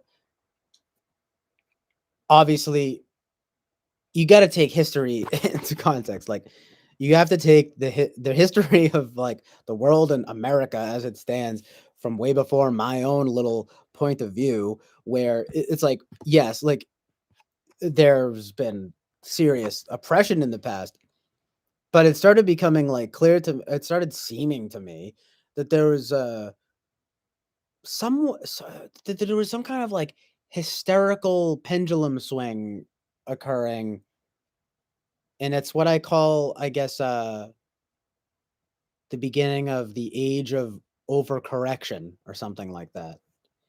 And I mean, we're still seeing it play out, and it's getting crazier and crazier. But as it's been getting crazier and crazier, people have been, I think, realizing the crazier and crazier thing. Because it's like, because then Trump actually wins, right? And it takes everyone by surprise, just like me. I was taken by surprise. I was like, this guy actually won.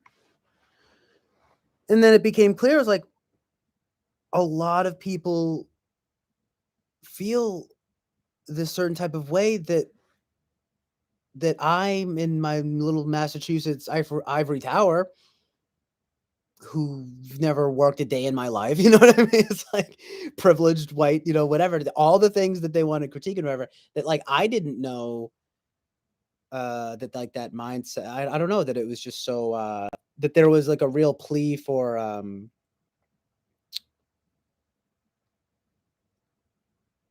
I wouldn't say regressivism, but sort of, just not necessarily being so far out with the progressivism. I was like, okay, okay, okay. It was like, so it's like, let me pump the brakes here. I mean, so it's like maybe I'm like thinking, I'm like, well, I don't know, maybe there's something to it. And it's like I may not like what he's saying, but then the thing started happening with the media, okay, right? And then it just all was a story that wrote itself for me. I was like, oh, see, like the blue check marks on Twitter and they're racing to respond to be the first response to his Twitter. Oh, it's just the social nonsense. It became so obvious and kind of amazing. And I was like, this is what politics is now? Like, I thought politics was like boring, or were, sorry, I thought politics were like boring and like, I guess they would call it bureaucratic. It's like just these systems, people behind desks, bald guys with glasses and whatever. It's like, no. And well, anyway, I guess that is part of a more conservative idea about it. But, just that it was not, that it was nonsense. But then all the theater of it, it was so much theater. You could not help but be riveted by the theater. I mean, it's always been there, though. The Bush years, I mean, we came up on that. Yeah, the Clinton scandal, you had the sex scandal. You got a whole nation talking about a guy getting a blowjob, and I'm like, what's going on here? This seems like some theater to me. But see, it took me a long time, right? And Trump becomes president, right? An actual member of the theater. Now, again, this has happened before. We had Reagan, okay? He was an actor before he became president. And then now we have our modern sort of uh, uh, more because Reagan at least had that like professionalism, you know what I mean? But Trump he had a sort of stoicism about him, but he certainly didn't have any kind of formalism or professionalism. And like the way that he would use language, it was like I felt like I had to like sort of translate what he was saying about sort of the FE stuff, right? I would laugh at what he would say a lot of the time, and I'd be like, "Oh man, it's gonna piss off the so and so. It's gonna piss people off." And I don't know, man, but I was able to tell. I was like, "Yeah, but like, it's just bad." I didn't know. I don't think I knew about type. I didn't know really about type until like 2018, 2017. So it was like a little after Trump. Suddenly, then I was just like, "Oh, well." It's like honestly, to me, it seems like he just doesn't. What he's doing is that he's not verbal. He doesn't have verbal intelligence that like if you know what I mean, because I think I'm an NFP, and I think I'm like a diplomat, and I'm all like I've always had like very like verbal intelligence and all that, and then you have kind of Trump, that name Trump is this disgruntled, short words, like just kind of like poof, he's just like poof, very blunt, and but I always just thought like this guy just has bad FE, you know what I'm saying? But then you would see people like in genuine tears and like screaming, you know what I mean, about him. And long story short, I'm just like, real, like, really though? Because it's like, no, I don't know. I mean, there were some things, I understand. I think he kind of rolled back some things on gay rights and some stuff with like transgenders and the army and stuff that like maybe I don't necessarily agree with that. And just the language that he would use, I don't necessarily agree with. But like I said, I sort of took it all as a lot of theater, and I was just kind of like nonplussed by the whole thing. I was just not moved towards that. It actually, so anyway, I hate to sound any kind of like brainwashed towards the Trump whatever, because it's not so much about Trump. But what I did realize though is after all of that and seeing what I did with these girls and the internet and the frickin' the theater of everything, and then finally Trump and that group I tell you, $1 Million Extreme, and them getting canceled, and cancel culture and Me Too, all these things brewing, and this hyper uh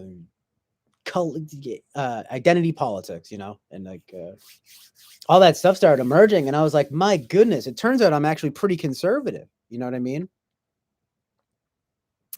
So now now that Trump's not in office and COVID hit and everything happened, and like now I'm just in a process of just being like, okay, so I'm somewhere in the middle, but I do understand things better than I did before. And I do, for better or worse, have more of an awareness of like what, in terms of the media, right? Like I said, I've always had interest in arts and stuff like that, and just how they all play with one another, how they all interconnect. And that was something else that sort of made me more conservative in a way, was sort of just like seeing just constantly always the same with these people. It's like, you guys know virtue signaling and SJWs, but virtue signaling though, it's like that's a very real thing. Like people, it's a human trait. It's just, taking it a little too far if you're gonna just make it an ideology and like I don't know. Remind me of Richard Dreyfuss in American Graffiti. I like the scene where he and your modern day incarnation, Wolfman Jack, discuss a blonde and a Thunderbird. Wait a minute. He's also says the series of synchronicities, 57 liminal space, the space wars. George Lucas. Love that liminal space. I'm a little behind on the chat. Hold on. I would be very interested in regard for Cap and his insurrection. Yeah, and he didn't have the best. Like Kellyanne Conway was not looking very sharp, and just his administration. It's Steve Bannon. It was sort of interesting when that was going on, but again, it's just nonsense. Theater, people going in and out and in and out. Recent statements from this weekend. Oh yeah, I don't know. He's gonna run again, I guess. Yeah, I was surprised. And yeet, nice way, because I was dreading the demon lady will win. Yeah, but see, at the time, I didn't even know. I didn't know anything about Hillary Clinton, and I didn't even think she was that bad. And then I started kind of understanding more things. At first, I understood that she was more serious and well, she's just establishment Democrat, but she's like, but that had sort of gone over my head at my time over the time. I didn't know what exactly was so bad about her, but I mean, now I know at least some things. I don't know. I'm mixed feelings, but definitely not really a fan. I call myself a Hillary Clinton fan. I felt vindicated because I remember buying his book Crippled America and receiving a snarky look from the Walmart cashier lady. Crippled America. So I'm gonna have to watch that scene. Winston's mom. That's dope. See, it does that thing though for me where I can't get the freaking link there. Someone URL. If I'm not mistaken, we have a buddy here. What? Hold on. I was thinking we have us a buddy here. We're talking about me. Yeah, game on. You two are of a different breed, however, Jack Torrance. Not sure what you mean by that. I'm talking to Jonathan. When's his mom? Is he doing okay? It's later. Oh, sorry. It's kind of talking to him. 777. Love it. More of my buddy. Okay, I see what you're saying. I can fall. Sleep main kitties. Yeah, that one is crazy. Yeah. That SJW one that was freaking out.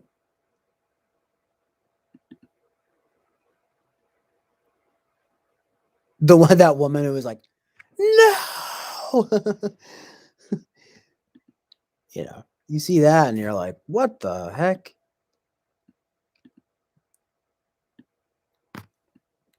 A lot of people that was like a real kind of hysteria, CJ, you're more on the right. You're just utilizing your well polished FE and you're considerate towards the non base, but you're based at the end of the day.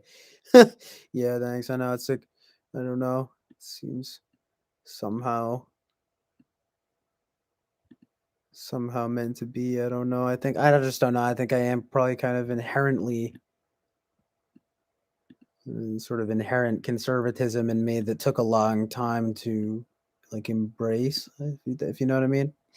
CJ Moore, wait, I want to look at Jonathan Haidt's moral foundation theory. I've heard of that. I need to check that out. The Big Five discusses openness. This is linked to being liberal Christian. Yeah, exactly. And I've always gotten pretty high openness on Big Five. I also have pretty high neuroticism too, and I have pretty low conscientiousness. So, in some ways, or at least, I mean, yeah, in a lot of ways, I kind of have the foundation, so to speak, of a more liberal kind of type. But there are just many things that I have never and probably will never really agree with on the left. Conscientious is SJ, but also female. Yeah, okay, interesting.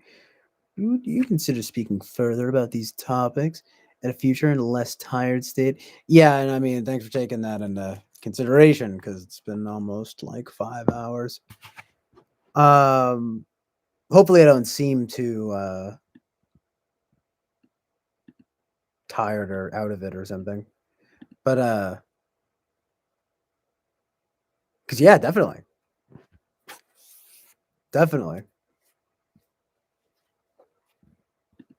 Uh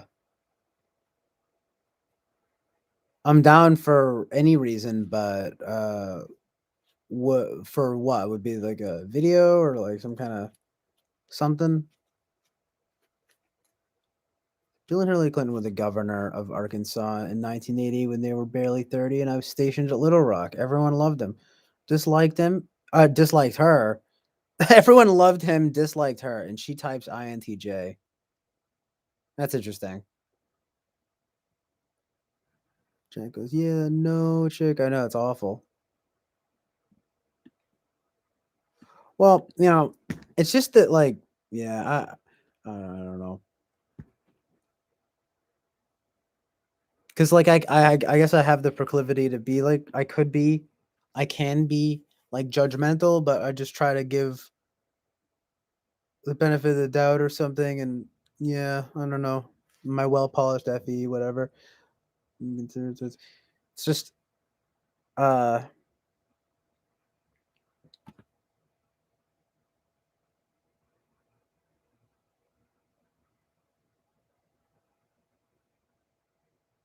but I'm more into the kind of more slightly more individualistic thing, kind of slightly more libertarian thing. Certainly did concerning time of night. Send you a link to Whereby. It's the same host here. Go to prepare for more discussion. Oh, nice. Yeah. Actually, I mean, I used to go on the Whereby channel. Uh, is this your own channel? Because yeah, Eric had a Whereby. I don't know if it's still up, but I mean, I used to talk to a lot of people on there. But yeah, you're right. I know it's like this is just a fun format where I can talk at. Well, no, I can talk with you guys with the chat, but in the kind of more monologue-y, so much dialogue. That's something else I'd like to incorporate. That would be great to have maybe something where, yeah, just collaborating. I'm definitely down.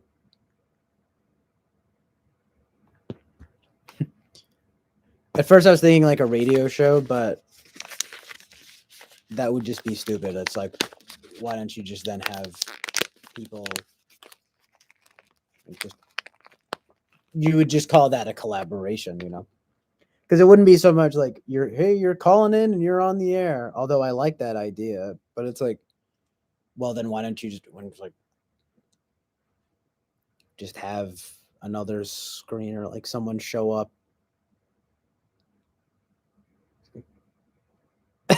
Jack Torrance. I feel like Jonathan and Winston's mom want to convert you to their side. Please stay strong, CJ. Build a wall around your FE. Yes, I can send you a link to a chat room. We can discuss a preferred time in the comments. Yeah, it sounds good. I don't know what their side means, but but yeah, I know. I mean, I don't know. I wasn't really getting that vibe. I wasn't.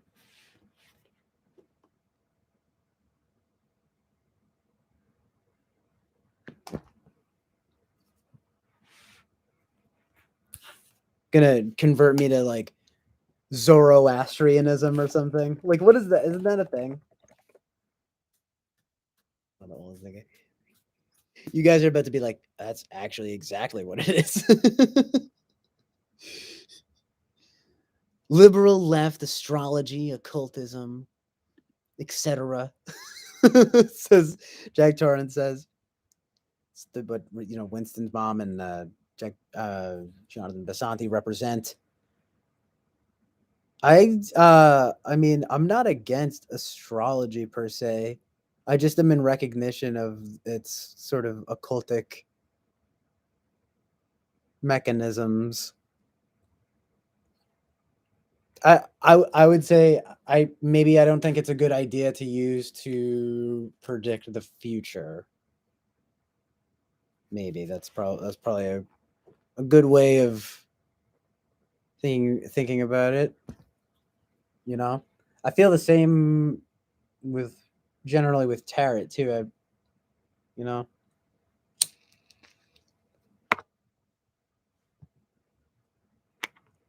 I gotta get more coffee though. I'll be right back.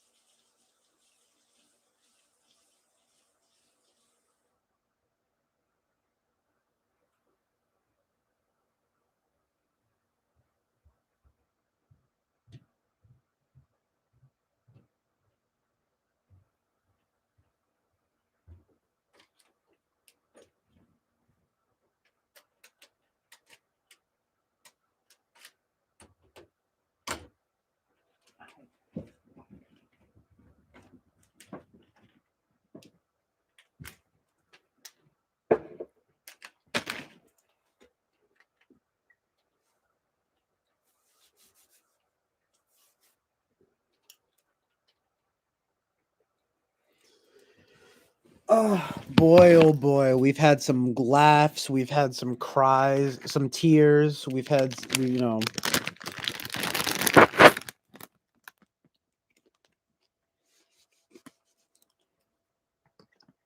it's been it's just been an emotional roller coaster all night. All right, let's check it out. Let's see what's up. Let's see what's popping. Yeah, so Jack Torrance, yeah, those are called pentacles, by the way. So that's why the freaking, pentagram thing. I'm fixing my hair and stuff.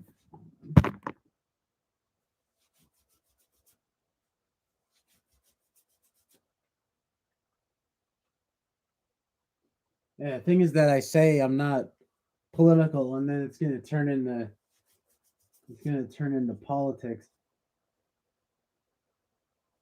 Like I said, though, it's like everything is inevitably political.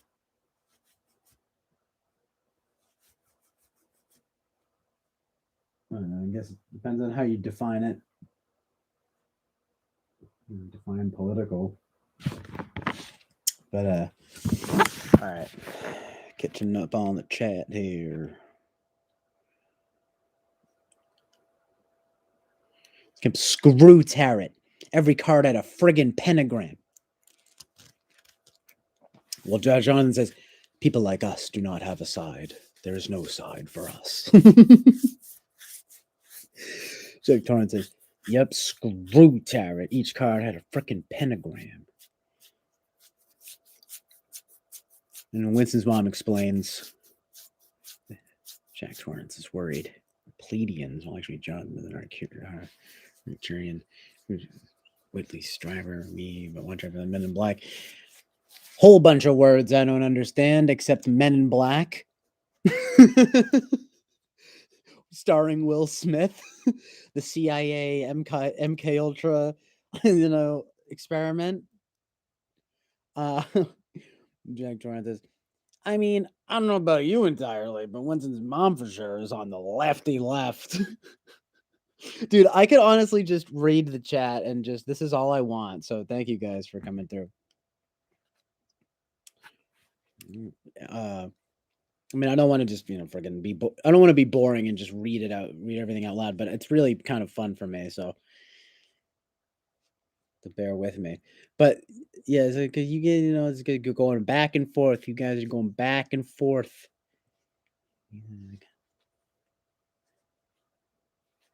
Left. Loony lefty. Yeah, these terms, Jack Torrance. It's funny. I mean, it's like,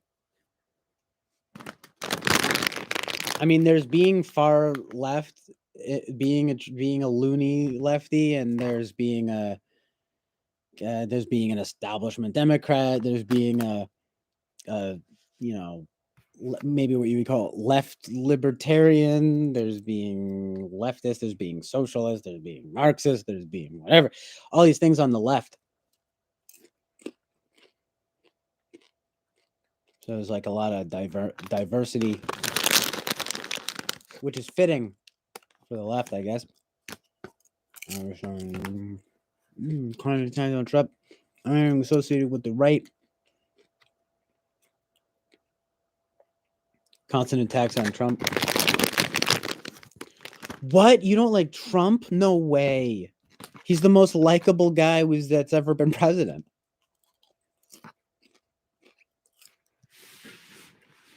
When you say Donald Trump, the first thing that comes to mind, you know what the first word is that comes to mind? Likable.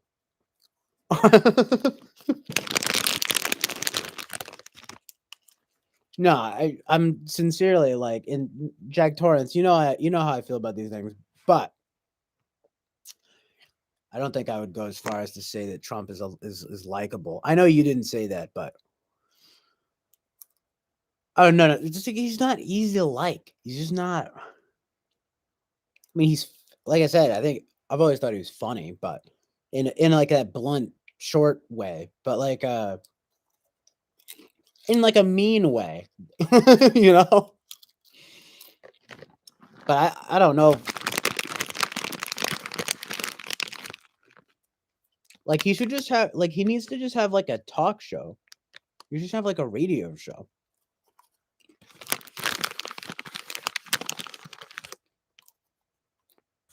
Wow. Winston's mom is a registered Republican since Reagan. Wow, that's surprising. I mean, that's not surprising. I'm sorry, I shouldn't say that. I'm not trying to pigeonhole you or anything, but I don't know. For some reason, I'm not gonna lie. I did think that you were maybe of the more leftist persuasion, whatever that means. But I don't really know why though. I don't mean that in a bad way though either, Winston's mom, because like you're very smart and uh funny and nice and everything. But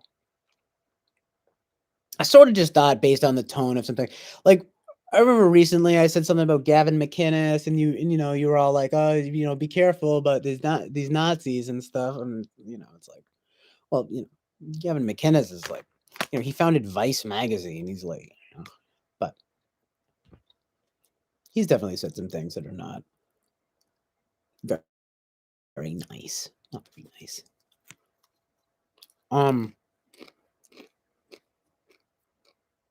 Man, Gavin McInnes, he's married to like a Democrat woman. So, but where's this left? What's this left? I don't see. It seems as though it should be so clear, but it is difficult. I mean, no offense, John Pasanti, but I think you are kind of just playing games. Ashley Biden's diary.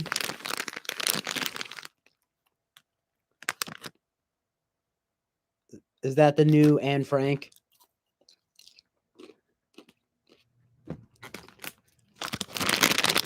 The diary of Ashley Biden.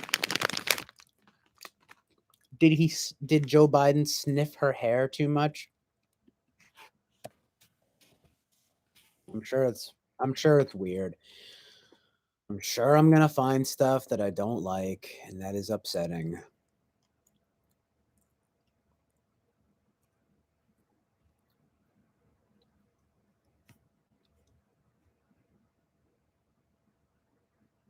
Yeah, I actually I vaguely remember when this kind of thing was going on because it's like everyone was focusing on how crazy it was that they had got her diary, but no one was talking about the contents of the diary. It's like it is weird to take her diary, but I don't know a damn thing about what's in the diary. You know what I mean?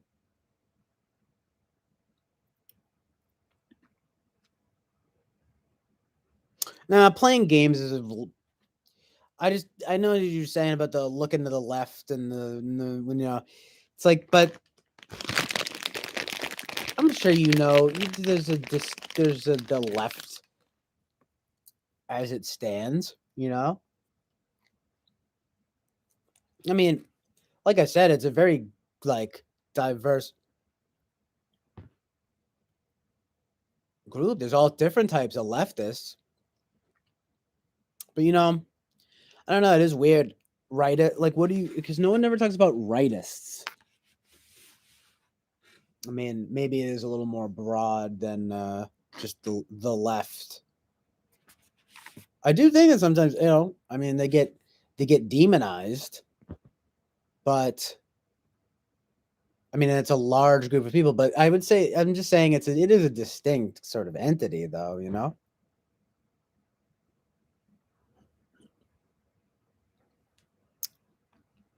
Just that the left is a distinct entity.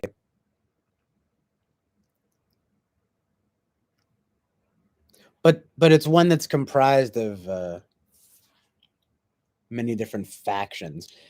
But with the right, it's much more, seems more simple. Conservative, Republican. I mean, I guess you're a libertarian of some kind, or you're authoritarian, or some kind of fascist. But on the left, you got, you know, communism, socialism, Marxism, left libertarianism. Uh, I mean, you get the far left, anarcho communism. You get basically anarchy. I mean, that's one of the leftist.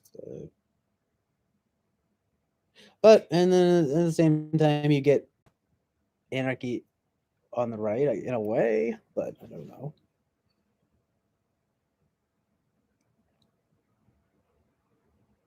All right, hold on, let me catch up on this. I don't know how many birds Democrats are. It's kind of so so it's sort of interesting. So like Winston's mom started off um, conservative and became liberal, and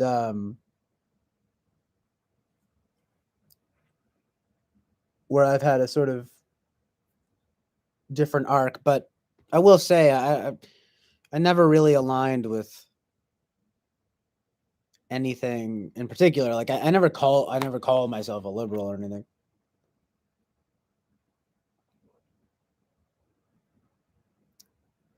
In fact, I mean, there's still values that I champion, like just basic rights for. Anyway, hold on.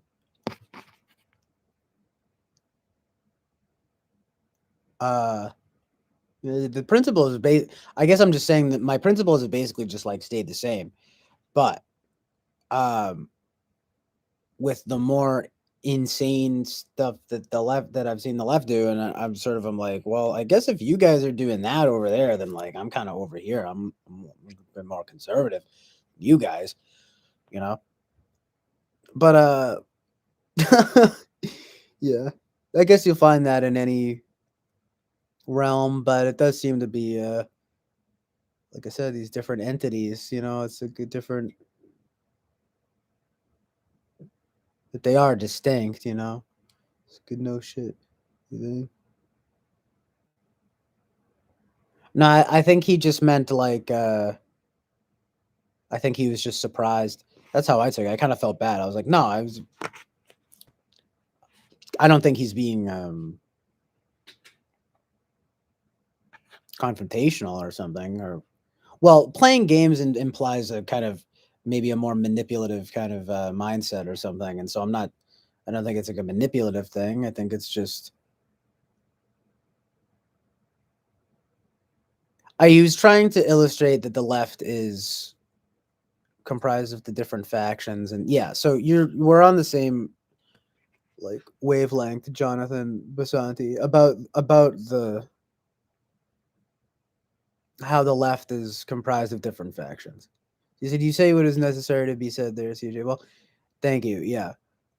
Jack Torrance says, you know, what do I mean? Well, looking at the content, it's obvious. Quit playing games you just admitted with your no shit reply. He didn't mean. I don't think he was saying no shit like that. Oh, maybe you were maybe you were meant it like well, it didn't seem like you were trying to be deliberately obfuscatory, if that's the word, obfuscating. Because you know the whole looks to the left thing and everything. Because that's like all I meant. But anyway, okay. What do you mean by lefty left? I agree that the term is like is loose. You know, you say the left, and it's like, well, what do you mean the left? You have to, yeah. So yeah, it's kind of what you're saying. Uh, define your terms. Kind of read my mind there. Sorry, Jack Torrance, but you know, you're saying you got to define your terms. I'm not saying that I don't agree with the idea of the left taking things too far and so forth. Um, but it's like you have to. It's good, just good to kind of define your terms, right? Um, Winston's mom says, "What do you see the left as doing?" Because when I said Republicans are trying to game the system, Trump, Roger Stone, failed to stop the steal in 2016, Muddy the Waters. Yeah, I'm not familiar with that. Roger Stone, yeah, is he a journalist or he's a consultant? I don't know why I thought he was. Yeah, well, I think there's more. This sort of give a more establishment Republican thing. I mean, game the system. I mean, I guess talking about capitalism, they're definitely the more capitalistic of the. I mean, that's one left. That's one leftist value, right? Very generally, seemingly anti-capitalist these days. When you say the modern sort of incantation or incarnation of the Republicans, you got to remember that there's a modern. See, this is where it gets real, right? Is there's a modern incarnation though of the left too? You know, like um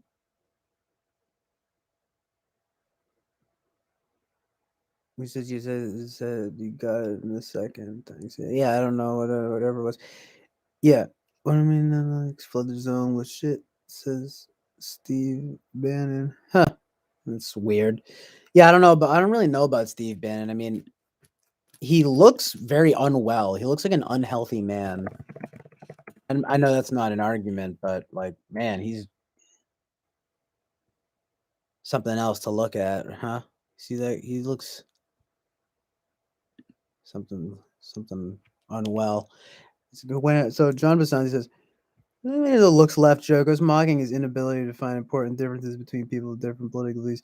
I said no shit. I was sarcastically denoting how obvious it was that I was mocking him. We all kind of okay. I mean, I see. Yeah.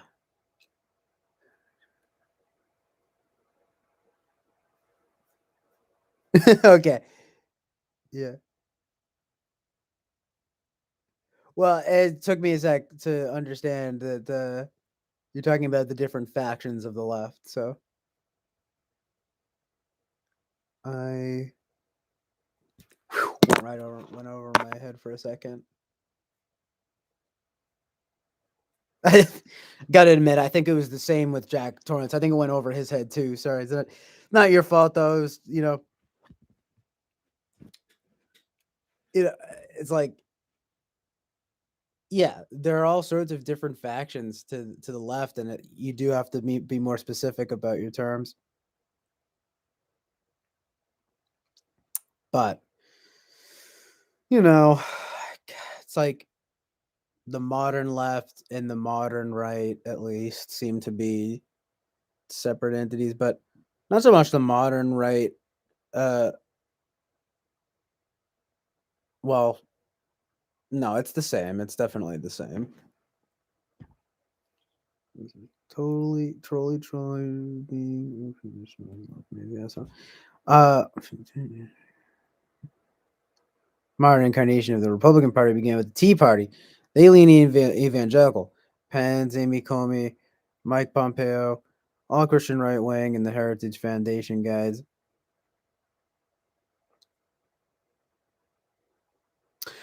Well, something I mean, I consider myself like in general Christian, but like and I think something that the left needs to do more of is sort of try to bring that more into the conversation. Um um I understand. I feel like what they try to do, of course, with everything else is sort of being inclusive and diverse. Um because of course not everyone is Christian. Uh and but it's not even just Christianity, it's religion in general. Like um I was even surprised by this because I'm not like I'm not really like necessarily anti Joe Biden or anything like that. I mean, but he left the word God out of the National Day of Prayer. I mean, like, there definitely is this weird push to kind of omit God. Well, yeah, it says it right here. It's like, I mean, literally, it's not just from this. It's to omit God from the conversation, almost like, which just seems strange to me.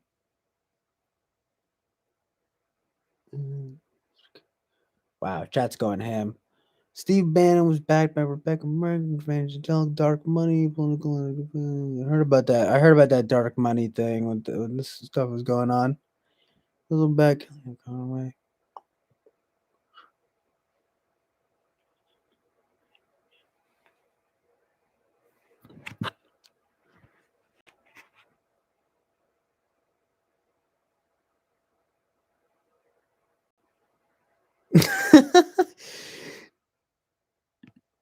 Jake Torrance, come on.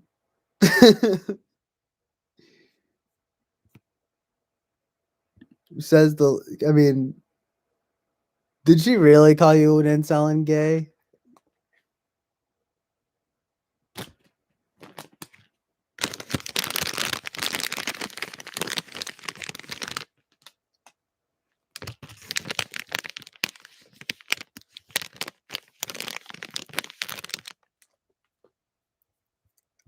I don't think she really did.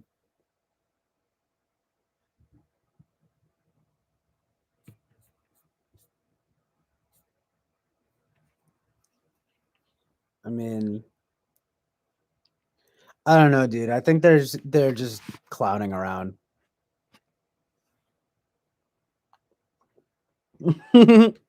She did it in her fancy code enigmatic ways.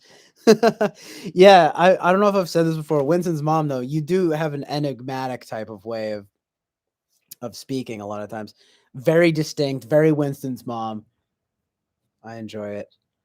But okay.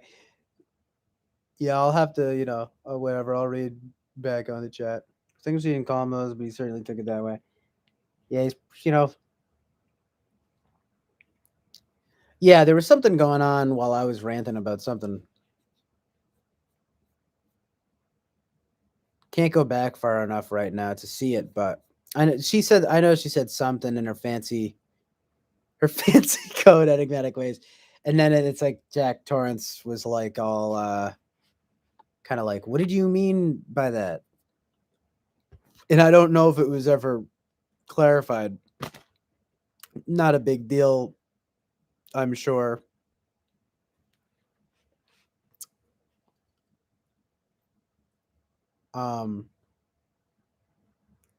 Honestly, Jack Torrance, I think it's just a simple case of like, if if you make it easy, or if it seems like I'm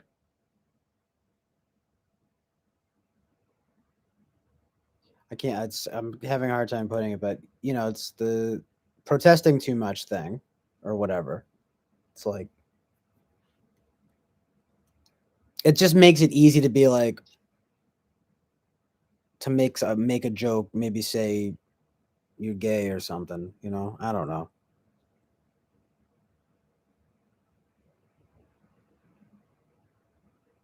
Even though they don't even really think that you are. You know what I'm saying?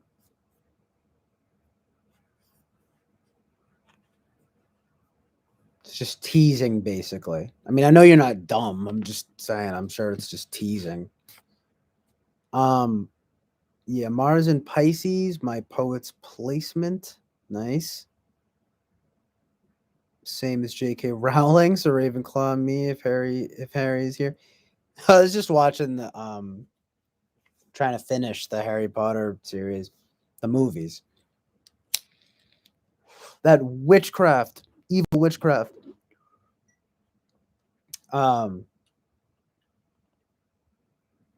Mars and Pisces.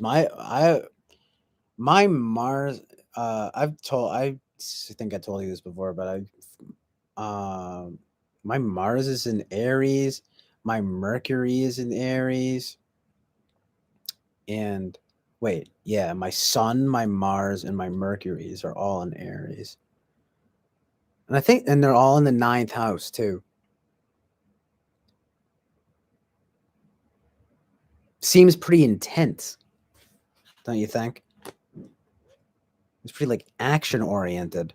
My Mars and Aries made me laugh because I'm like not. Well, I don't know. There's aspects to me that are like that, but like I was saying, I'm pretty. I don't do much of anything, but maybe that's the thing. I've honestly thought about it. I'm like wondering, am I denying my Mars and Aries? Am I denying that stuff? You know, maybe I need that to the action. I need that action or something. I don't know. Probably. Exactly. It was liquid gas. Would you mind? Of course, no direct clarification. Well, I'm sure it's not a big deal. Mom, some of these strong. 6'6". Ooh, spooky.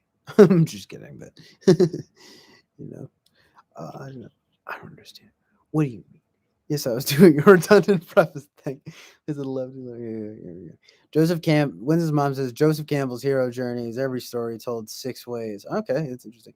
The idea is our ancients still speak in ancient symbols, access the collective unconscious, apprehend images a priori. Wow, very NI, very young. Young Joseph Campbell. I know I need to read more about him. The hero's journey stuff is pretty good. I mean, it's pretty archetypal.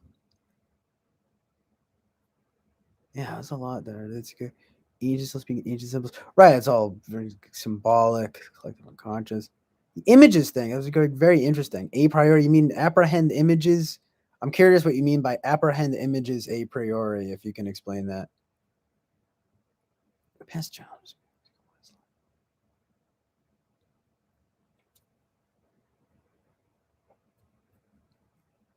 Yeah. Sky and the sea were our Wence's mom says the sky and the sea were our first maps, our first astronomy. True. Our first sciences. Yeah, true. Our first attempts at awakening and understanding the temperaments and relations to the elements. Church woohooed us.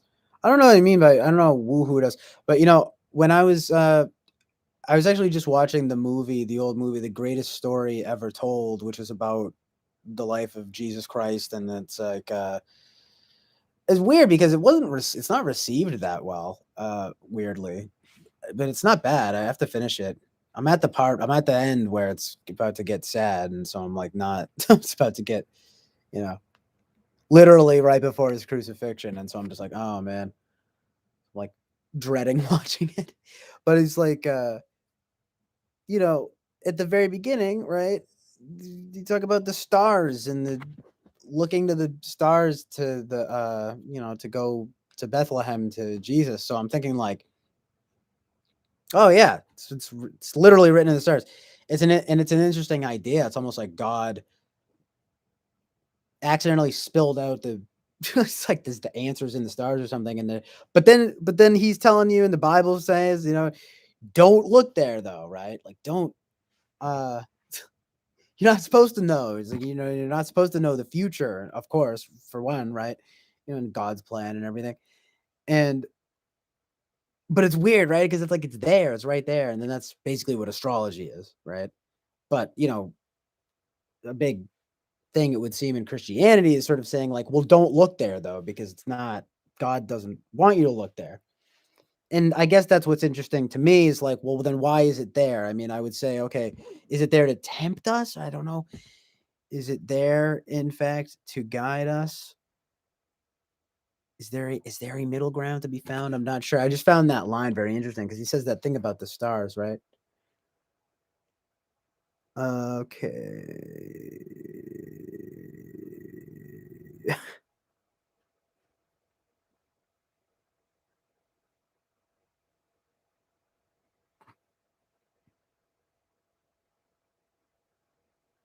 Yeah, Boba Fett. This is still on. Boba Boba Fett. You didn't say a dang thing, but I'm glad you're here too. A lot of messages here. Keep it going. I just want to put the music back on.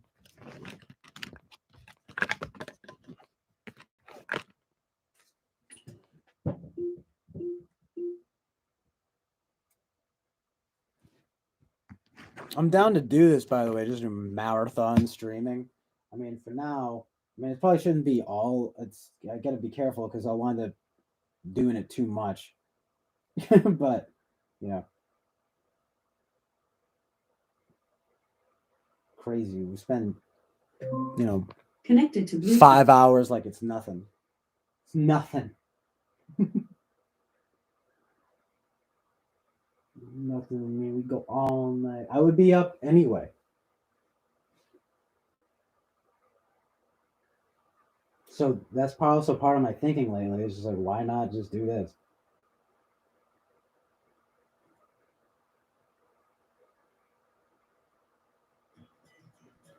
Plus, basically, plus a lot of the time, I'm basically waiting for some other thing to go live, and just do it myself. Basically, mostly Eric. Mostly talking to famous people.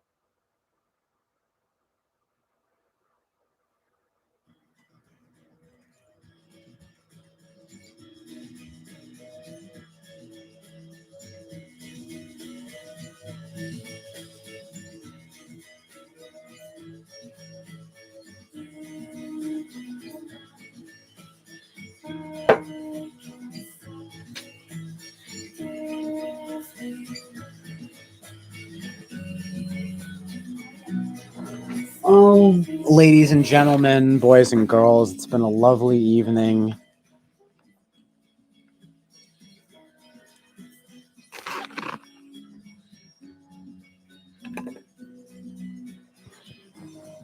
Let's check out the lively debate occurring in the chat, shall we?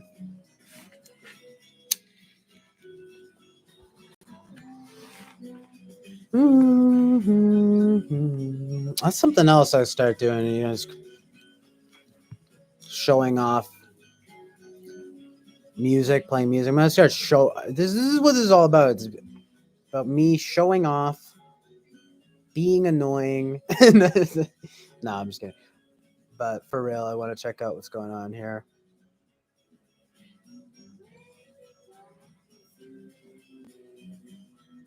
Because we getting deep. We getting deep here.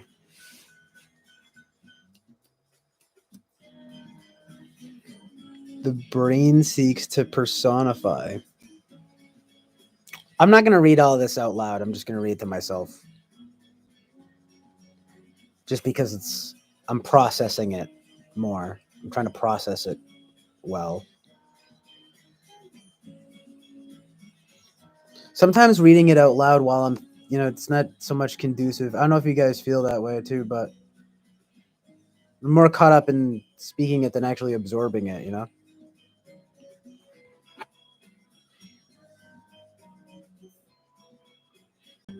Sort of interesting, delivering the material rather than absorbing it, basically.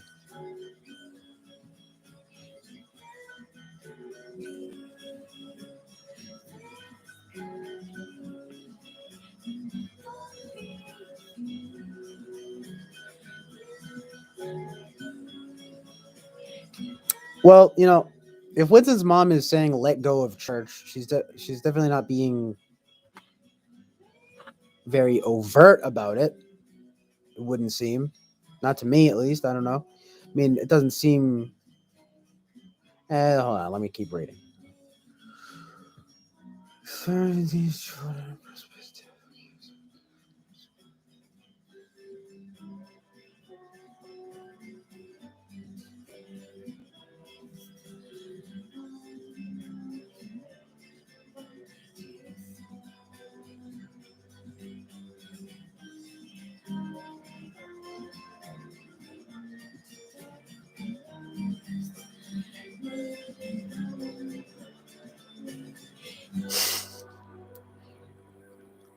quite a conversation here.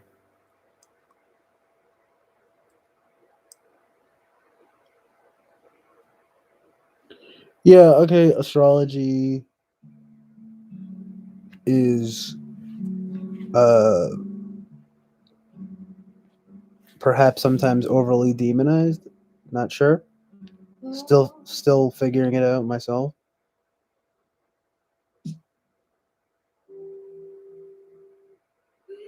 Well, I mean, maybe not nowadays. I know like everyone's into astrology.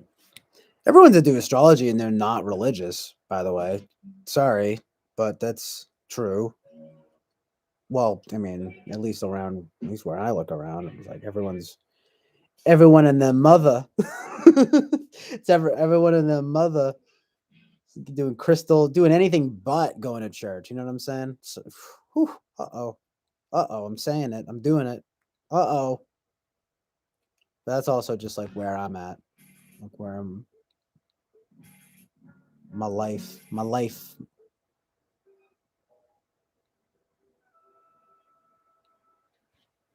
I'm just getting going at 5 hours. This is just my wind. I'm getting my second wind, and I'm gonna go 10 hours and.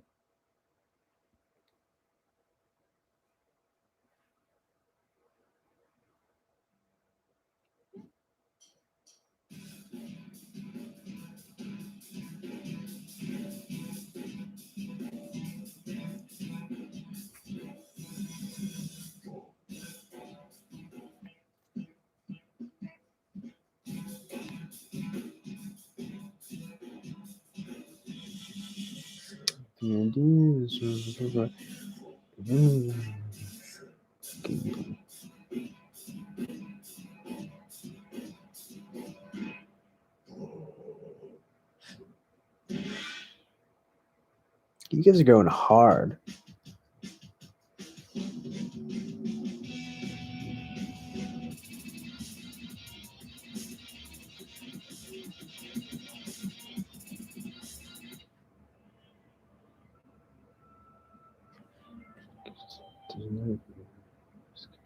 All very interesting information, Winston's mom. Thank you for coming through with some knowledge for us to chew on.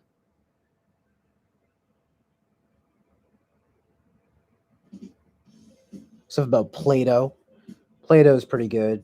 I mean, I don't know that too much about Plato, but he's pretty good. I was just talking with Jack Torrance last night about this guy Mark who would go on talking with famous people. He was pretty into Plato. Plato's pretty stuff. The stuff that Plato says about form and stuff like that. I like a lot of that stuff.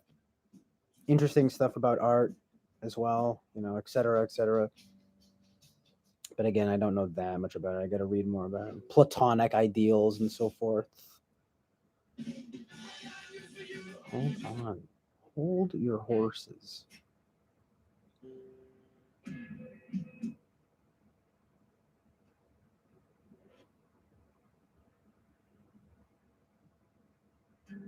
There we go. I'm free. Yeah, Kinks, I'm free.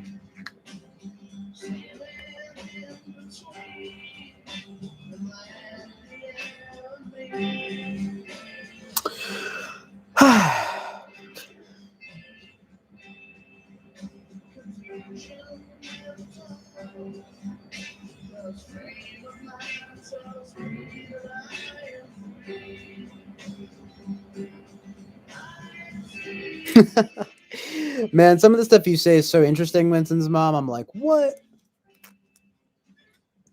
Scotty is ready to beam down, two popes, 1378 ish. I know two popes, movie.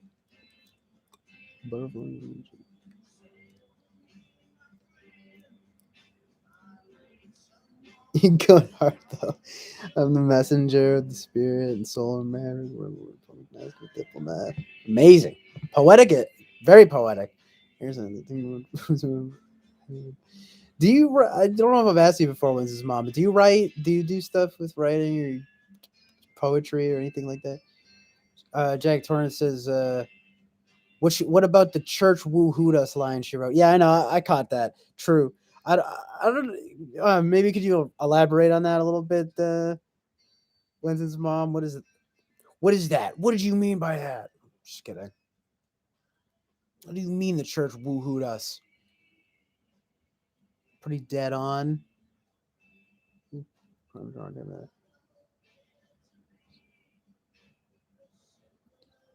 No, it's true. You know, the thing, that's why I'm saying the left needs to. I mean, one suggestion I'd have from my ivory tower about the left would be to frickin' bring God back into the conversation, bring religion back into the conversation, because it's not, I mean, knock on wood, and it's, you know, I mean, depends on your view on it, but in my opinion, it doesn't seem to me it's going anywhere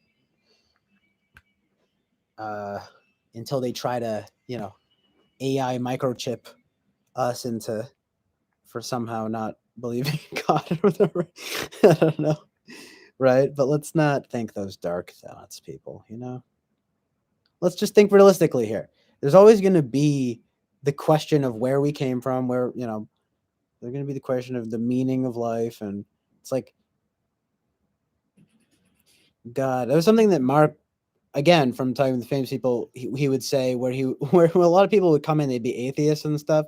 And he'd be like, so what do you think about all this? It's like, you know, it's like, what do you think? Isn't it weird? But I love that you said that. It was so true. It's like, isn't it weird? Like, isn't it odd? Isn't it odd that we all exist?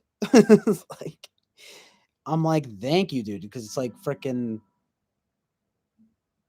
I know the vibe. I know what it's like to think about not there being no meaning, and it's horrible. And just because something's horrible, or just because something's like, I don't know, like you could say it's freeing, but at the same time, it's like,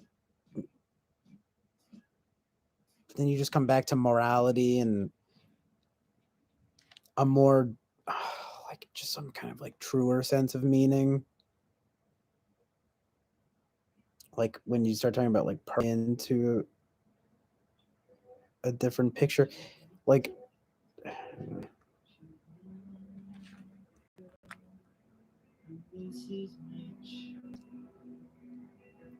do do do do do do. Oh,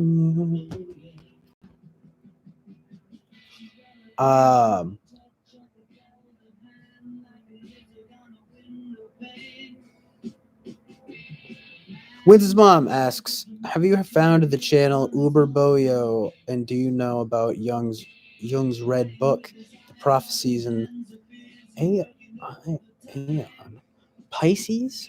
I know. Beep beep. Trucking 584 unordered. Yeah, nice. Wow. Yeah. No. No, but Red Book sounds familiar.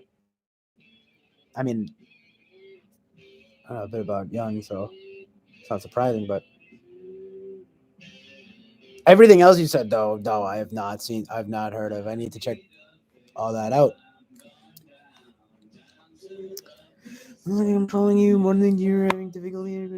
Based CJ, thank you, Jack Torrance. Based, we stay based forever. It's the unmovable. It's the immovable object of basedness. Um, the immovable object of goodness and God.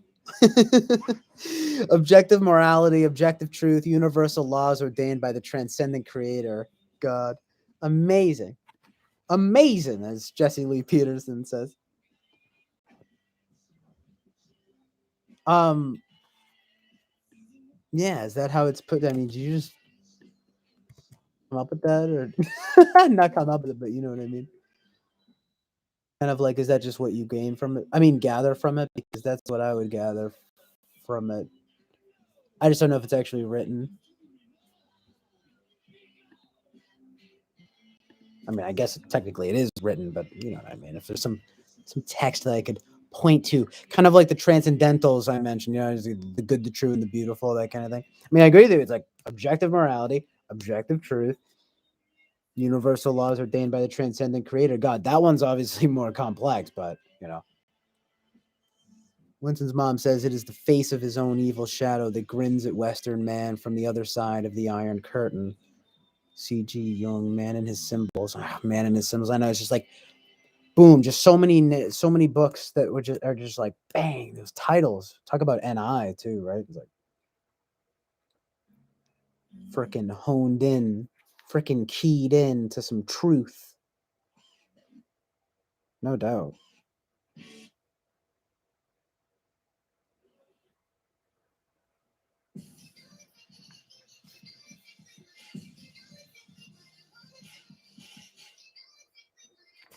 Oh yeah, someone said earlier, like, oh, can we get some bars or something like that? Yeah, thanks for that's funny. I would freestyle, and I might freestyle. That would be fun. It's kind of embarrassing, but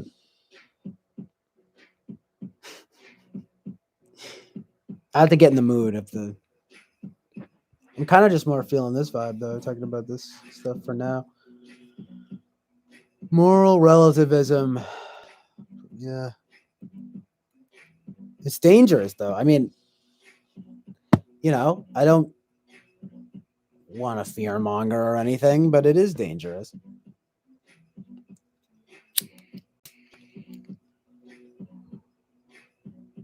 Progressivism. I don't know if it's necessarily. Well, they seem related, but he's degenerate now would be accepted in 2 years by them. Very possibly. I don't know. And then forget, when you're, and when you're interesting.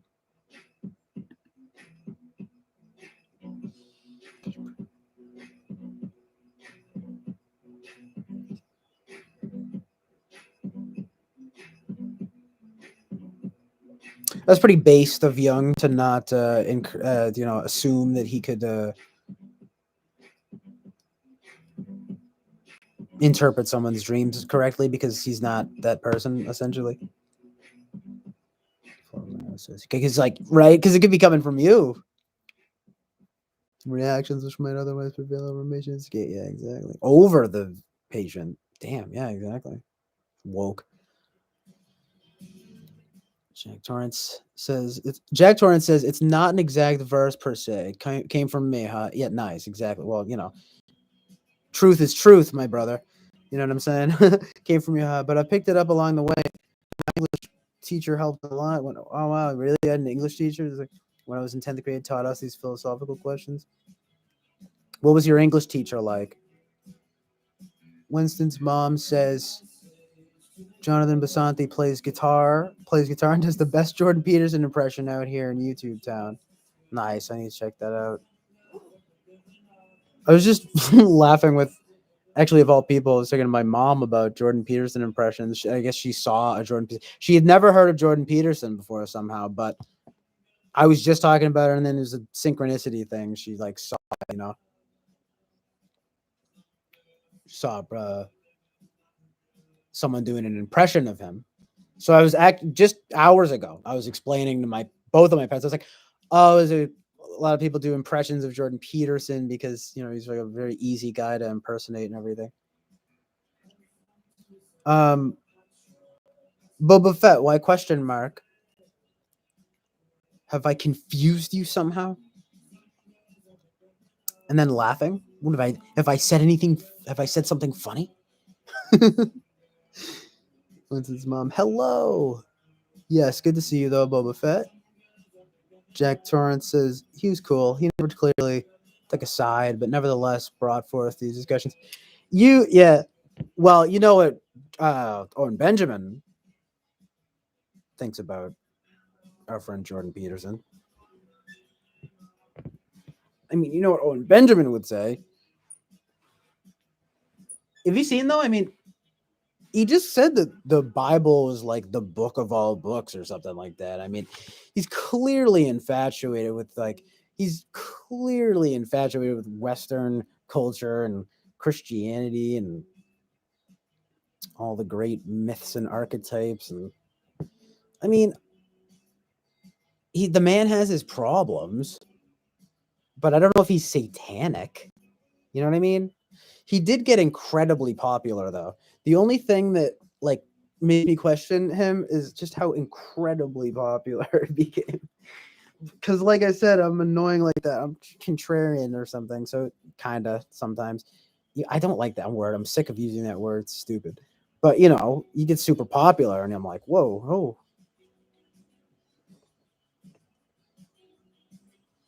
But you could say he was tapping into truth, and it resonated.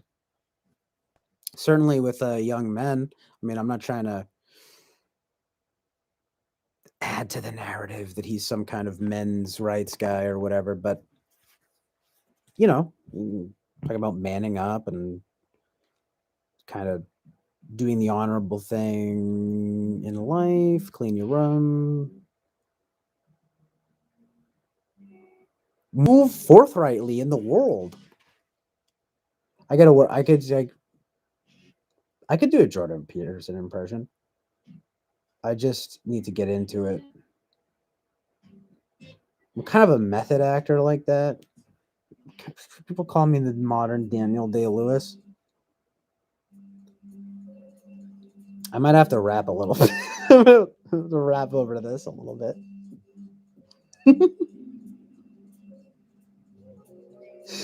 Thank you guys again very much for tuning into this nonsense.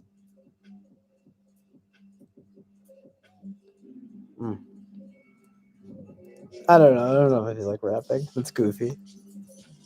But it did kind of make me want to be like,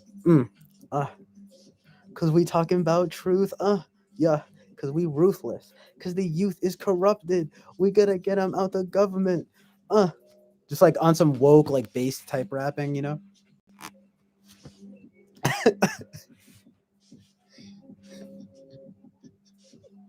Illuminati bitches all up in my business.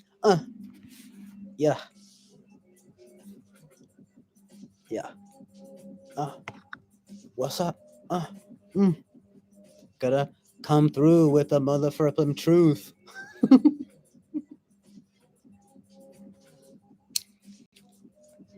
Eesh.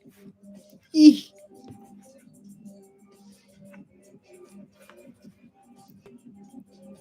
Yeah, so Owen Benjamin was all like, well, Jordan Peterson can't take a side because he's.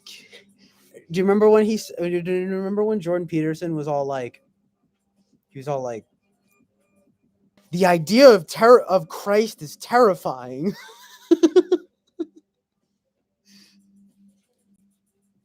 He's like crying. He's like, it's amazing, but it's terrifying at the same time. I'm like,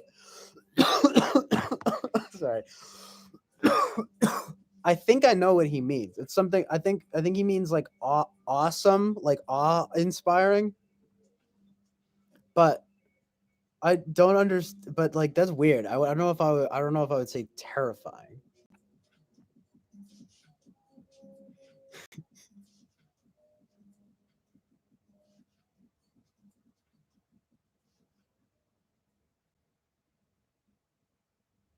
I will have to show my mom that. Winston's mom, yeah. There's no such thing as a dragon. Because I was trying to explain it. I'm like, it's so funny. Like he's so funny. Like,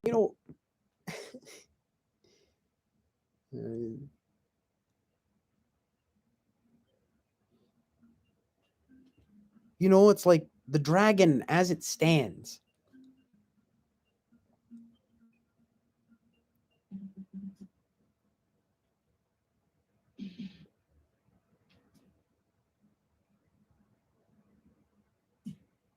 Illuminati, Ferretati. A group of ferrets is called a business. For shizzle, I mean business. So busy, get thick. Come on, can you be quick? I mean, Nestle's quick. It's actually pretty good. The Jordan's like a Gnostic sort of middleman ground, kind of. I'm not entirely sure yet, though. Not sure either, my dude. Not sure either.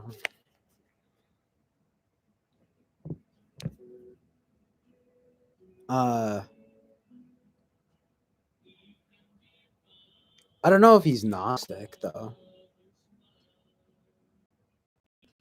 Gnostic, I feel like he probably talks about gnosis and Gnosticism a lot. I mean, he's a student of Jung, so how could he not? but I don't know. I don't really know what he is. But I mean, if he just came out tomorrow and was just like, I'm a full fledged Christian, I wouldn't not be surprised. But that's the thing that Owen Benjamin talks about, right? It's like, well, why doesn't he then? And I'm like, I don't know. But I think it's pretty simple, and it's something that like you can find in any YouTube comment section on Jordan Peterson, which is like that he's an intellectual. So his head is so filled with different ideas and stuff, that he well, he's not willing to commit. Literally though, he's basically not willing to commit to Christianity. I mean, I don't know. Well, then you bloody better make sure that you clean your room. I don't know. And it's like, yeah, it's dangerous. You don't even know how low people can go. That's a lot of O's right there. Oh, and it's vicious. You read that out rap. Snoop Dogg would for shizzle you for sure. Thank you, Winston's mom.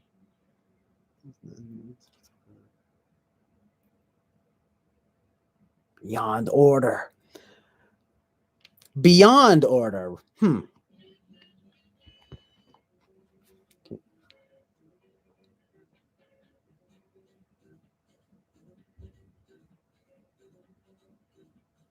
What does that mean to go beyond order? Does Jordan Peterson think that he's God?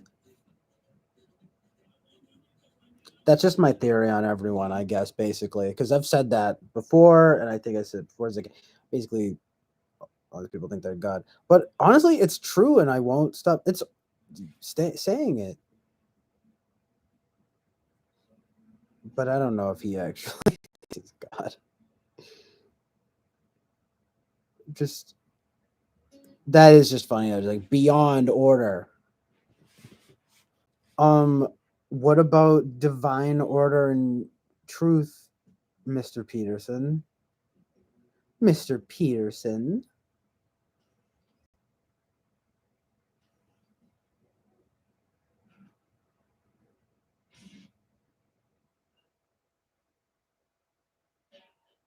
Eric definitely is more likely to think he's God than Jordan. Haha. I love how to us special group of individuals, Eric from Talking to the Famous People is like has the same like weight of like holds the same weight as like Jordan Peterson in terms of like the meaning that he gives us because like not because Eric is like niche, not a lot of people. I mean, people know about him. I think he's well known in the type community, but he's kind of underground. Meanwhile, you get something like Jordan Peterson, who's just like massively famous, probably rich. But it's like, to the true few, like me and you, it's like, yeah, but what does Eric say about it? Didn't he have a whole thing though recently, kind of going against Peterson though? And he's kind of like, I saw a title. One of his titles was a little incendiary. He's saying his fans were stupid too. I mean, I don't know if I would call myself a fan, but I feel like finding out about him did sort of help me guide me in the direction of things that like of a similar vein. Got me more interested in Jung and like just bolstered things that I already knew. I did one thing I noticed from day one about Peterson, and that I think a lot of people have noticed, is that it's like he has a really good way of putting things succinctly so that it's like It's almost like you feel like you thought those things, and that you maybe you did. That's certainly how I felt. I felt like I would say I would watch this stuff and I'd just be like, well, yeah, that's common sense. Like, but then it turns out, but then you go to the comments, right? And it's like, oh, I am a 35-year-old man, and I have never done anything. And Jordan Peterson saved my life. And I'm just like, whoa, shit. So you realize that message is actually like really important to a lot of people. But anyway, I felt like it'd be like, and I'm not patting myself on the back or anything. He would just formulate things in such a way where you'd be like, yeah, that's so, like, I know exactly.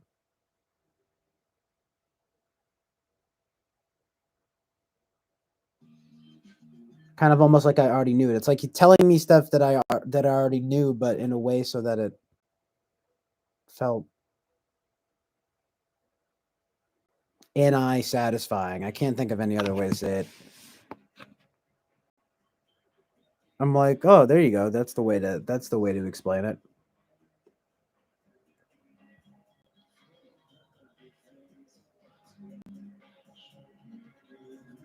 Yeah, I don't know why he's been going so hard on Jordan Peterson lately. Thank you for tuning in, Jonathan Basanti. Really appreciate it. Yeah, it's really late.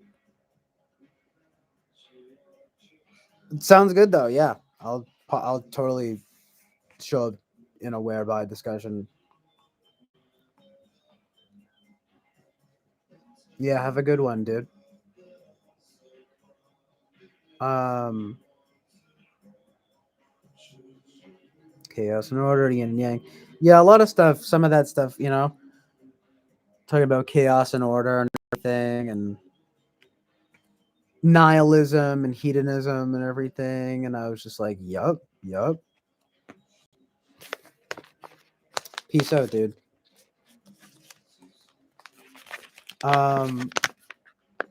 Eric's make some bold claims. Well, yeah, well, that's why we love Eric. It's just like,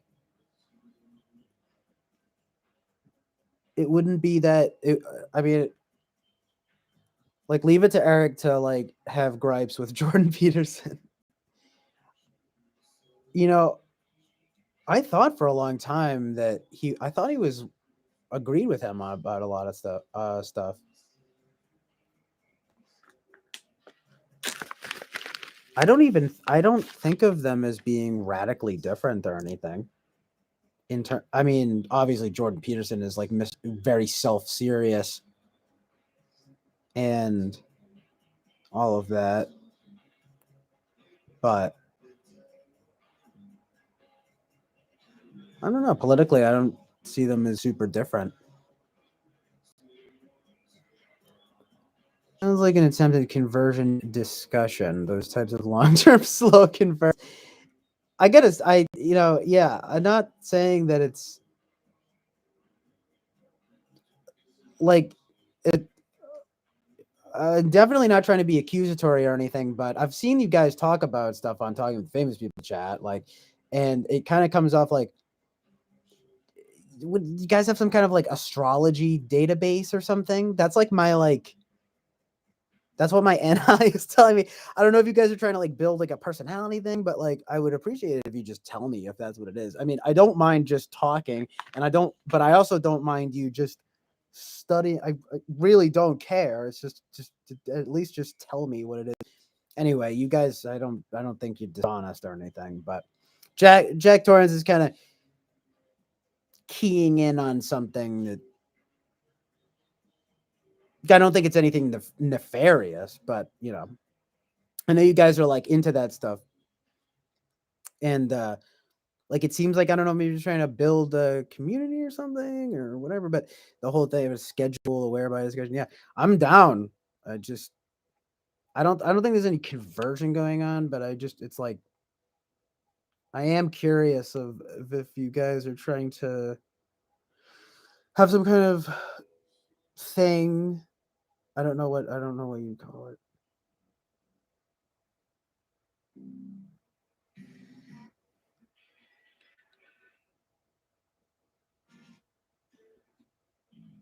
Like I said, I don't think it's anything nefarious.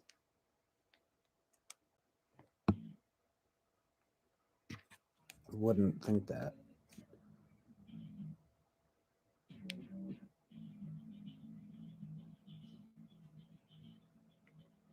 But yeah, it does have me curious. Some of the language use is like, ooh, special meeting. Eric espouses egalitarianism, but I often get the sense he wants to be the alpha. Lol. Like with Jordan Peterson, I also assumed they'd agree on some stuff. Yeah, I'm not sure. I need to watch his recent stuff because I don't know why Eric is suddenly so anti Jordan Peterson.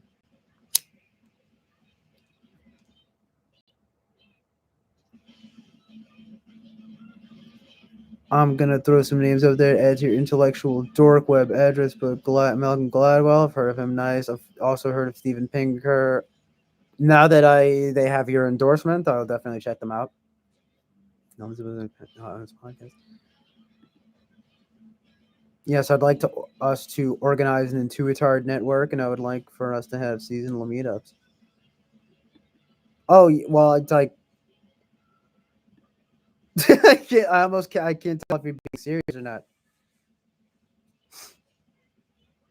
because that sounds. I mean, sounds good, you know. Jack Torrance says not nefarious, but definitely to try and get you on their page and quote unquote enlighten you.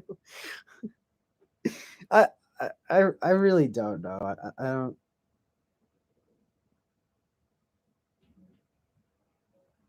They're gonna take me to leftist astrology conversion camp. I've already been there, dude. It's called living in Massachusetts. No, I'm just kidding, but you know what I mean? Like, what are they gonna do? You feel me? I don't know.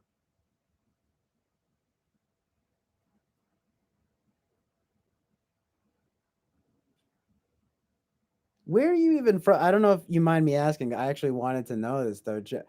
You've probably said it, but Jack Torrance, where, if you don't mind, where are you from, or like where are you located, or what's your general area? Like, I forget. I feel like you probably mentioned it, but I'd love to know. I'd just love to know though, in terms of like the environment. I mean, just because you can surmise very basic things from where someone is located.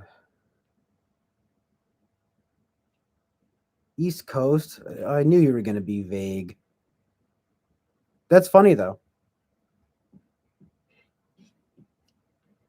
just because we probably are coming from similar kinds of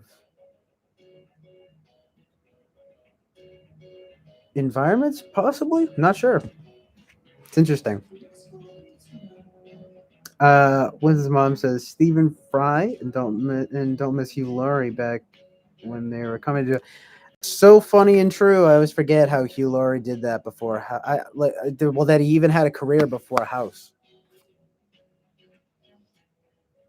Stephen Fry, I'm aware of. I'm aware of all these people.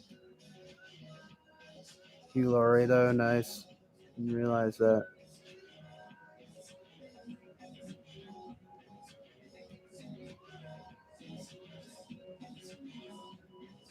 House is crazy.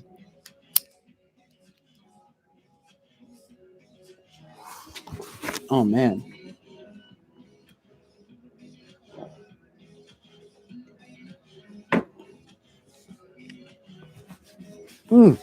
Almost going for 6 hours here. Crazy.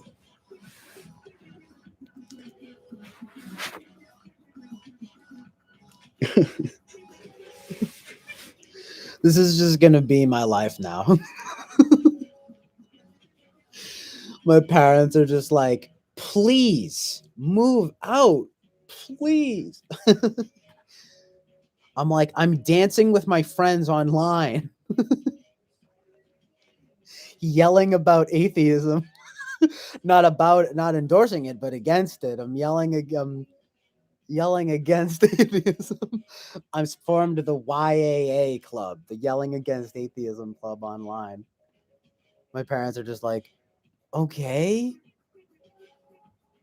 What? I don't understand. What is your fixation?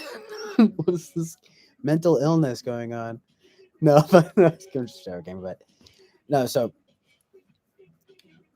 Jack Torrance, predominantly Catholic area. Boom. Although growing up in school, atheism as Gnosticism was main thing. Boom. So it's both we both witnessed the same kinds of stuff in that regard. Winston's mama. Just kidding. But she says, your governor did not CPAC well. He is not likely to make a serious run for president. He might run for office, make a name, and later earn a cabinet position.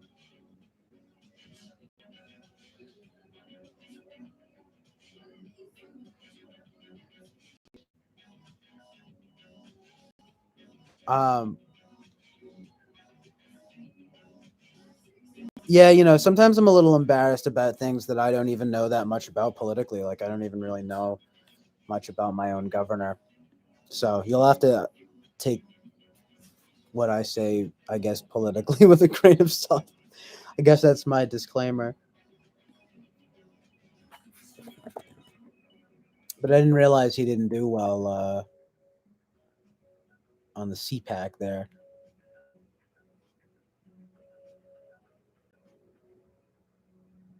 Doing a lot way better than Eric's done a long while now. Yeah, thanks. I mean, it's just I've been not doing anything. So it's just like to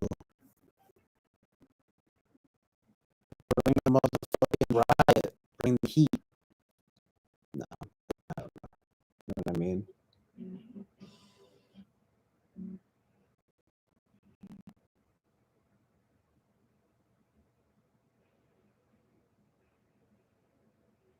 Yeah, it's good just to just do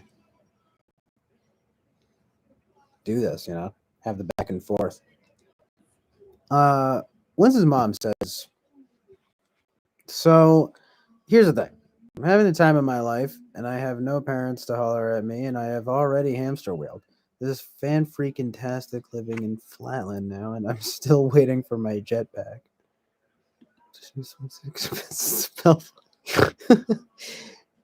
Jack Torrance. That's very blue of you to say. No, I'm just kidding. But Jack Torrance, Raffle, and I'm decent. Milk is not the mini. Voice became all wobbly, and my signal strength remained. Huh.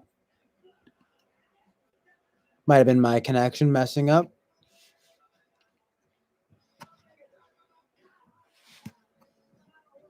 Hopefully not.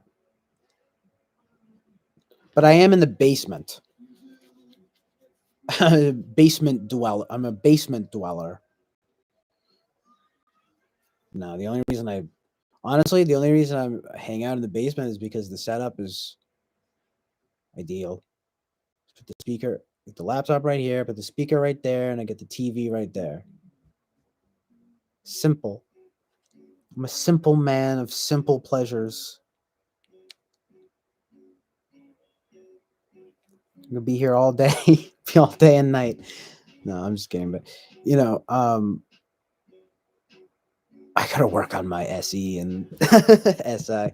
Those are the only ways to put. You guys know the language of the type, so I can say that. That's another thing that's amazing because I can't say that stuff to people in my life and have them know what I'm talking about. Even if I explain, I'm lucky enough to have people I can explain it, but I have to explain it again like every time, or at least I feel like I do. They probably don't remember. Keeping it in mind what the cognitive functions are. That's why I tell them, I'm like, you need to look into it on your own. They don't do it. They don't do it because they don't really care that much. They like the cardboard cutout name thing. It's like, it's interesting to a point. So it is what it is.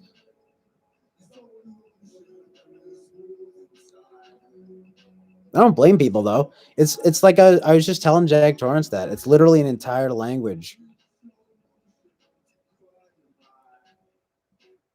You're not on the other ends of the ideal spectrum. You're a she and I he. Maybe this friction sexual touch of yourself.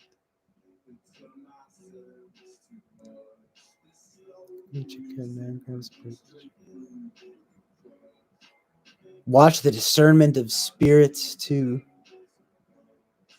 Whatever the discernment of spirits, huh? Sounds interesting.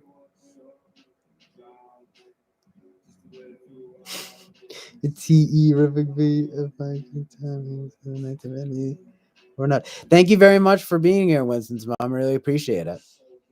Have a good day. Definitely come back whenever next time. So great to have all of the best people from talking from talking to famous people coming in here, and also appreciate you letting people know about the stream too. Incredibly helpful and kind. Thank you, Winston's mom. See here, yeah. So it still says that there's like 5 people here, so that's cool. That's all I need, you know.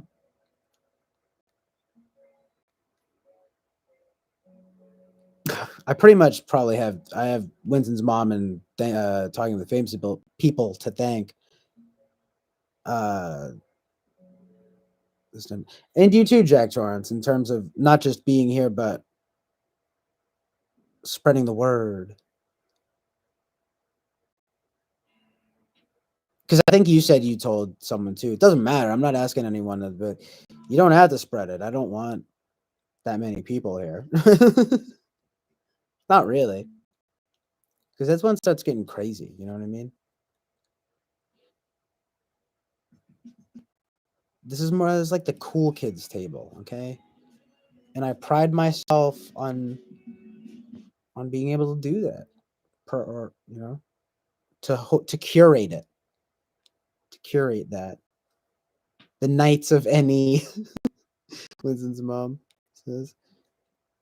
But no, this is like the Knights of the Round Table. Oh, that'd be a good name for this club. I'm like delusional calling it a club now.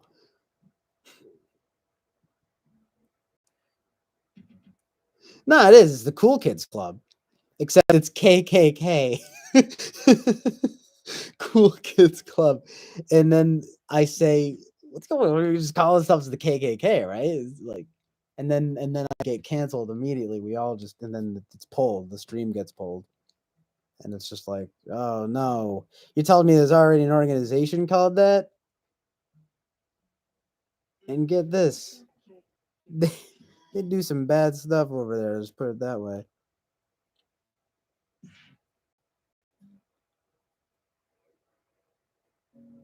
Sort of like a Norm Macdonald type of vibe, you know?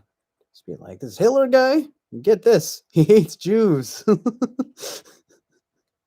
Dude, I never get tired of Norm. Rest in peace, Norm, for real. I wish I said that like I knew him, but I wish I knew him, man. That's so sad to think that it's like now he's passed away, and so it's like I can't know him. I almost saw him with my friend before, like a year or 2 years ago, and it just didn't wind up happening. Stupid. Should didn't realize Cool Kids Club.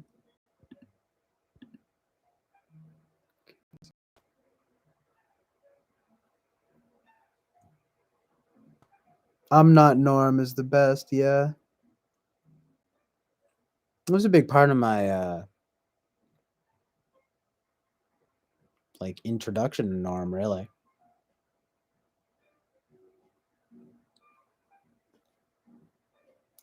The new in the new age of appreciation that had emerged for Norm, that had emerged for him in the late tens, and it was in large part due to not just his own talk show stuff, but the but YouTube and clips, and I'm Not Norm especially.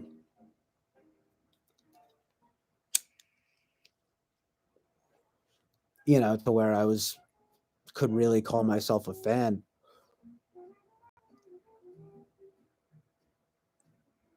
Because before that, I would say I was aware of him, and I remember even when I was young, loving him doing that when he was on the roast of and Bob Saget, who recently passed away. That's sort of weird that would, but makes sense. But just crazy, of course, that he died too. And when he was at the roast of Bob Saget, and he did like an anti-roast, and I saw that when I was like freaking 13 or something. So I've like known about him for a long time, but I just knew he was like on SNL and that he did that roast thing, and I was just like, whatever. But then find all these YouTube clips and so forth, and I'm like, oh my god, this talk show stuff, really, all this stuff that he would do on talk shows, interviews, and just finding out, just loving his personality, and finding him just very relatable and effortlessly funny, basically. And I really like that because it feels authentic. I mean, there's a Norm persona, kind of, but it doesn't feel like so much a persona as it is just him being, and sometimes, sometimes exaggerating, whatever it is, but it just never feels forced. It's perfect. I guess you could say it's kind of Enneagram 9. He was recipes, but he was probably a 9 of some kind. But who really knows? Enneagram is pretty broad, if you know what I'm saying. It's like he could have actually really been a 6. He could have been a freaking 5, honestly. But a lot of his tendencies seem pretty 9ish to me. Jack Torrance says it's odd. The audience at Bob's last stand-up said he seemed perfectly healthy. So did Bob's wife. Well, I think it's pretty not controversial at this point to say that there's been a lot of talk about that he got the jab.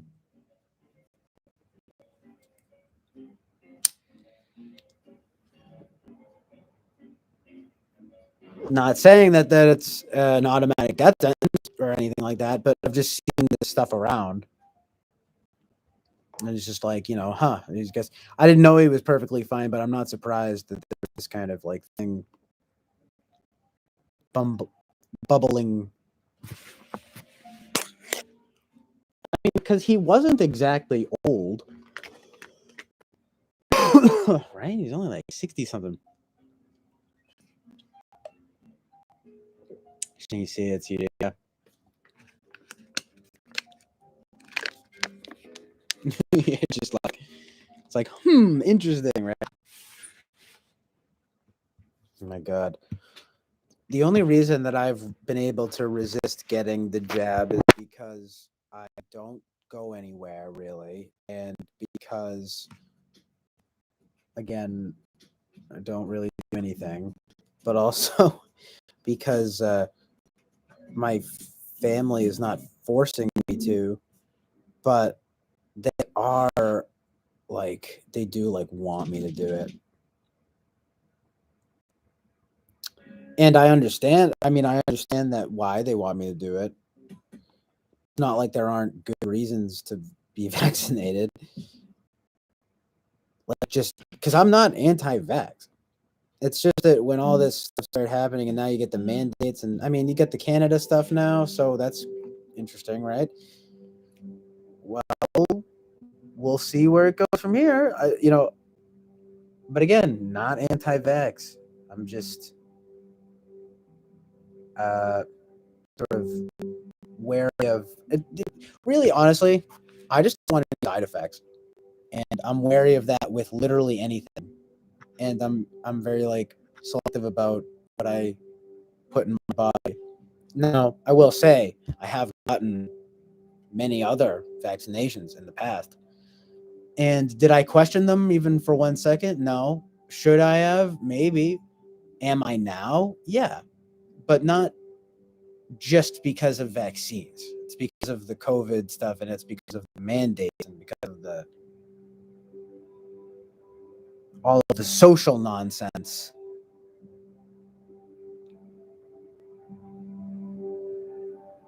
But I'm pretty centrist on it.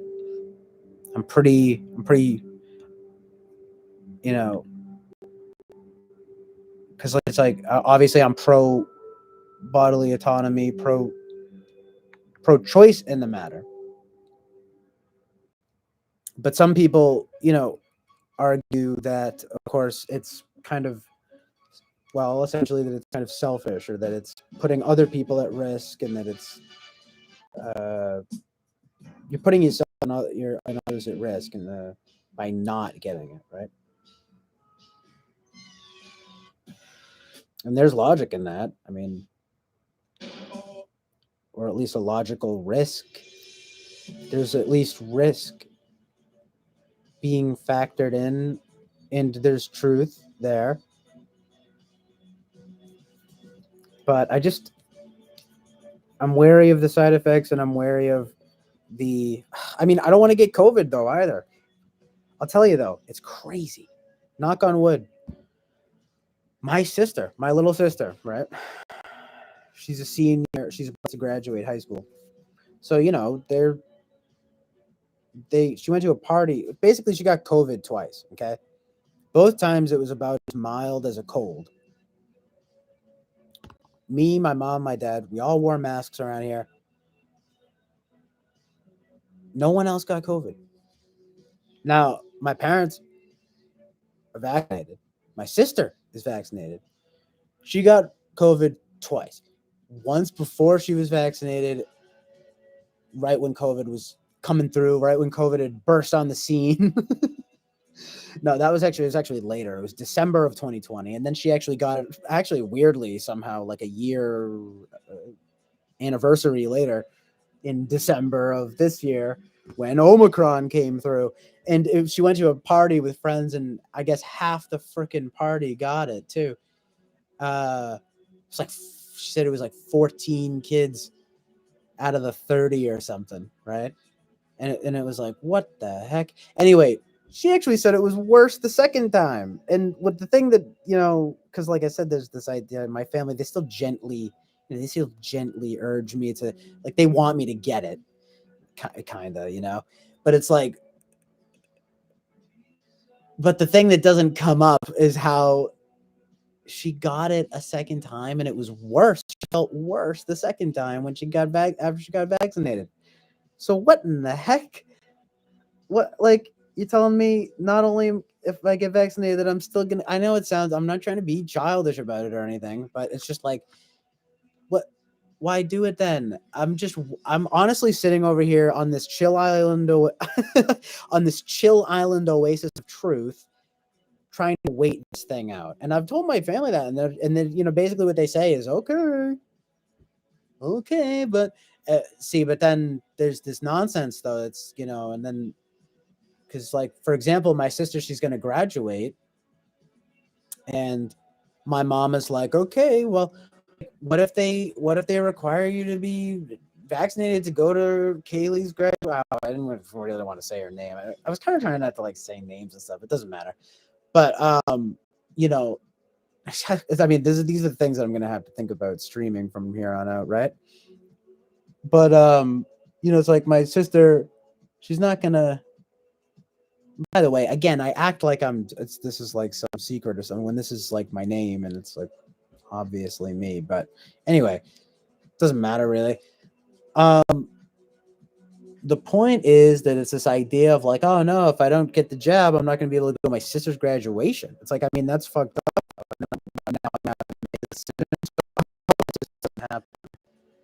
Because it's going to turn into this thing of where it's like, what, I'm gonna miss it because I'm an asshole, right? So it's difficult, man. They got us in a bind with some of this shit. I mean, I know that's like a super personal, subjective thing with like this example, and it might not happen, and hopefully it doesn't happen. Especially since, knock on wood, it kind of seems like we might. I've seen it a lot with even from mainstream news talking about this. Really might be the last wave, or not. Basically 2022. We might be seeing the, God willing, the end of the light at the end of the tunnel here with just the intensity with which it's been, the velocity. I don't know, the extremity or whatever. But it like can be over, can move past into like a more somewhat normal way of living. Uh yeah. Again, God willing. But where was I going with that? I don't even know.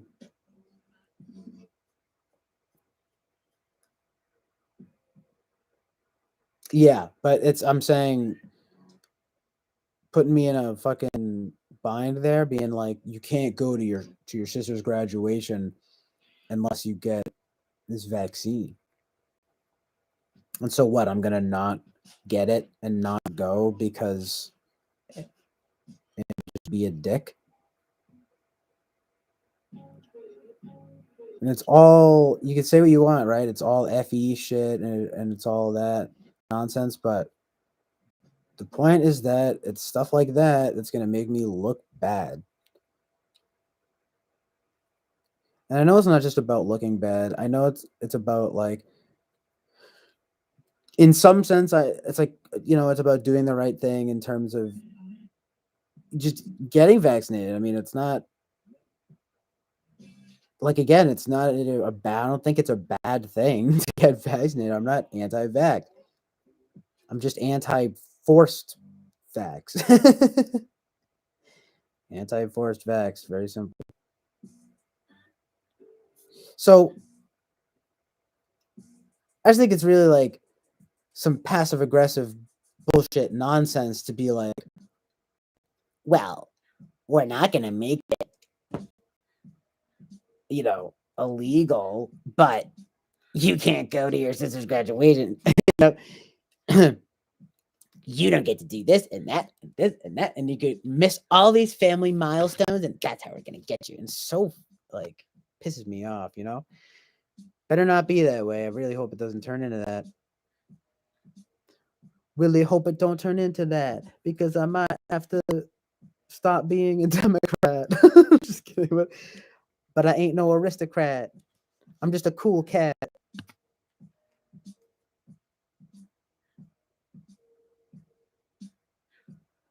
So, like, Jack Torrance from The Shining says, is agreeing with me. Thank you very much. So it seems seasonal. If it happened on the same season. Yup. And they what? Yeah, exactly. You're right. It actually happened when the winter of both years. Right? It's like, that's when everyone gets sick. No fucking kidding. What a joke, dude.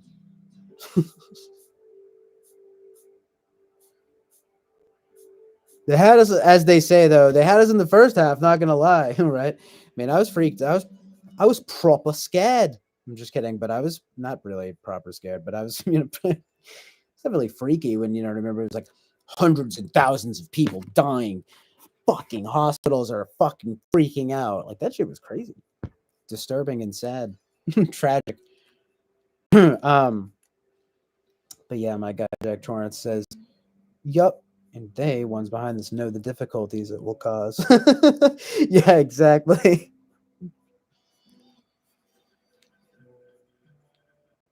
I don't know. The Canada thing is cool though. Maybe it's a sign of better things to come. We're not gonna take it. No, we ain't gonna take it. I'm not getting vaccinated anymore.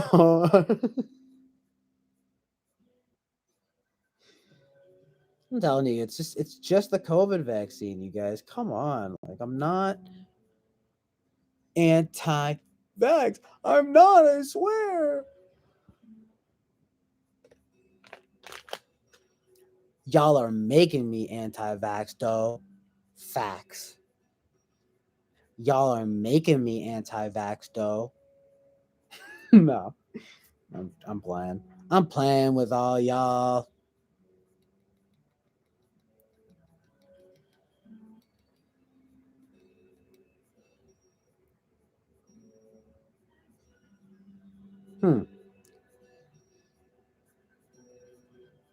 It's cool though. I love getting crazy about vaccines.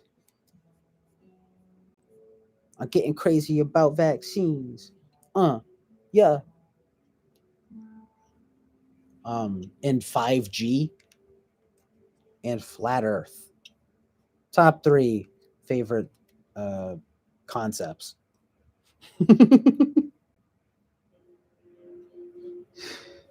Oh no! That's it for me. Hi, yes, I'll have the 5G salad, please. Honestly, I don't like salad. I really mostly don't like salad. I mean, granted, it's usually the stuff that's on salad, but I always notice just even earlier tonight, it smells bad. I don't know. I have a weird problem with it.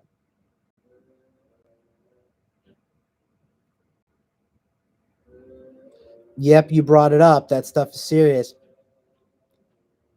I mean, I know I mean, I was joking, but like I also am down to talk about it. I just thought it would be funny to be like top 3 favorite concepts, you know. You feel me, dog?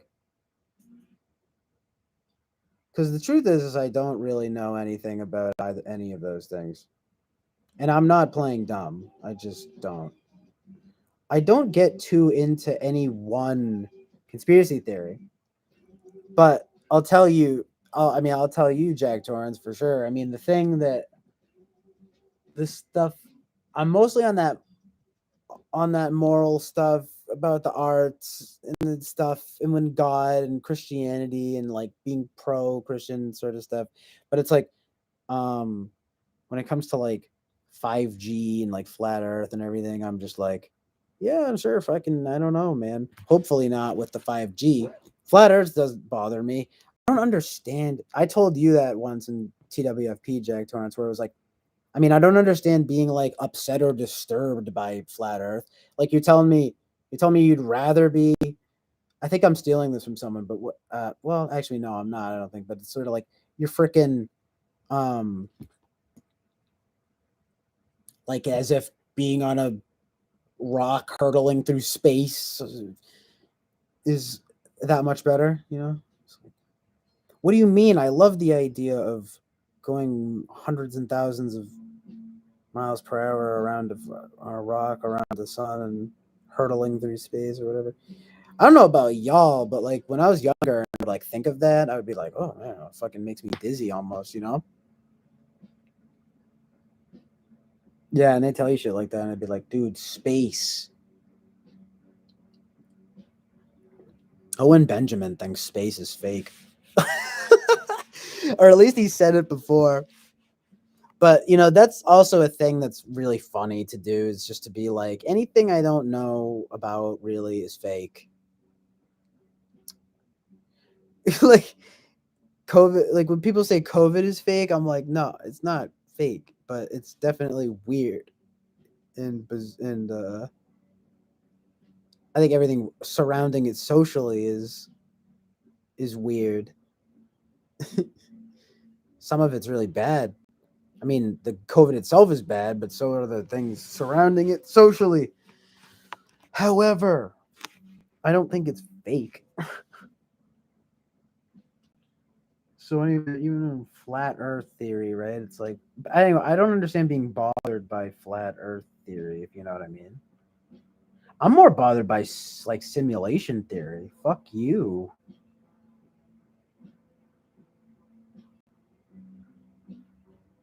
man. You know,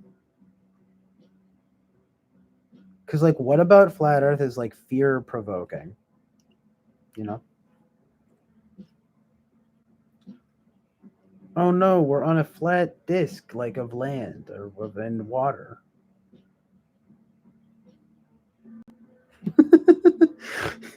It's a funny image though, you know? Because we're just so used to envisioning it as a globe. It's amazing. Uh wow, right? The power of conditioning. No, but seriously, you know, it's just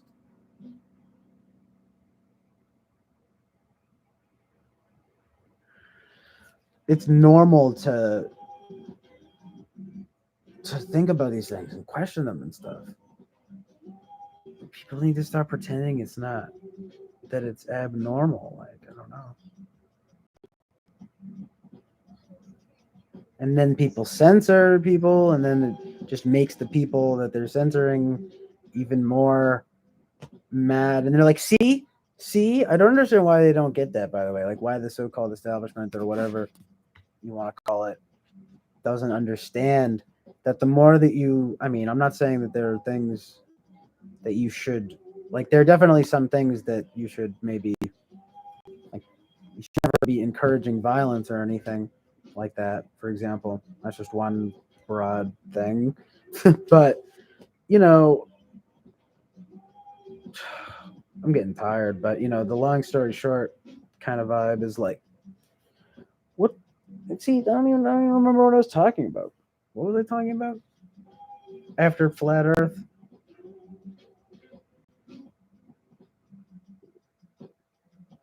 Man, that's too bad. That just went straight out my noggin. Just go, yeah, exactly. It just goes to show how much I know what I'm talking about. But no, I was kind of on a roll there. I kind of wish I remembered what I was saying. But anyway, Jack Torrance says airlines warning about. Oh right, he's talking about 5G vaccines stuff. Yeah, catastrophic consequences. Well, you know, we'll see. You know, 5G and jab. Yeah, there's thoughts that 5G and jab equals death, skull and crossbones death. Um, yes, that's scary.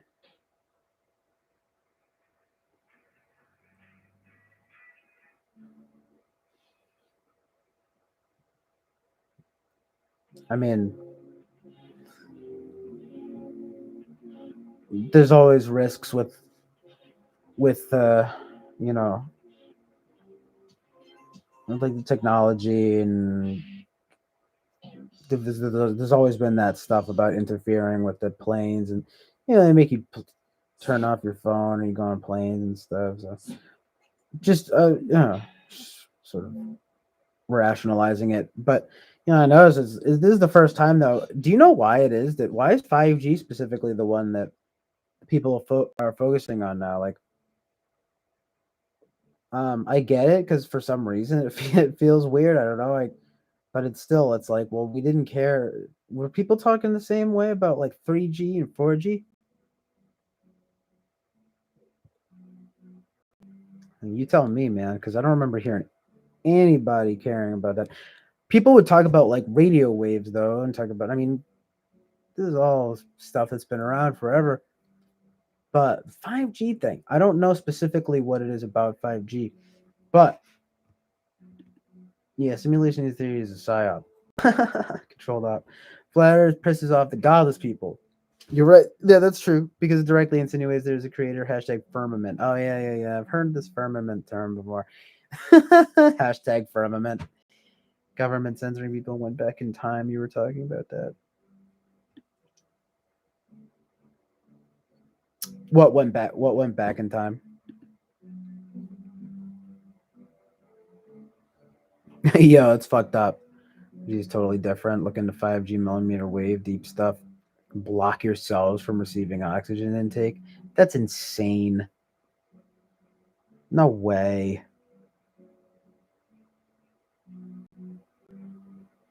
It's fucked up. I don't know. I really don't. I will look into it though. I I'm not gonna lie, man. I almost don't want to, but not because Like I told you though, man, it's freaky.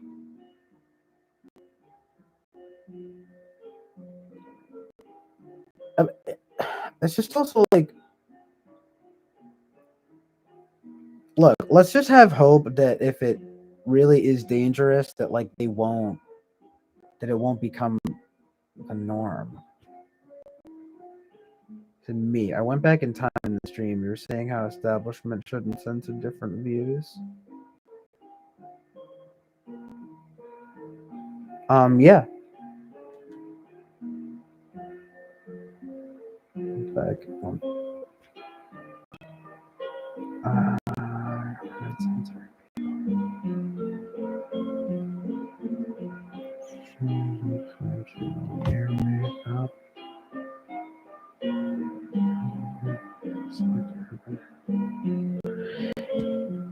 Yeah, okay, that's interesting. I mean, you know, that's very similar again to the microwave radiation stuff.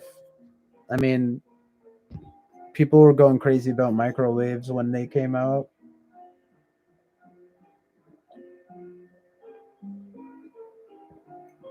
Turned out they were causing cancer, right?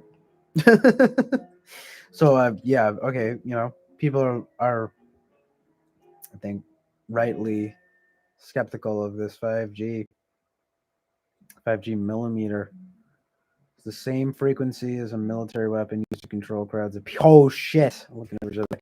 Okay, that's fucked up. Fuck you for telling me that. No, I'm just kidding. But because I have to look, because now I'm gonna have to. Now I'm fucking spooked. I'm gonna look it up right now. Hold on. As I play the Smiths, this night has opened my eyes. Exactly. This night has opened my eyes about 5G millimeter wave. Just like insert here, like a meme format.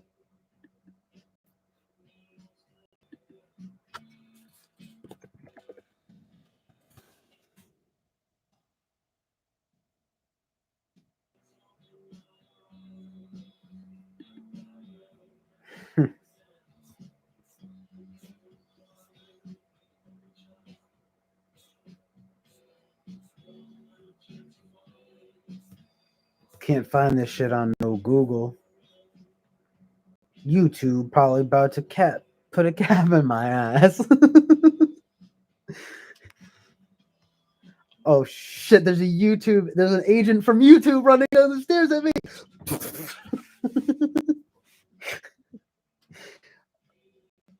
I'm also trying to calm you down a bit though. 5G nationwide is a 5G millimeter / 5G millimeter has to be like in an urban close quarter setting. This is where quote unquote smart cities come into play, and in those smart cities, close quarters, 5G millimeter. Well, thank you for trying to calm me down because I'm fucking freaking out. No, I'm just kidding. Yeah, hopefully it didn't seem like I was like actually freaking out, but it is a freaky idea, right? Because you're like, oh,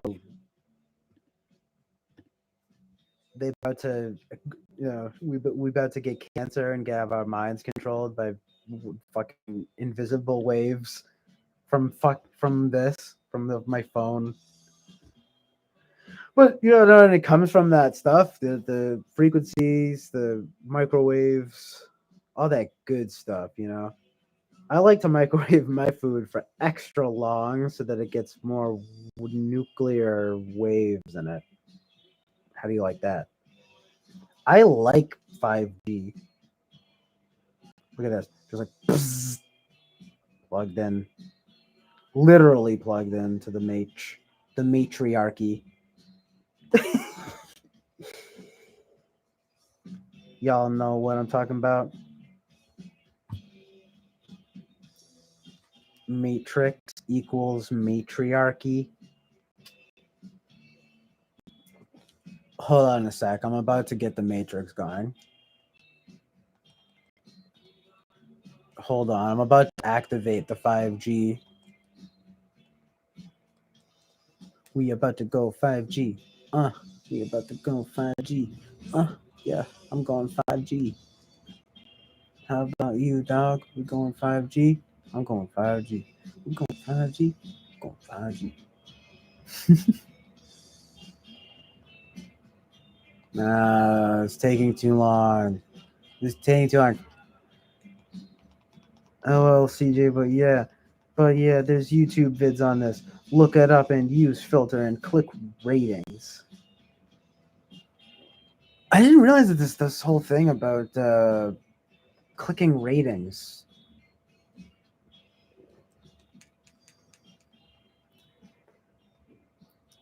Jack Torrance is about to drop a mega based pill. Let's hear it. Fucking scared. Woo! Oh shit! I'm shaking.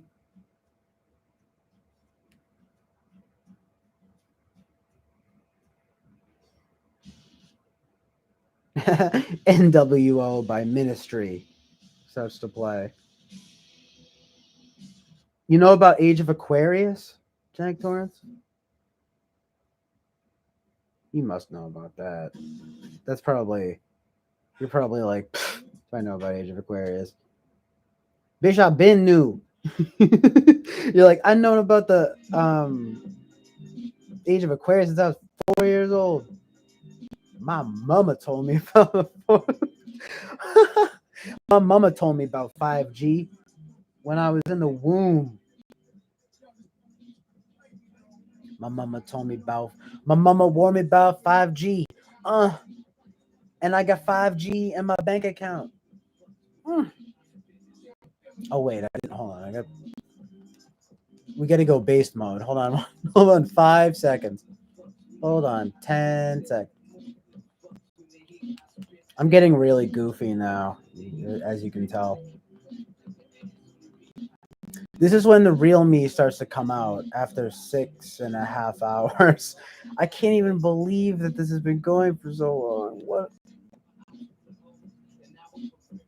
It's not that surprising though, because this is embarrassing, but for a while I would just rant, sometimes almost like for practice, and do recordings like on my phone, like voice memos. And I mean, I got bored with it after a while, but I could just do that. I found that I could go for really long. Like I could go for like 3 hours at least, like comfortably. That's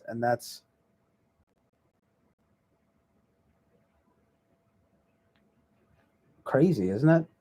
So it's just, if I even just have a few people here, it's like probably go for like 6 or 7 hours. Oh, but I should probably stop soon because it's like not as fresh, but now it's kind of fun in the way that it's getting goofy. I'm getting sloppy with it. Nah, but for real, I'll probably stop soon. It's about to be 7 a.m. Jack Torrance says, turns out long-term exposure to wireless frequencies like we have now can induce flu-like symptoms on people. Like in 1918 with the flu crisis, happened shortly after electricity became mainstream. That is interesting and very bizarre because, the Age of Aquarius, like I just mentioned, guess what Aquarius is the sign for, or, symbolic of? Electricity. And guess who talks about electricity a lot in his movies? David Lynch. And guess what sign David Lynch is? Can you just guess? Aquarius.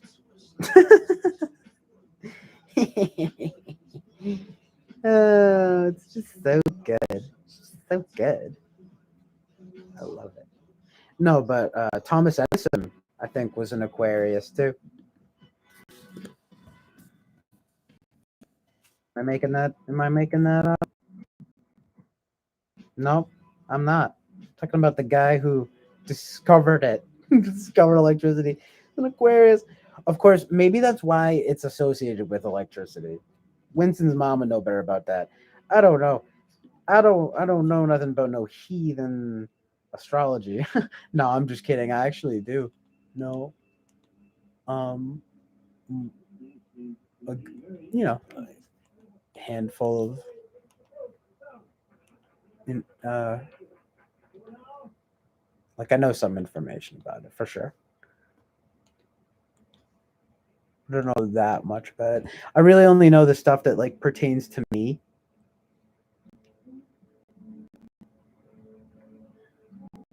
Like I'm not really a generalist in that sense with it. I'm not a pro. I'm more of a pro with MBTI and socionics and no, no, I'm not gonna say Enneagram is pretty tough. Enneagram is a lot,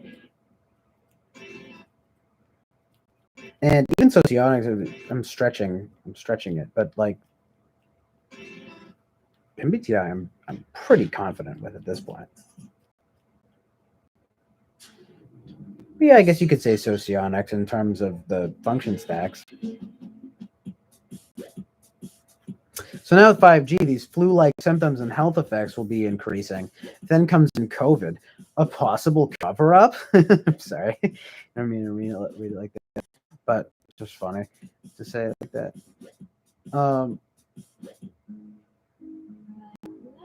Yeah, that's too much for me to even process right now. I'm sorry, it's just like too much, dude.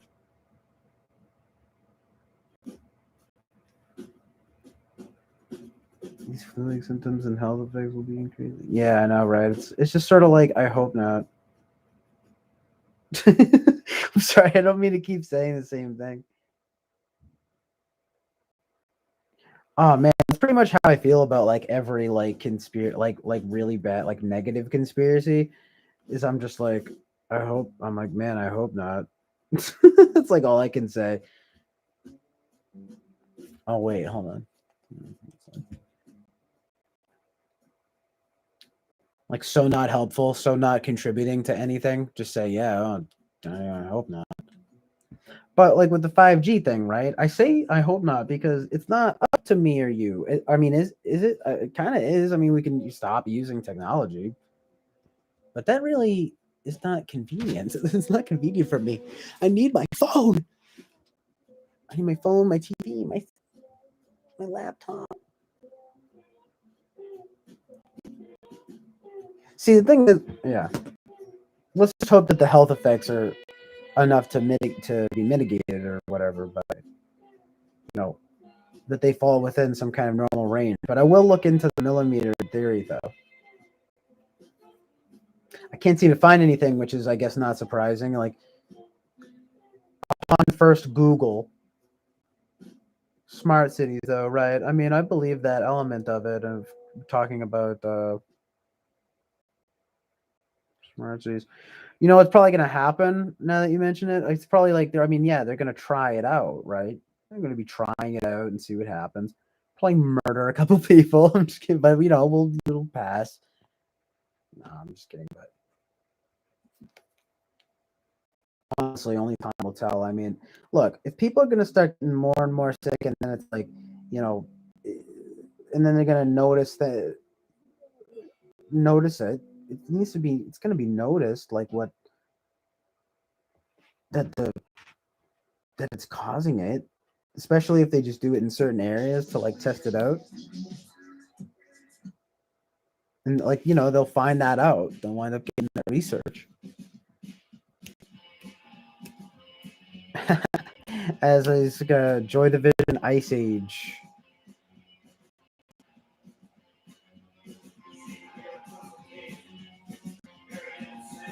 4G was enough. Hashtag 4G was enough. That's awesome that he said that they said that in Californication. Age of Aquarius has some new age stuff in it though, but it's part of the it's but they're using it. It's being used though. Do you know what I mean?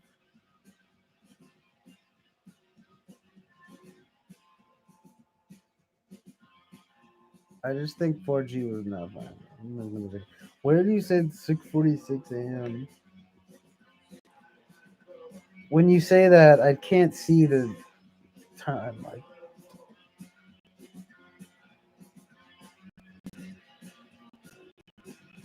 I'm living in the message. I'm living in the message. Living in the message.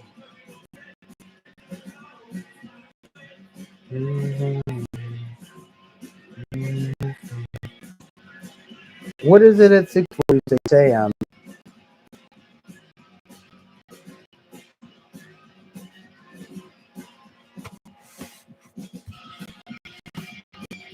I should be able to see times.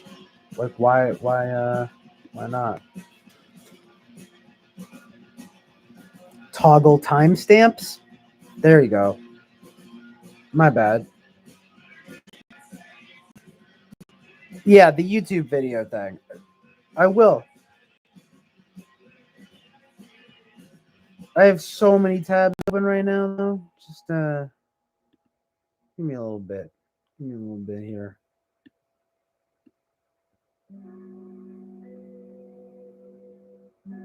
Dude, so many tabs. Of acid that I'm taking. What the heck? I'll just search I'll just Google any old thing. I'm a Google-holic. I'm addicted to Google Haul.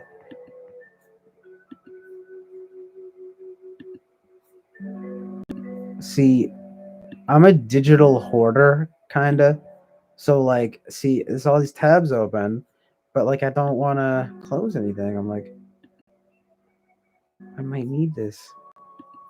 Okay, well, I don't need those because it's. Oh.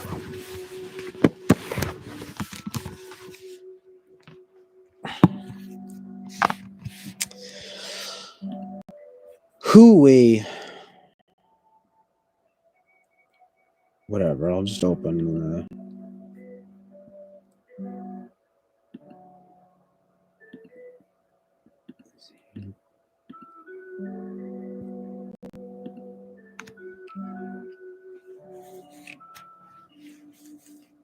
filter, relevance, put rated.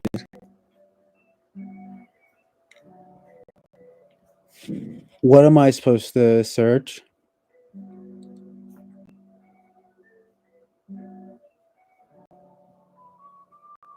Just 5G millimeter wave, I guess. Let's see. Let's just see to follow through on this on the stream.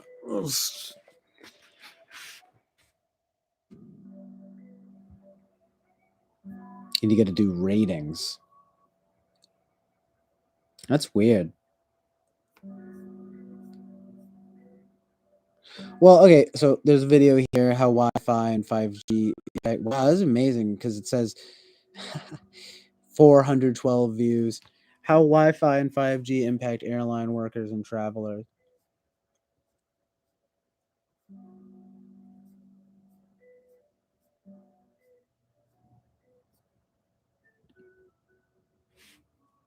I'm all close to the laptop right now. Don't mind my face.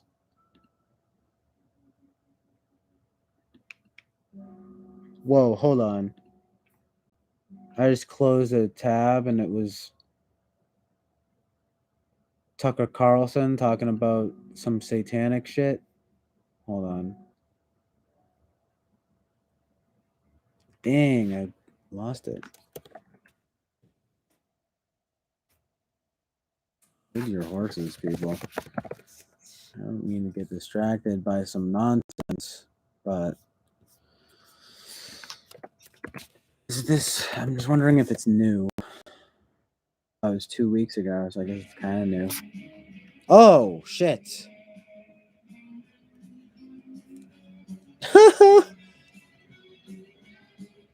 First of all, An after-school club offering children Satanic Temple children for children. It's an after-school club for them. And then there's just this other video which is like fucked up. And then 4 years ago, free speech big zone not big enough for Satan, Christ. Like what? But the thing is that this guy only has like one eye, or like his eye is fucked up. I'm like, what the fuck? What the hell? 1 month ago, this is what is next to baby Jesus in the Illinois Capitol. Baby Baphomet. Good Lord.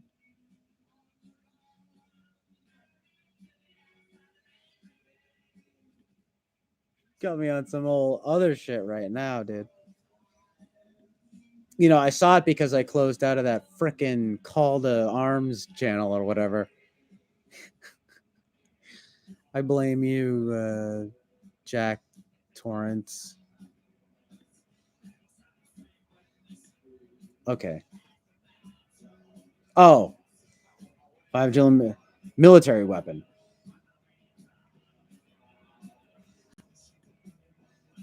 $5G millimeter wave military weapon. It's just like this one thing here, and then it's like just this other thing. It's I had oh, hold on.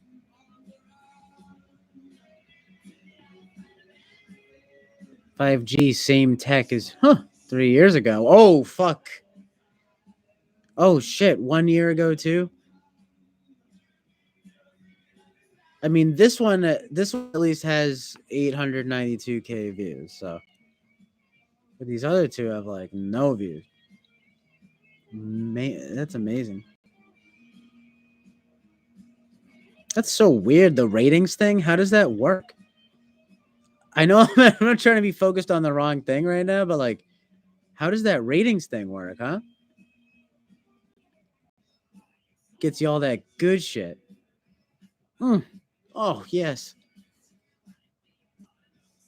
That good information. I just don't understand. There's only 59 rating or like ratings. What does that mean? Explain it to me, Jack Torrance. Jack Torrance. Explain to me Taurus from astrology. Evil occult astrology. 5G, same tech as military active denial weapon. Hashtag no to 5G. Jack Torrance got me on that YouTube tip once again, getting me to watch some crazy shit. But what it says here is first spirit cooking, now just plain 5G human cooking. Oh.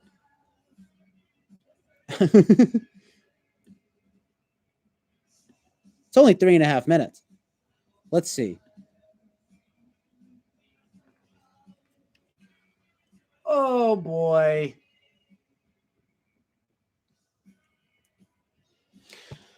Oh, am I gonna keep this up too, by the way? I should, but I'll watch it. Fuck it. I'm gonna watch it, dude. You got me. I just need to see how it's the same as the military. Hey, you see it? It can just be a live react thing. Well, folks, you know, we've been trying to tell you this for a while. 5G.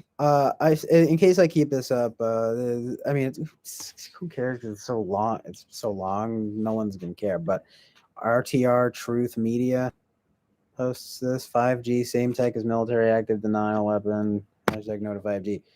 So this isn't exactly very eventful, but you can hear the audio, and I'm just going to watch it and see what this is like. Well, folks, you know, we've been trying to tell you this for a while. 5G network uses same EMF waves as Pentagon crowd control system. Yeah, this is a gem. So, you know, people like Richie from Boston. Boston. Road Warrior. I'm from there around Boston. And PhDs and all kinds of other people have been telling you that this is a rising problem. The global rollout of 5G is well underway, and we soon may see new small cell towers near all schools on every residential street. Folks, it's using the same EMF waves as they use on crowd control systems. Yeah, this is what we need. At Georgia's Moody Air Force Base are about to fall prey to an invisible ray. This is a vehicle-mounted active denial system, ladies and gentlemen. The active denial system. So you're going to see what's going to happen when this is implemented to these people, and I'm sure that many of you have already seen this. I'm not going to keep this report real long. I just want you to think. Did you ask for 5G? Did you request it? Do you even need it? First of all, it's safe. Second, it's effective.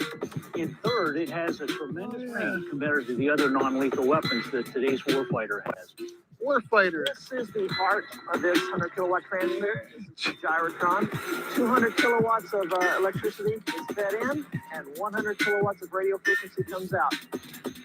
That millimeter wave energy comes out an aperture underneath the main reflector. There it goes. It's the subreflector, which illuminates that main reflector. Yep, all it needs is a reflector. A roughly antenna-sized beam downrange. How lovely. So you're getting the idea, ladies and gentlemen. The active denial system is non-lethal, allegedly. Well, when they say that it's non-lethal, it means that they've just dialed it down so that it doesn't kill you.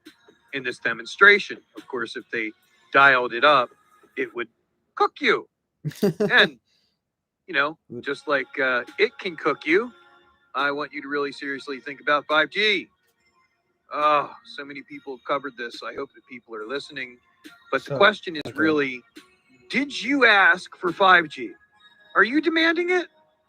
And what exactly did Tom Fitton of the FCC mean when get out of the way of technology and we don't really need any kind of research or development or regulation? Really? How wonderful. Don't need any of that.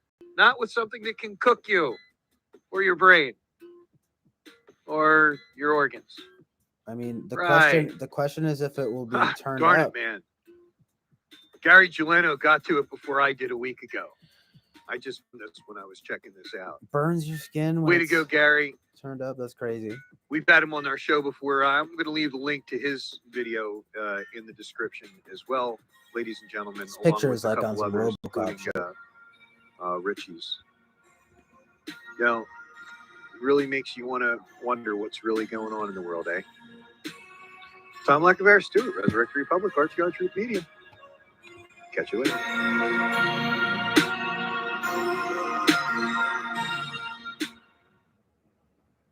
Interesting.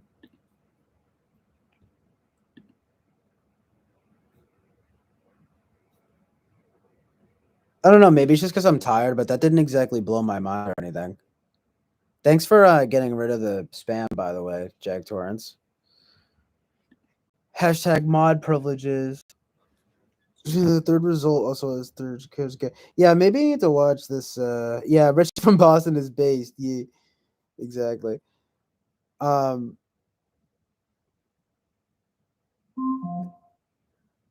Correct me if I'm wrong, but all I got from that was like, okay, so if they turn up the waves, then that would cause problems, right? But otherwise, it's fine. Hopefully, maybe. Hopefully, maybe, possibly, hopefully. That'd be dope. That'd be dope. I love 5G. He's right though. It's like, we didn't ask for this.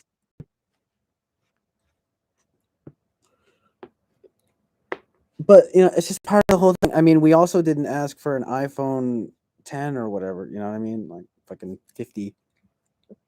It's just gotta keep moving into the future. But you're right. It's like it comes from the name 5G. Like, it comes from the electromagnetic waves and all that stuff. So, these are real things that have consequences. Like I started in this stuff about microwaves back in the day. And what do you think this is? The whole the plane thing, the interfering with the planes. There's always been that thread with the technology. You get fucking eye strain just from looking at your phone too much and stuff like that. What do you think? That's not. It might not necessarily be the radio. It's not really the radio waves, but I'm just saying there's like minor. There's minor effects that can happen that don't need to it be exacerbated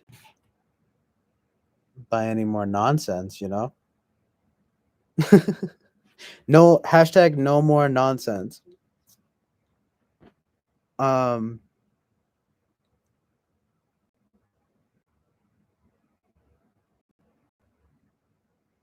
Yeah, I guess you're saying it's different because it's using like different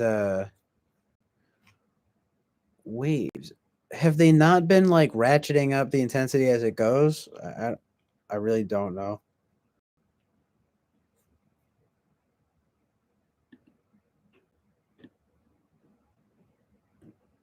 To tell you the truth, I really don't even know what the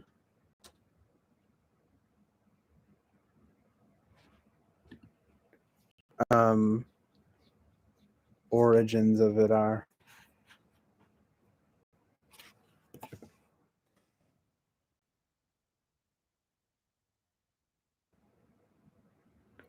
Well, there's stuff in the news right now about the airline stuff.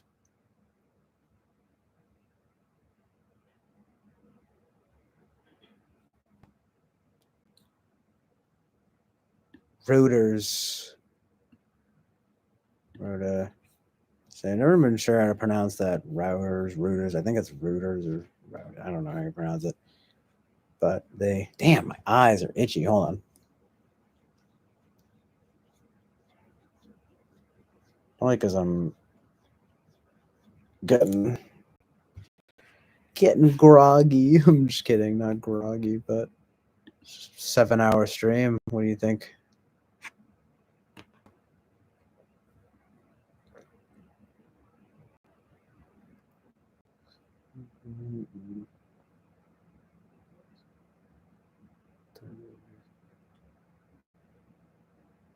Right, crowd control thing. Very, very strange.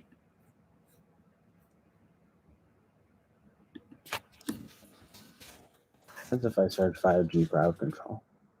Active denial system. So that's like the key to this thing, yeah. Active denial system.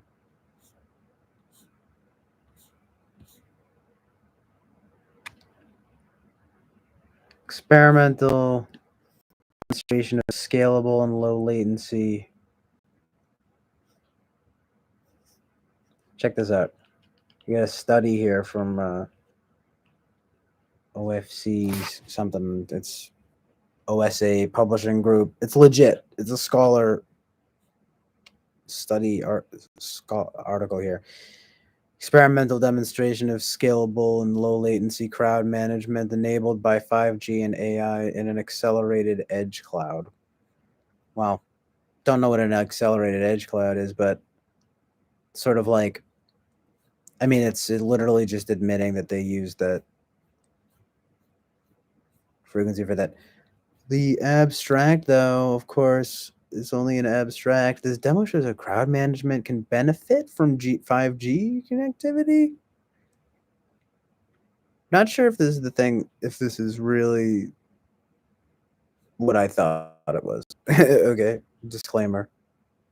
Sorry, cloud-based, AI-based computation to achieve low latency. Oh, it's talking about connectivity. It's just about the connectivity. Sorry, false alarm. Crowd management. Thought I was about to find something juicy here, but it's just some nonsense. It's just, achieve low latency and scalability with respect to a mobile device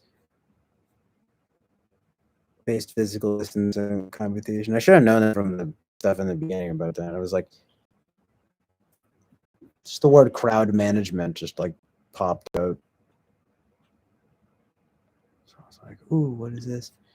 But of course, it's hard to find much about this. What I want to know though is just basically how it works to control crowds. I mean, rfsafe.com says 5G network uses nearly same frequency as weaponized crowd control systems. RFSafe.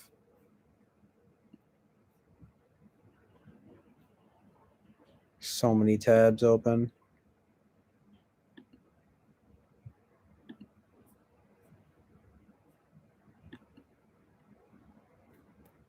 Do links work now? Sorry, Jack Torrance.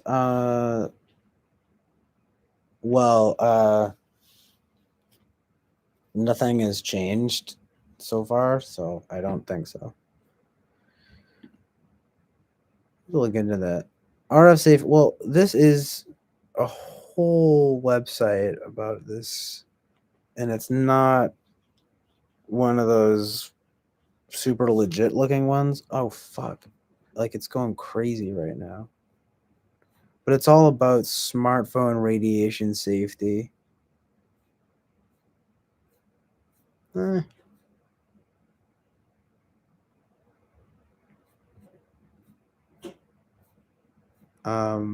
Man, but yeah, it's you're only gonna find that stuff here. It's so sad. I mean, there is.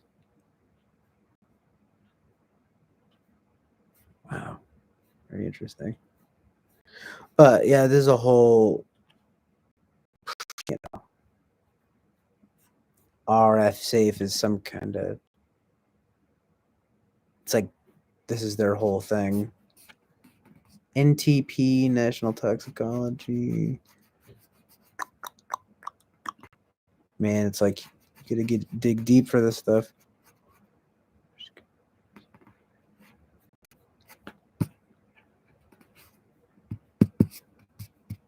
So it goes, CPD demonstrates new crowd control device. I mean, Introducing speech. if I can find, I mean,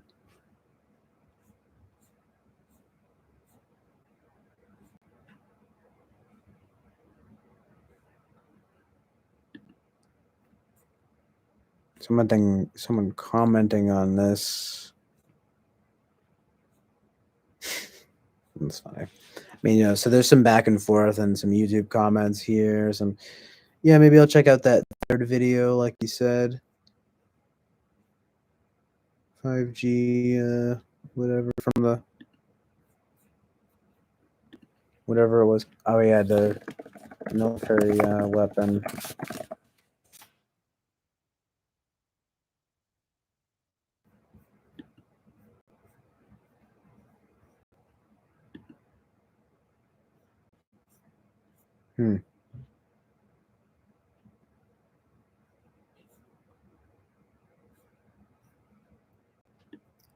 Yeah, I'm gonna save that one that has like a ton of views for later. I don't know 5G is now, but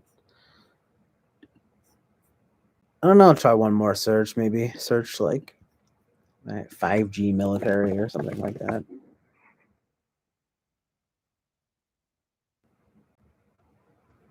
No, I mean, see, here you go. 5G in the military, a new era of connectivity. Well, okay, so this is an article about. You see, they're not addressing their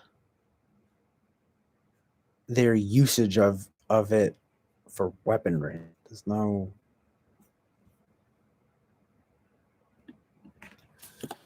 Yeah, you get a 5G military weapons. Untested 5G technology at active denial systems, millimeter waves. Here we go. All right, we're getting there. Oh, it's a paper. It's an actual scientific paper here.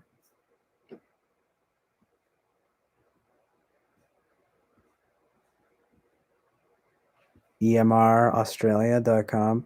5G will use the same frequencies as pain-inflicting military something. EMR, though. Weren't you just talking about EMR? What does the 5G network and a non-lethal weapon developed by the military have in common? This actually seems kind of legit. It's weird. What the heck is EMR Australia, dude? Check it out. We're doing deep truth uncovering. Truly the Chill Island Oasis. Or are you lost in a 5G rabbit hole like me right now?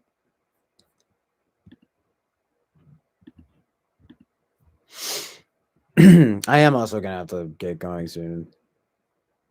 But if anyone's even there, I don't even know. I'm like, is there really 5 people? Shouts outs to the 5 people that are here right now. 5G. Yeah, it's just interesting. There's a paper here, scientist questions the safety of untested 5G technology and international something or other. And, the Internet of Things poses human health risks. That's interesting because I've heard that term before. Scientists question the safety of untested 5G technology at international conference. There's a 4-page paper here. There are references, non-lethal weapons programs that, and then you get this EMR Australia thing saying, okay, so see, I'm going to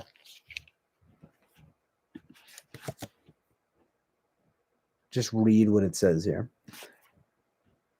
Now, mind you, this is the company EMR Australia, okay? Is Australia's leading resource for creating EMR safe homes.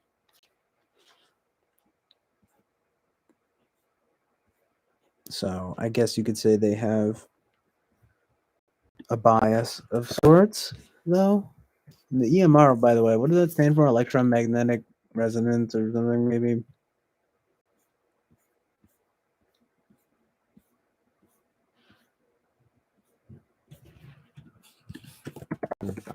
EMR. There's another article. 5G begin for health.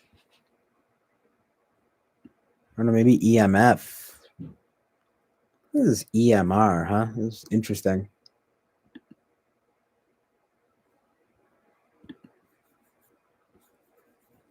What the heck, man? I almost want to like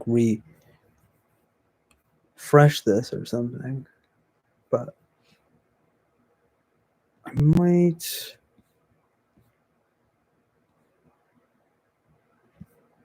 Head out finally. But anyway, there's an interesting article here from EMR Australia where I mean their whole thing is about electromagnetic pollution or whatever. Very interesting concept, but I guess this is their whole thing. But they do have an article very clearly explaining, and they say 5G will use the same frequencies as pain-inflicting military weapon. What does the 5G network and a non-lethal weapon developed by the military have in common? The Department of Defense has developed a non-lethal weapon, a non-lethal crowd control device called the Active Denial System.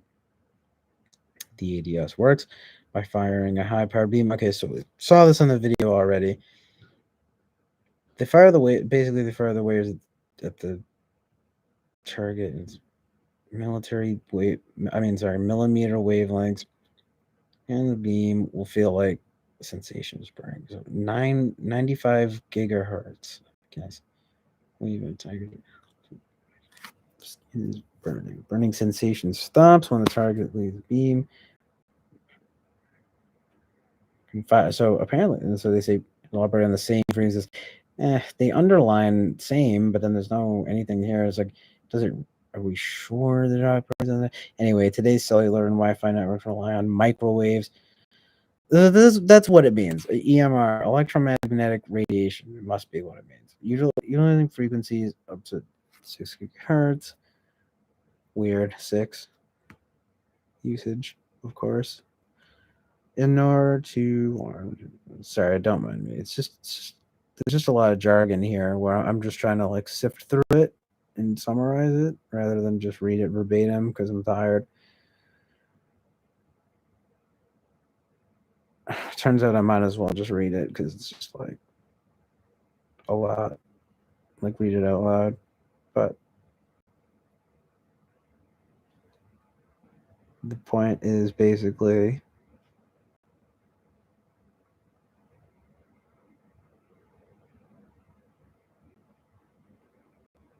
they have to get new spectrum bands in order, like it requires it. Ultra high rates of data to be transmitted, right, in the same amount of time as compared with the previous deployments. Yeah, right. What? So this is like what you're saying, Jack Torrance. It's like to be transmitted in the same amount of time as compared with previous deployments of microwave radiation.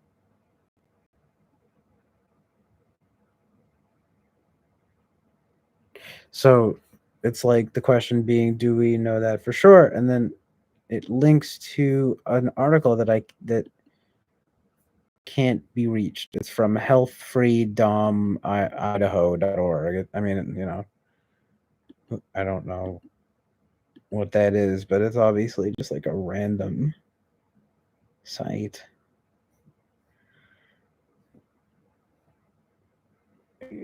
Of course, you know, USA Today fact check claim about 5G and immune system is unproven. Claim electromagnetic field radiation for 5G has an enormous impact on your immune system. Claimed by social media users, fact checked by USA Today, missing context. So, you know, it's like they're willing to admit here that there is context for it. And I'm sure, and we should read this because it's like they'll probably. This article just came out January 30th. And delay, right? 5G's been delayed, huh? It's very interesting. Oh, right, near the airports. EMF nightmare, 5G and EMF nightmare. Yeah, there's a webinar. Check it out. Lots of sharing, lots of people sharing it. You know, this thing that is overreaching, but it seems to, it's not commonly thought to be to cause problems, but once we get into the real science of it here, start talking about ionization, radiation stuff, but it's different from 5G. So the EMR energy is lower than the ultraviolet portion of the spectrum. So the idea that seems to be supported here is that it's close, but doesn't cause it per se. But you know what happens with 6G? In fact, you know, the conspiracy about 6, so it could be the death of us all. You imagine that? Because it seems like it is, because it's like, so yeah, very strong. I mean, very strong radio waves can heat up the body and disrupt the immune system, the BBC reported in April 2020. And the lack of research on the health effects of millimeter wave frequencies, which are broadcast between 30 and 300 gigahertz, has led to concerns about 5G. But that doesn't mean 5G is proven to be harmful, as the Facebook post claims. Since it is true that not as many biological research studies have been conducted at such high frequencies, a common expression is that we don't have any understanding of how 5G signals will affect health. Tells us the problem with such statements is that at such high frequencies, the radiated signals have very shallow penetration depth within tissues. Oh, good. So it'll only burn you a little bit. For example, at about 30 gigahertz, energy from 5G signals is absorbed within the first approximately 1/2 millimeter of the skin surface, he said, meaning they simply can't get into the body interior to any extent.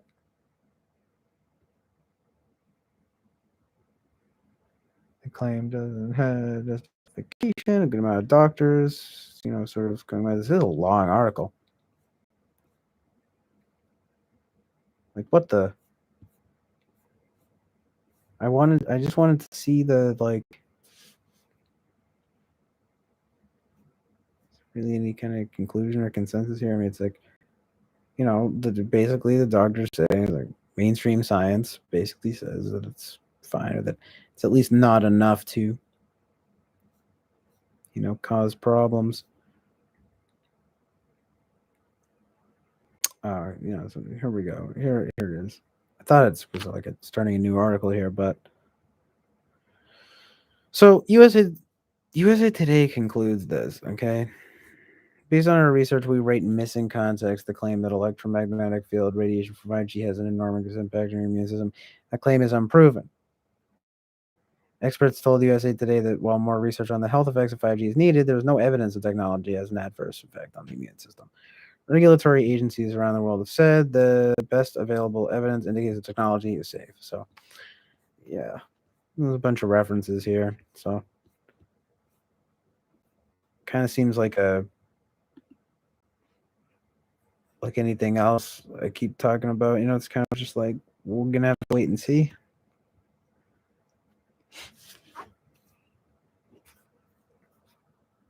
Who's Rose Woods? Oh, I didn't see the. Oh, okay, it's fake. Oh, there you go. Yeah, you're back now. I see you. Yeah, I was just reading this article. So, last thing I'll do here real quick is just take a look here at the active denial system wiki. So, everything we've talked about here is immediately being invoked. The active denial system is a non-lethal directed energy weapon developed by the U.S. military and for air denial, perimeter security, and crowd control. It's called a heat ray.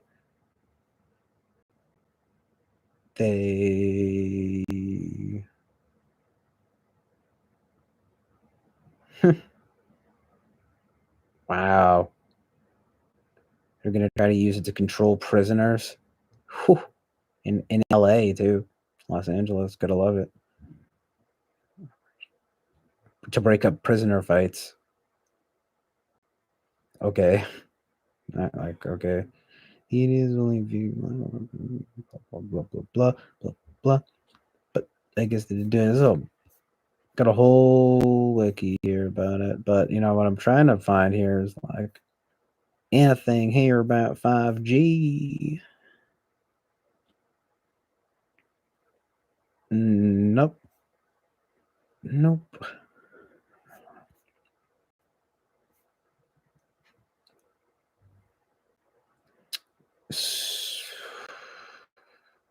Right, and then I gotta get into the math of it because it's like at 95 gigahertz, it's much higher than 2.45 gigahertz of a microwave oven.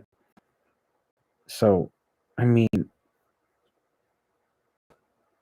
it's controversial is a huge part here, but the controversy of it itself, area denial weapons, heat rays, long-range booster devices, radiation.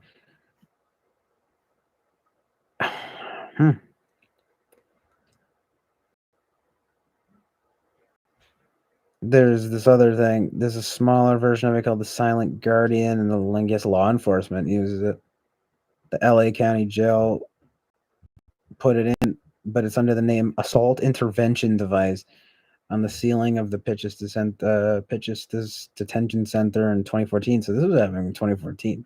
So they're using a smaller version of these like active denial system things to in prisons in 2014. So it's like interesting. We're trying stuff out for sure. I mean, but of course, this isn't a prison.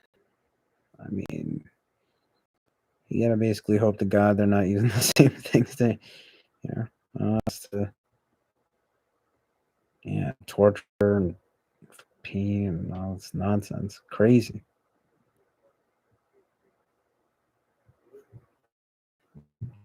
I mean, who, like, why would who does it benefit? You know, I mean, if 5G is evil, or no, if 5, well, yeah, if it's evil, but if it's also if it's lethal, you know, if it's going to kill everybody, just doesn't really make any sense. I mean, unless the elite have some kind of 5G vaccine that they give themselves to not get. Oh shit, dude! I just thought of something dark. What if oh man, dude, what if the vaccine actually protects you against 5G and all the unvaccinated people get fucked up by 5G, dude? Could you imagine that?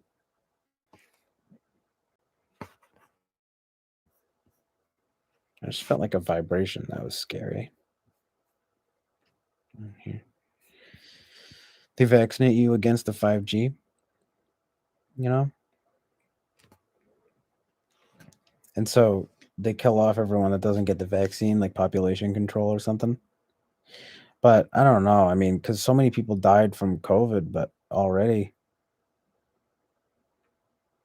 it's like that wouldn't really make sense either. But unless you think that that COVID itself was population control, and then the vaccine's part of it. I mean, I tend to think that, like, again, I'm on the fence in that way of like being like, okay, it's like I think I have a problem with COVID, but then I also have a problem with the vaccine because I don't want to get side effects and stuff.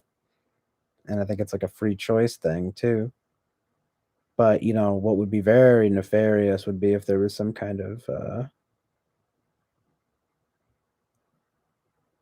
well, you know, conspiracy to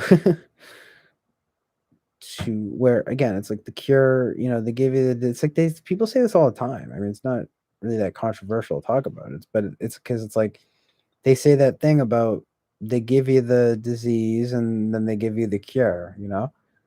So it's like I mean, I'm not necessarily saying COVID is manufactured. I mean, it was literally manufactured in a lab. That's why I don't think the leak theory should be like considered controversial, but it's certainly it's not clear that it's necessarily biological warfare, but it could be. And all I'm saying is like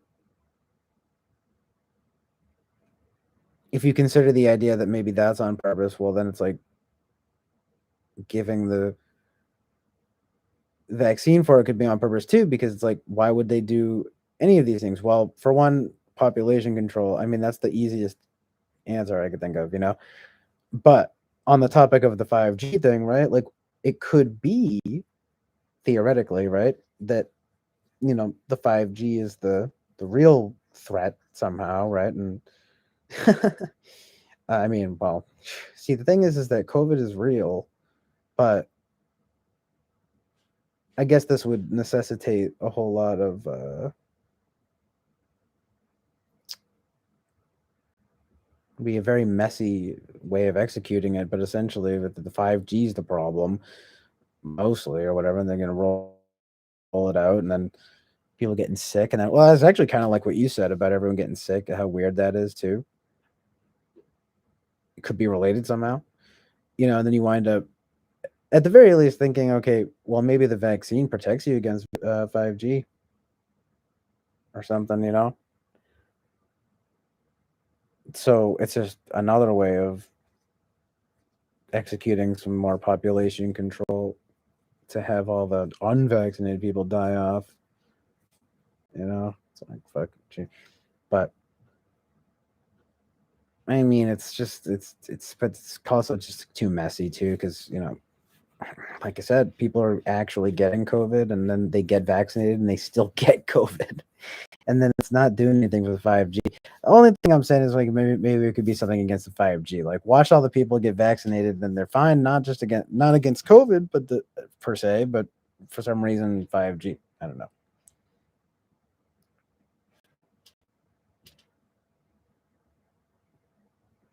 Prisoners, not as free people. Shit.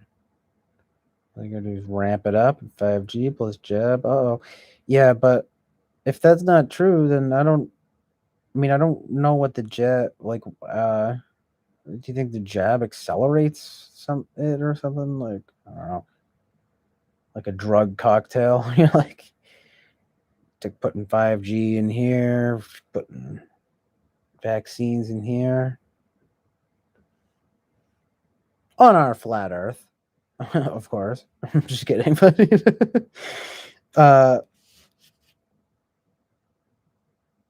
also interesting that you said that thing about how, like, I mean, why does flat Earth necessarily? I mean, I guess it does, but what?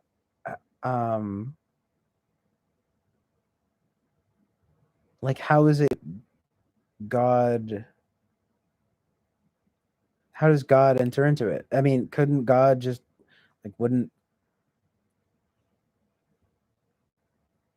I'm trying to think of how to put it, but basically, it's like God could make us a globe too. You know what I'm saying? I'm not shilling for any globe. I'm not a globist. I'm not a globalist. I'm just kidding, but I'm like not shilling for either narrative. Really, it's just. But I think you're right, because like a flat plane, you could say literally the phrase "plane of existence," right?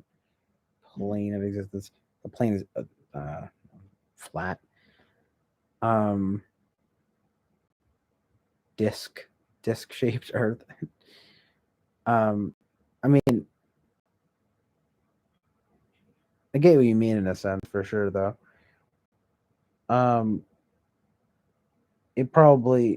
It does kind of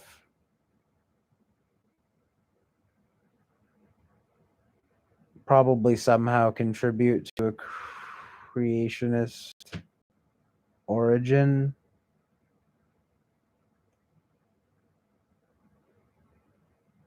Yeah, basically. Jack Torrance says, I thought of that, CJ, but nah, because Jab has graphene oxide. It's a receiver for electricity. What the fuck? 5G plus graphene. Oh, so you already explained it. Okay. 5G plus graphene oxide, and people, he goes, uh-oh, call for an uprising, talked about it. Kind of this. Well, fuck me then, right? I mean, what are we supposed to do then? I mean, all we can do, again, is, I guess, hope for the best. Try to resist how we can in our daily lives. I don't know. I guess just try to fight against it. That's all we can do. I mean,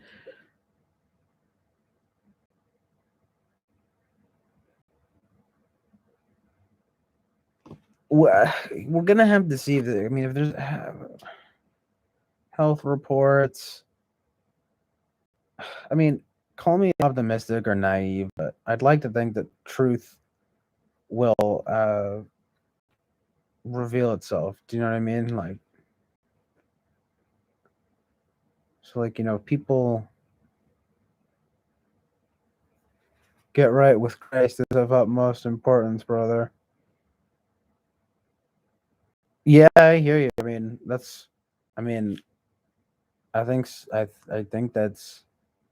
think you're probably right. I mean, that's probably the most important thing. I mean, it's more important than worrying about 5G, that's for sure. I don't know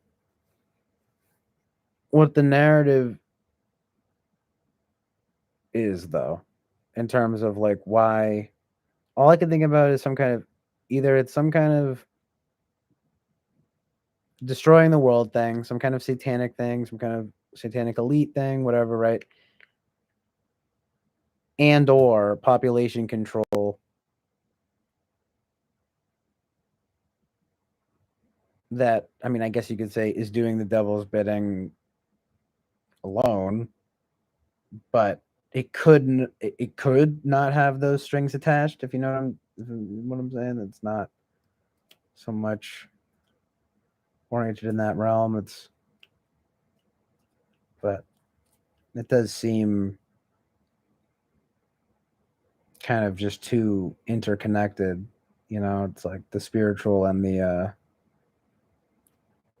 physical, or whatever, the spiritual, the mental, and the physical. You know, they're all connected. Just like I was saying, everything's political. It's not even just that. I mean, this is kind of a Charles Carroll type thing, but you know, like he has a video he talks about moving beyond the political and into the spiritual, and it's just like, well, yeah, exactly, so true. Like, why would you dwell there? And I mean, again, you kind of talked about this, I think last night, but like kind of like dwelling in the body as opposed to the mind, let alone the soul. You know, it's like it goes body, mind, soul, higher and higher. You know, uh, you say higher, right? Well, yeah, higher frequency, very low frequency, you know, dwelling in the body and stuff. Very high frequency to be in tune with your soul. You know, but you know, these are also just words, and I mean, I'm not the stuff about the soul. I mean, I firmly believe in that. But when you say, you know, and I do believe in stuff about energy and all that. But I also realize that I don't know exactly what the truth is. But I do think that God and Jesus Christ are part of. Well, they basically are they are the truth. But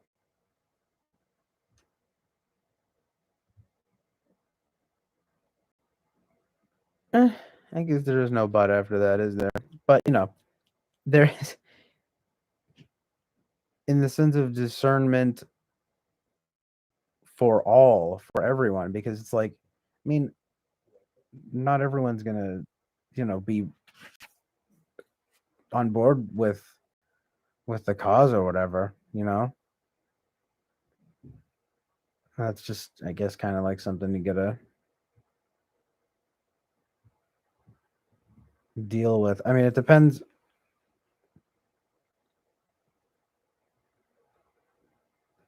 I mean, at this point, I feel like as long as people are, I would just be happy if it were a less secular world these days, you know.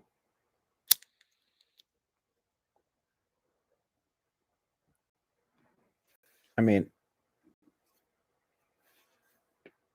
because like I have more respect for like a practicing Hindu than like, you know, an atheist. You know what I mean? Let alone a Satanist. Then you're just in the straight up negative, you know.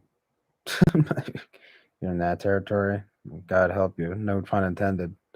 Like for real. But Jack Torrance goes, watch Kingsman the Secret Service movie. Frequencies can control / influence behavior.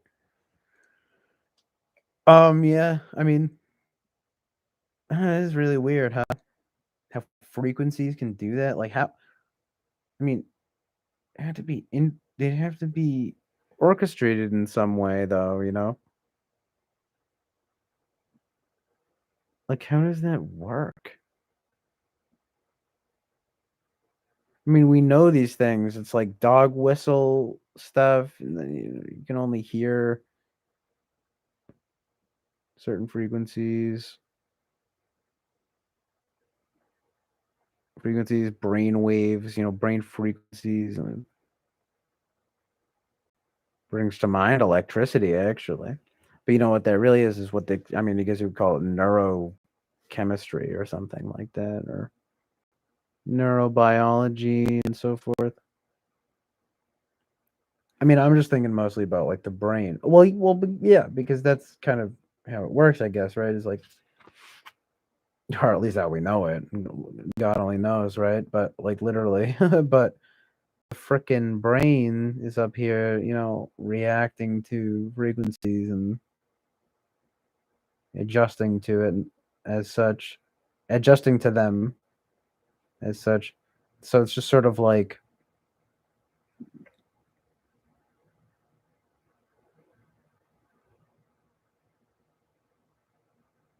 I guess my question would be, how do you use the frequencies to manipulate? Like is there really sound, like a certain,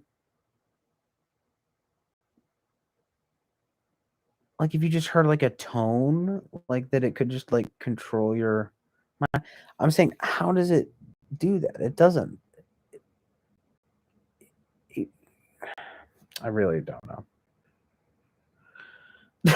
But you can see I'm like racking my brain right now. No pun intended, dude. No, like I think that it has to be like a pattern or something, you know? I mean, it would have to be like, and it'd have to be orchestrated.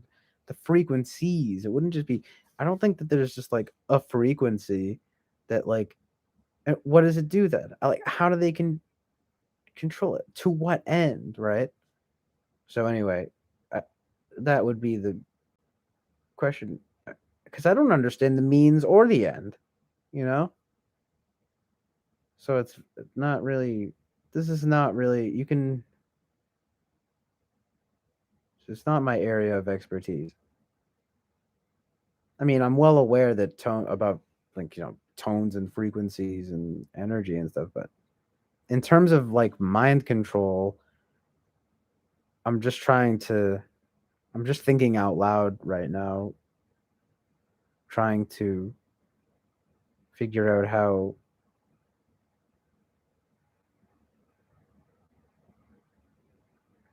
it would have to just be manipulated in some way, you know, to some end. Again, I don't understand the means either, but it would have, and I don't understand the ends, but it would have to be to some evil end, right? If it was evil and to be good end, it would be good. I mean, are there good and evil frequencies? You know what I mean? That's the question. Are there good and equal? I mean, good and evil frequencies equal. I don't know if that was an interesting slip there, because I mean, it's like they're not equal. I just don't know if a frequency can be it can have that moral quality.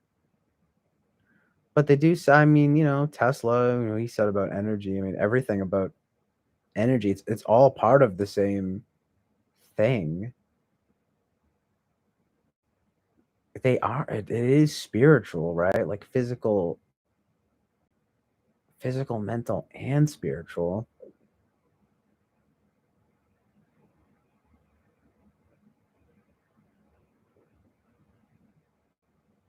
Weird. Jack Torrance says, "Yeah, CJ, it's definitely attached Luciferian and population control. I also would have preferred they'd just be greedy and corrupt, but nope, they're satanic, literally." Well, remember, crowd control frequencies have so much power. Let's just think. Well, I mean, to be fair, Jack Torrance, how how do you know? How do we know? Like for sure. You know? I mean, there's a lot of information out there that supports this, I think, where we're coming from here, but I just don't know if you can say for sure. I mean, you could say, well, that's how they operate, right? Or it's always behind the curtain. It's the man behind the curtain thing, you know. It's like who's pulling the strings and whatever. And obviously, you'd think, well, it's the powerful elite and everything. It's like, well, are they satanic? I mean, there's a lot of stuff that does seem to add up in terms of that being true. Um,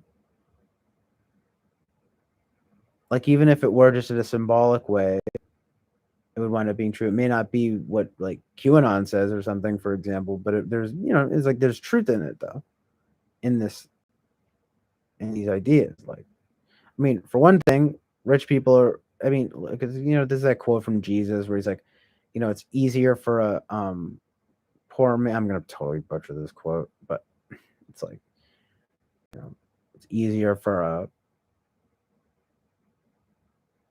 needle to for a camel to pass through a needle. I'm sorry, I'm just like, I don't want to butcher it. I just want to look it up. Basically, easier for it, it is easier for a camel to go through the eye of a needle. That's what I thought it was. It is easier for a camel to go through the eye of a needle than for a rich man to enter into the kingdom of God. Okay, so anyway, materialism, right? And everyone says that materialism is satanic, and it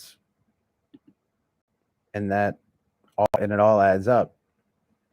Okay, and the fact of the matter is, rich people, generally speaking, are very materialistic. It's like that's how they make their wealth, obviously, material wealth, and it's worldly, it's fleshly, it's all the good stuff, all the evil stuff, I should say. No, but sincerely, like, so you have to figure, okay, well, on a metaphorical or symbolic level, there's relevance. But then you start adding up so much. This is so much that it's like,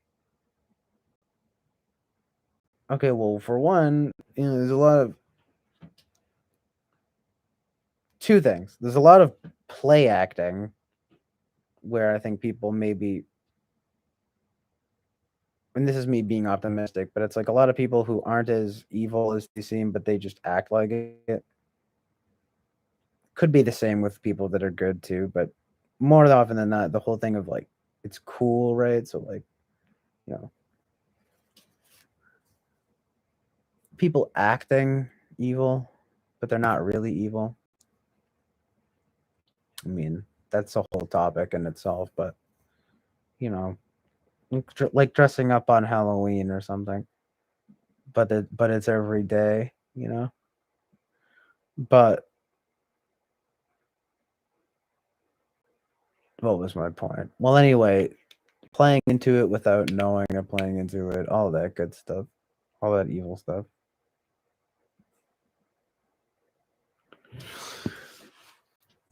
Jack Torrance says, "Get closer to Christ, brother. The only true frequency." Yeah, I hear you, dude. Like, I'm trying for sure. I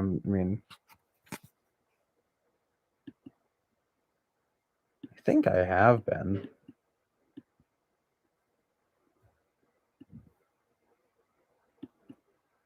I definitely have been getting closer to Christ.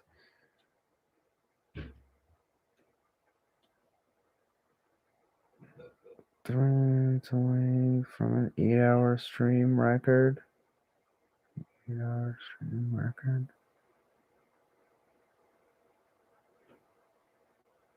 Is that a record somehow? That's amazing. You know about the Freemasons, bro? They've been exposed. Yeah, of course I know about the Freemasons. Yeah, but like everyone knows about that stuff,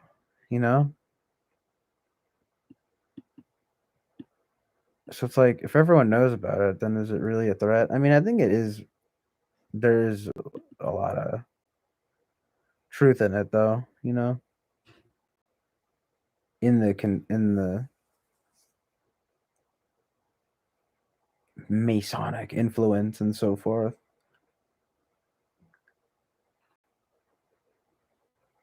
Well, yeah, they I mean, but they're open about it. They're literally openly like, yeah, we control world events. I mean, they don't say that, but they're like, we gathered to discuss world events and, bring forth new ideas or whatever. I don't know that much about it, but I do know that that's the basic idea, I guess. Just remember, must watch vid. I need to be able to open links. I need to figure out what's going on with that. Oh yeah, true. I can probably add it to my I'm gonna have to figure it out. But yeah, no problem, dude. Thanks for coming through. Thank you for tuning in.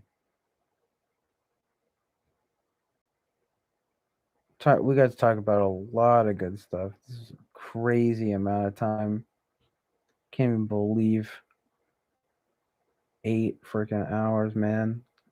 Probably the longest thing I've done in a while. The longest thing I've done in a while. Losers DJ 100 flexing emoji. Thank you, Jake Torrance. I'll see you later, man. I know I'm getting tired, dude. But we got some good truth and reality going tonight, my brother. Have a good one, dude. Probably wind up streaming again at some point. Gonna need a break after this one though. But this was on point, and it still says there's 5 people here. So I mean, I don't know if that's. I mean, we'll see what happens when if Jack Torrance leaves and it says 4, then I'll know that it's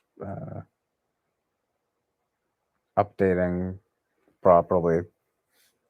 But that's definitely very cool because all I've been trying to do is just get a handful of people to tune in and get a chat going, and this was it, man. I'm tired now, but I probably don't sound enthusiastic, but this is totally what I was trying to do.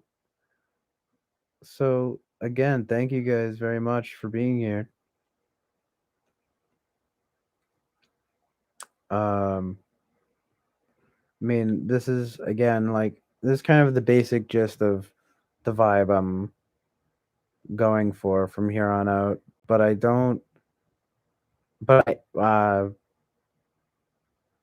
we'll be trying to kind of update things, you know, maybe get music under the stream, trying to different effects going, get different but honestly, all I'm asking for at this point is just having this nice handful of people to not just watch but contribute to the chat. Again, hopefully, whoever, please do contribute to the chat. It's like it's the chat that helps enable me to go so long, to be able to go for 8 hours. Like I said, I could go a pretty long time if I was just ranting by myself, but probably easily doubled the amount of time that I could go. And it feels much more substantial. Why would I? Because otherwise it feels a lot like kind of a waste of time. I mean, I love to speak my thoughts. I mean, it helped me to think through things because I'm very verbal, but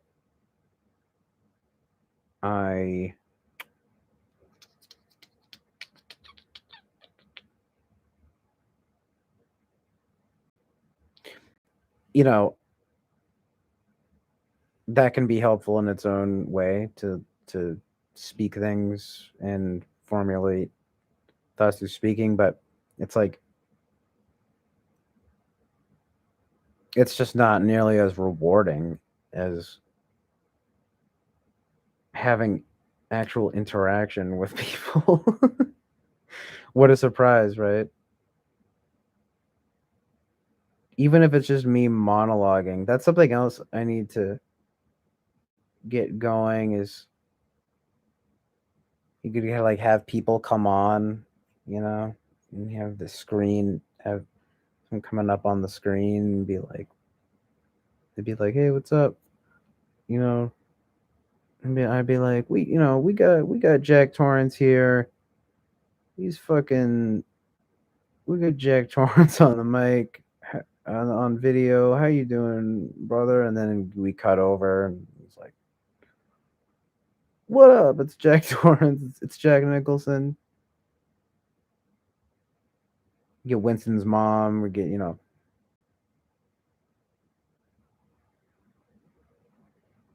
But also don't, I honestly don't even really mind though, just monologuing. It's just, but you want to keep things interesting. You want to get the content going, change things up. You know what I'm saying? But yeah, this is a very cozy situation. I enjoy it. Jack Torrance says check the chat and save the links. I know I will somehow watch these. I think if I just save the links, you know what it is, dude? Once the stream is done, it'll let me do it. There's something going on where it's not letting me watch links from the chat for some reason while I'm streaming. But if I go on YouTube while I'm streaming and search things, they show up. Very weird, strange. Anyway, much love to you too, brother. Peace to you too, dude.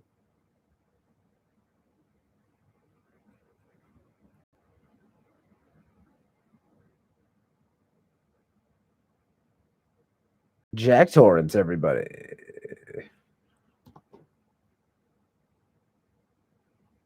What a lovely cast of characters we had tonight. Winston's mom, Jack Torrance, Boba Fett's here now. Wow. He goes, well, fuck, still streaming? Yeah, I'm about to stop though. I was just talking about how I could probably go a few hours just speaking through thoughts by myself, but I easily doubled the time being able to do this. Just having a handful of people in the chat, like just me and Winston's mom on the schoolyard. Me and Leo down by the schoolyard. Me and Winston's mom down by the schoolyard. And me and Jack Torrance. But no, Winston's mom was here too. We had Karma's Pimp. My guy Karma's Pimp was here. I'm sort of this is like the end credits where like I give end credits. Shout outs. Jonathan Basanti was here. How could I forget Jonathan Basanti and Boba Fett of Star Wars fame? Can you believe it? That's a big one. But yeah, I think I'm gonna stop right at 8 hours. And I don't know. I guess I'm gonna keep this up just because why not? It's just hilarious that I even would like I was just saying, I just did a whole wicked long stream and it was just Jack Torrance in here. It was like 3.5 hours. Half as long, literally more than half as long. And it was because it was just like, well, this is way too long, and it's just me and Jack Torrance going back and forth about conspiracy stuff, and I'm like, I don't need to. So like I saved the video for myself, but then I just deleted it. The thing is, though, it doesn't come with the chat. Well, so then I realized, well, I can just make it private. I don't know, but I'll probably just keep it up. Again, though, not that much of a reason to, unless people are like saving it, and it's just, there's so much content here. People might want to go back though and find stuff. So why not? Why not memorialize my 8-hour stream by keeping it up maybe you'll get some record. Probably not. Clearly, people have gone way longer. But God, I can only imagine. I wish it's like if I was on like Infamous or something, I could probably go for like 24 hours. Do a 24-hour stream. Yeah, but I feel like I would need like legit drugs for that. Actually, I don't know. As long as there's a lot of time where I just am like not talking, I could do it with just my regular weed and coffee diet. But God, if I'm expected to talk the whole time, that would be a real commitment. But yeah, all right. I'm hungry and tired, but this was very fun. Boba Fett, I don't know why you said oops.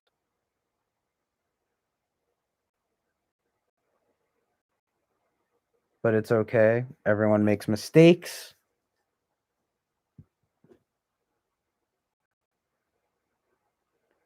Yeah, and it's like I definitely do feel tired now, like that, as if this was a kind of effort. So I probably won't be regularly doing 8-hour streams.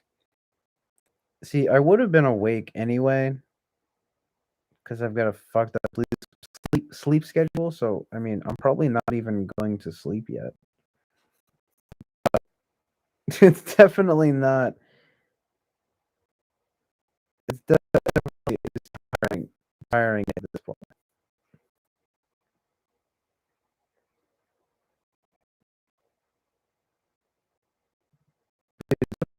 Chill Island Oasis of truth and reality.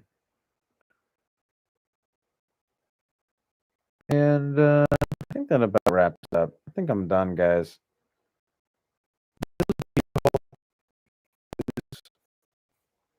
Really amazing to have. Yeah, I do think the counter. See, it's telling me 5 people are here, so it like is contributing to me wanting to stay. But pretty sure Jack Torrance left, and it just still says 5. So I don't know. I don't know if it's messed up, but it's tricking me into staying on longer. It's like, oh no, you gotta stay on. You get 5 people.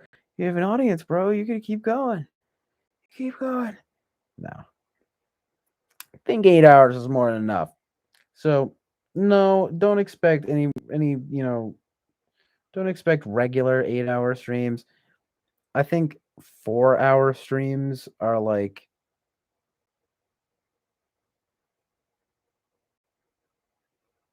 closer to what would be like the average longer stream for me. But this was a special occasion. This was kind of like honestly probably my first proper stream, in the sense that there are people here that were actually. There was like one I tried this before, and like there's like 1 or 2 people that came through that were just random and that were decent, but this actually had my my friends here from talking with famous people. So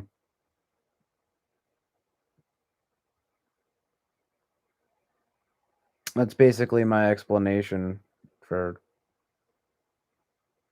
going streaming for 8 hours.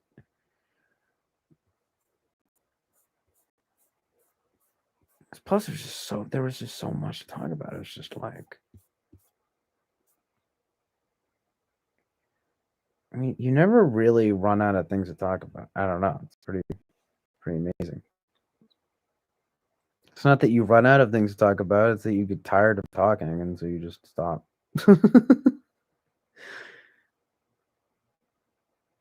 because like it does get tiring after a while, and I think I found out that 8 hours of talking is, especially with people, even on chat, is, it has its tiring elements. Yeah, but honestly, I mean, I could probably go 4 hours or so, maybe more regularly. So, you can expect some pretty long streams from here for sure. So, yeah, you can keep that in mind going forward. And, expect more good stuff. As long as you guys keep tuning in. You know what I'm saying? It's a two-way street, you guys, okay? I can't do all the work here. No, I'm just kidding. But it really does mean a lot to me because, like I said, it's so crucial. The entire point of doing this is basically to interact with the chat. You know what I mean? And I have my own, obviously, stuff I can talk about that I could just talk about for no reason, but it's the chat that gives it the purpose. You know what I mean?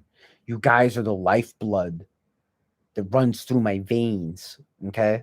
No, I'm just kidding, but you know what I mean? So it helps really, really helps with the energy. Love the positive vibes. Thank you guys a lot for tuning in.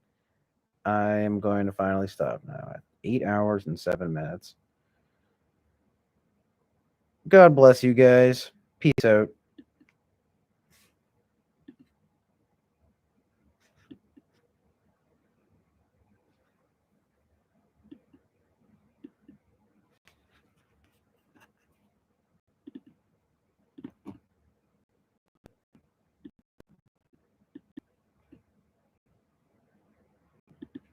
Just seems to not want to end. It's just not ending.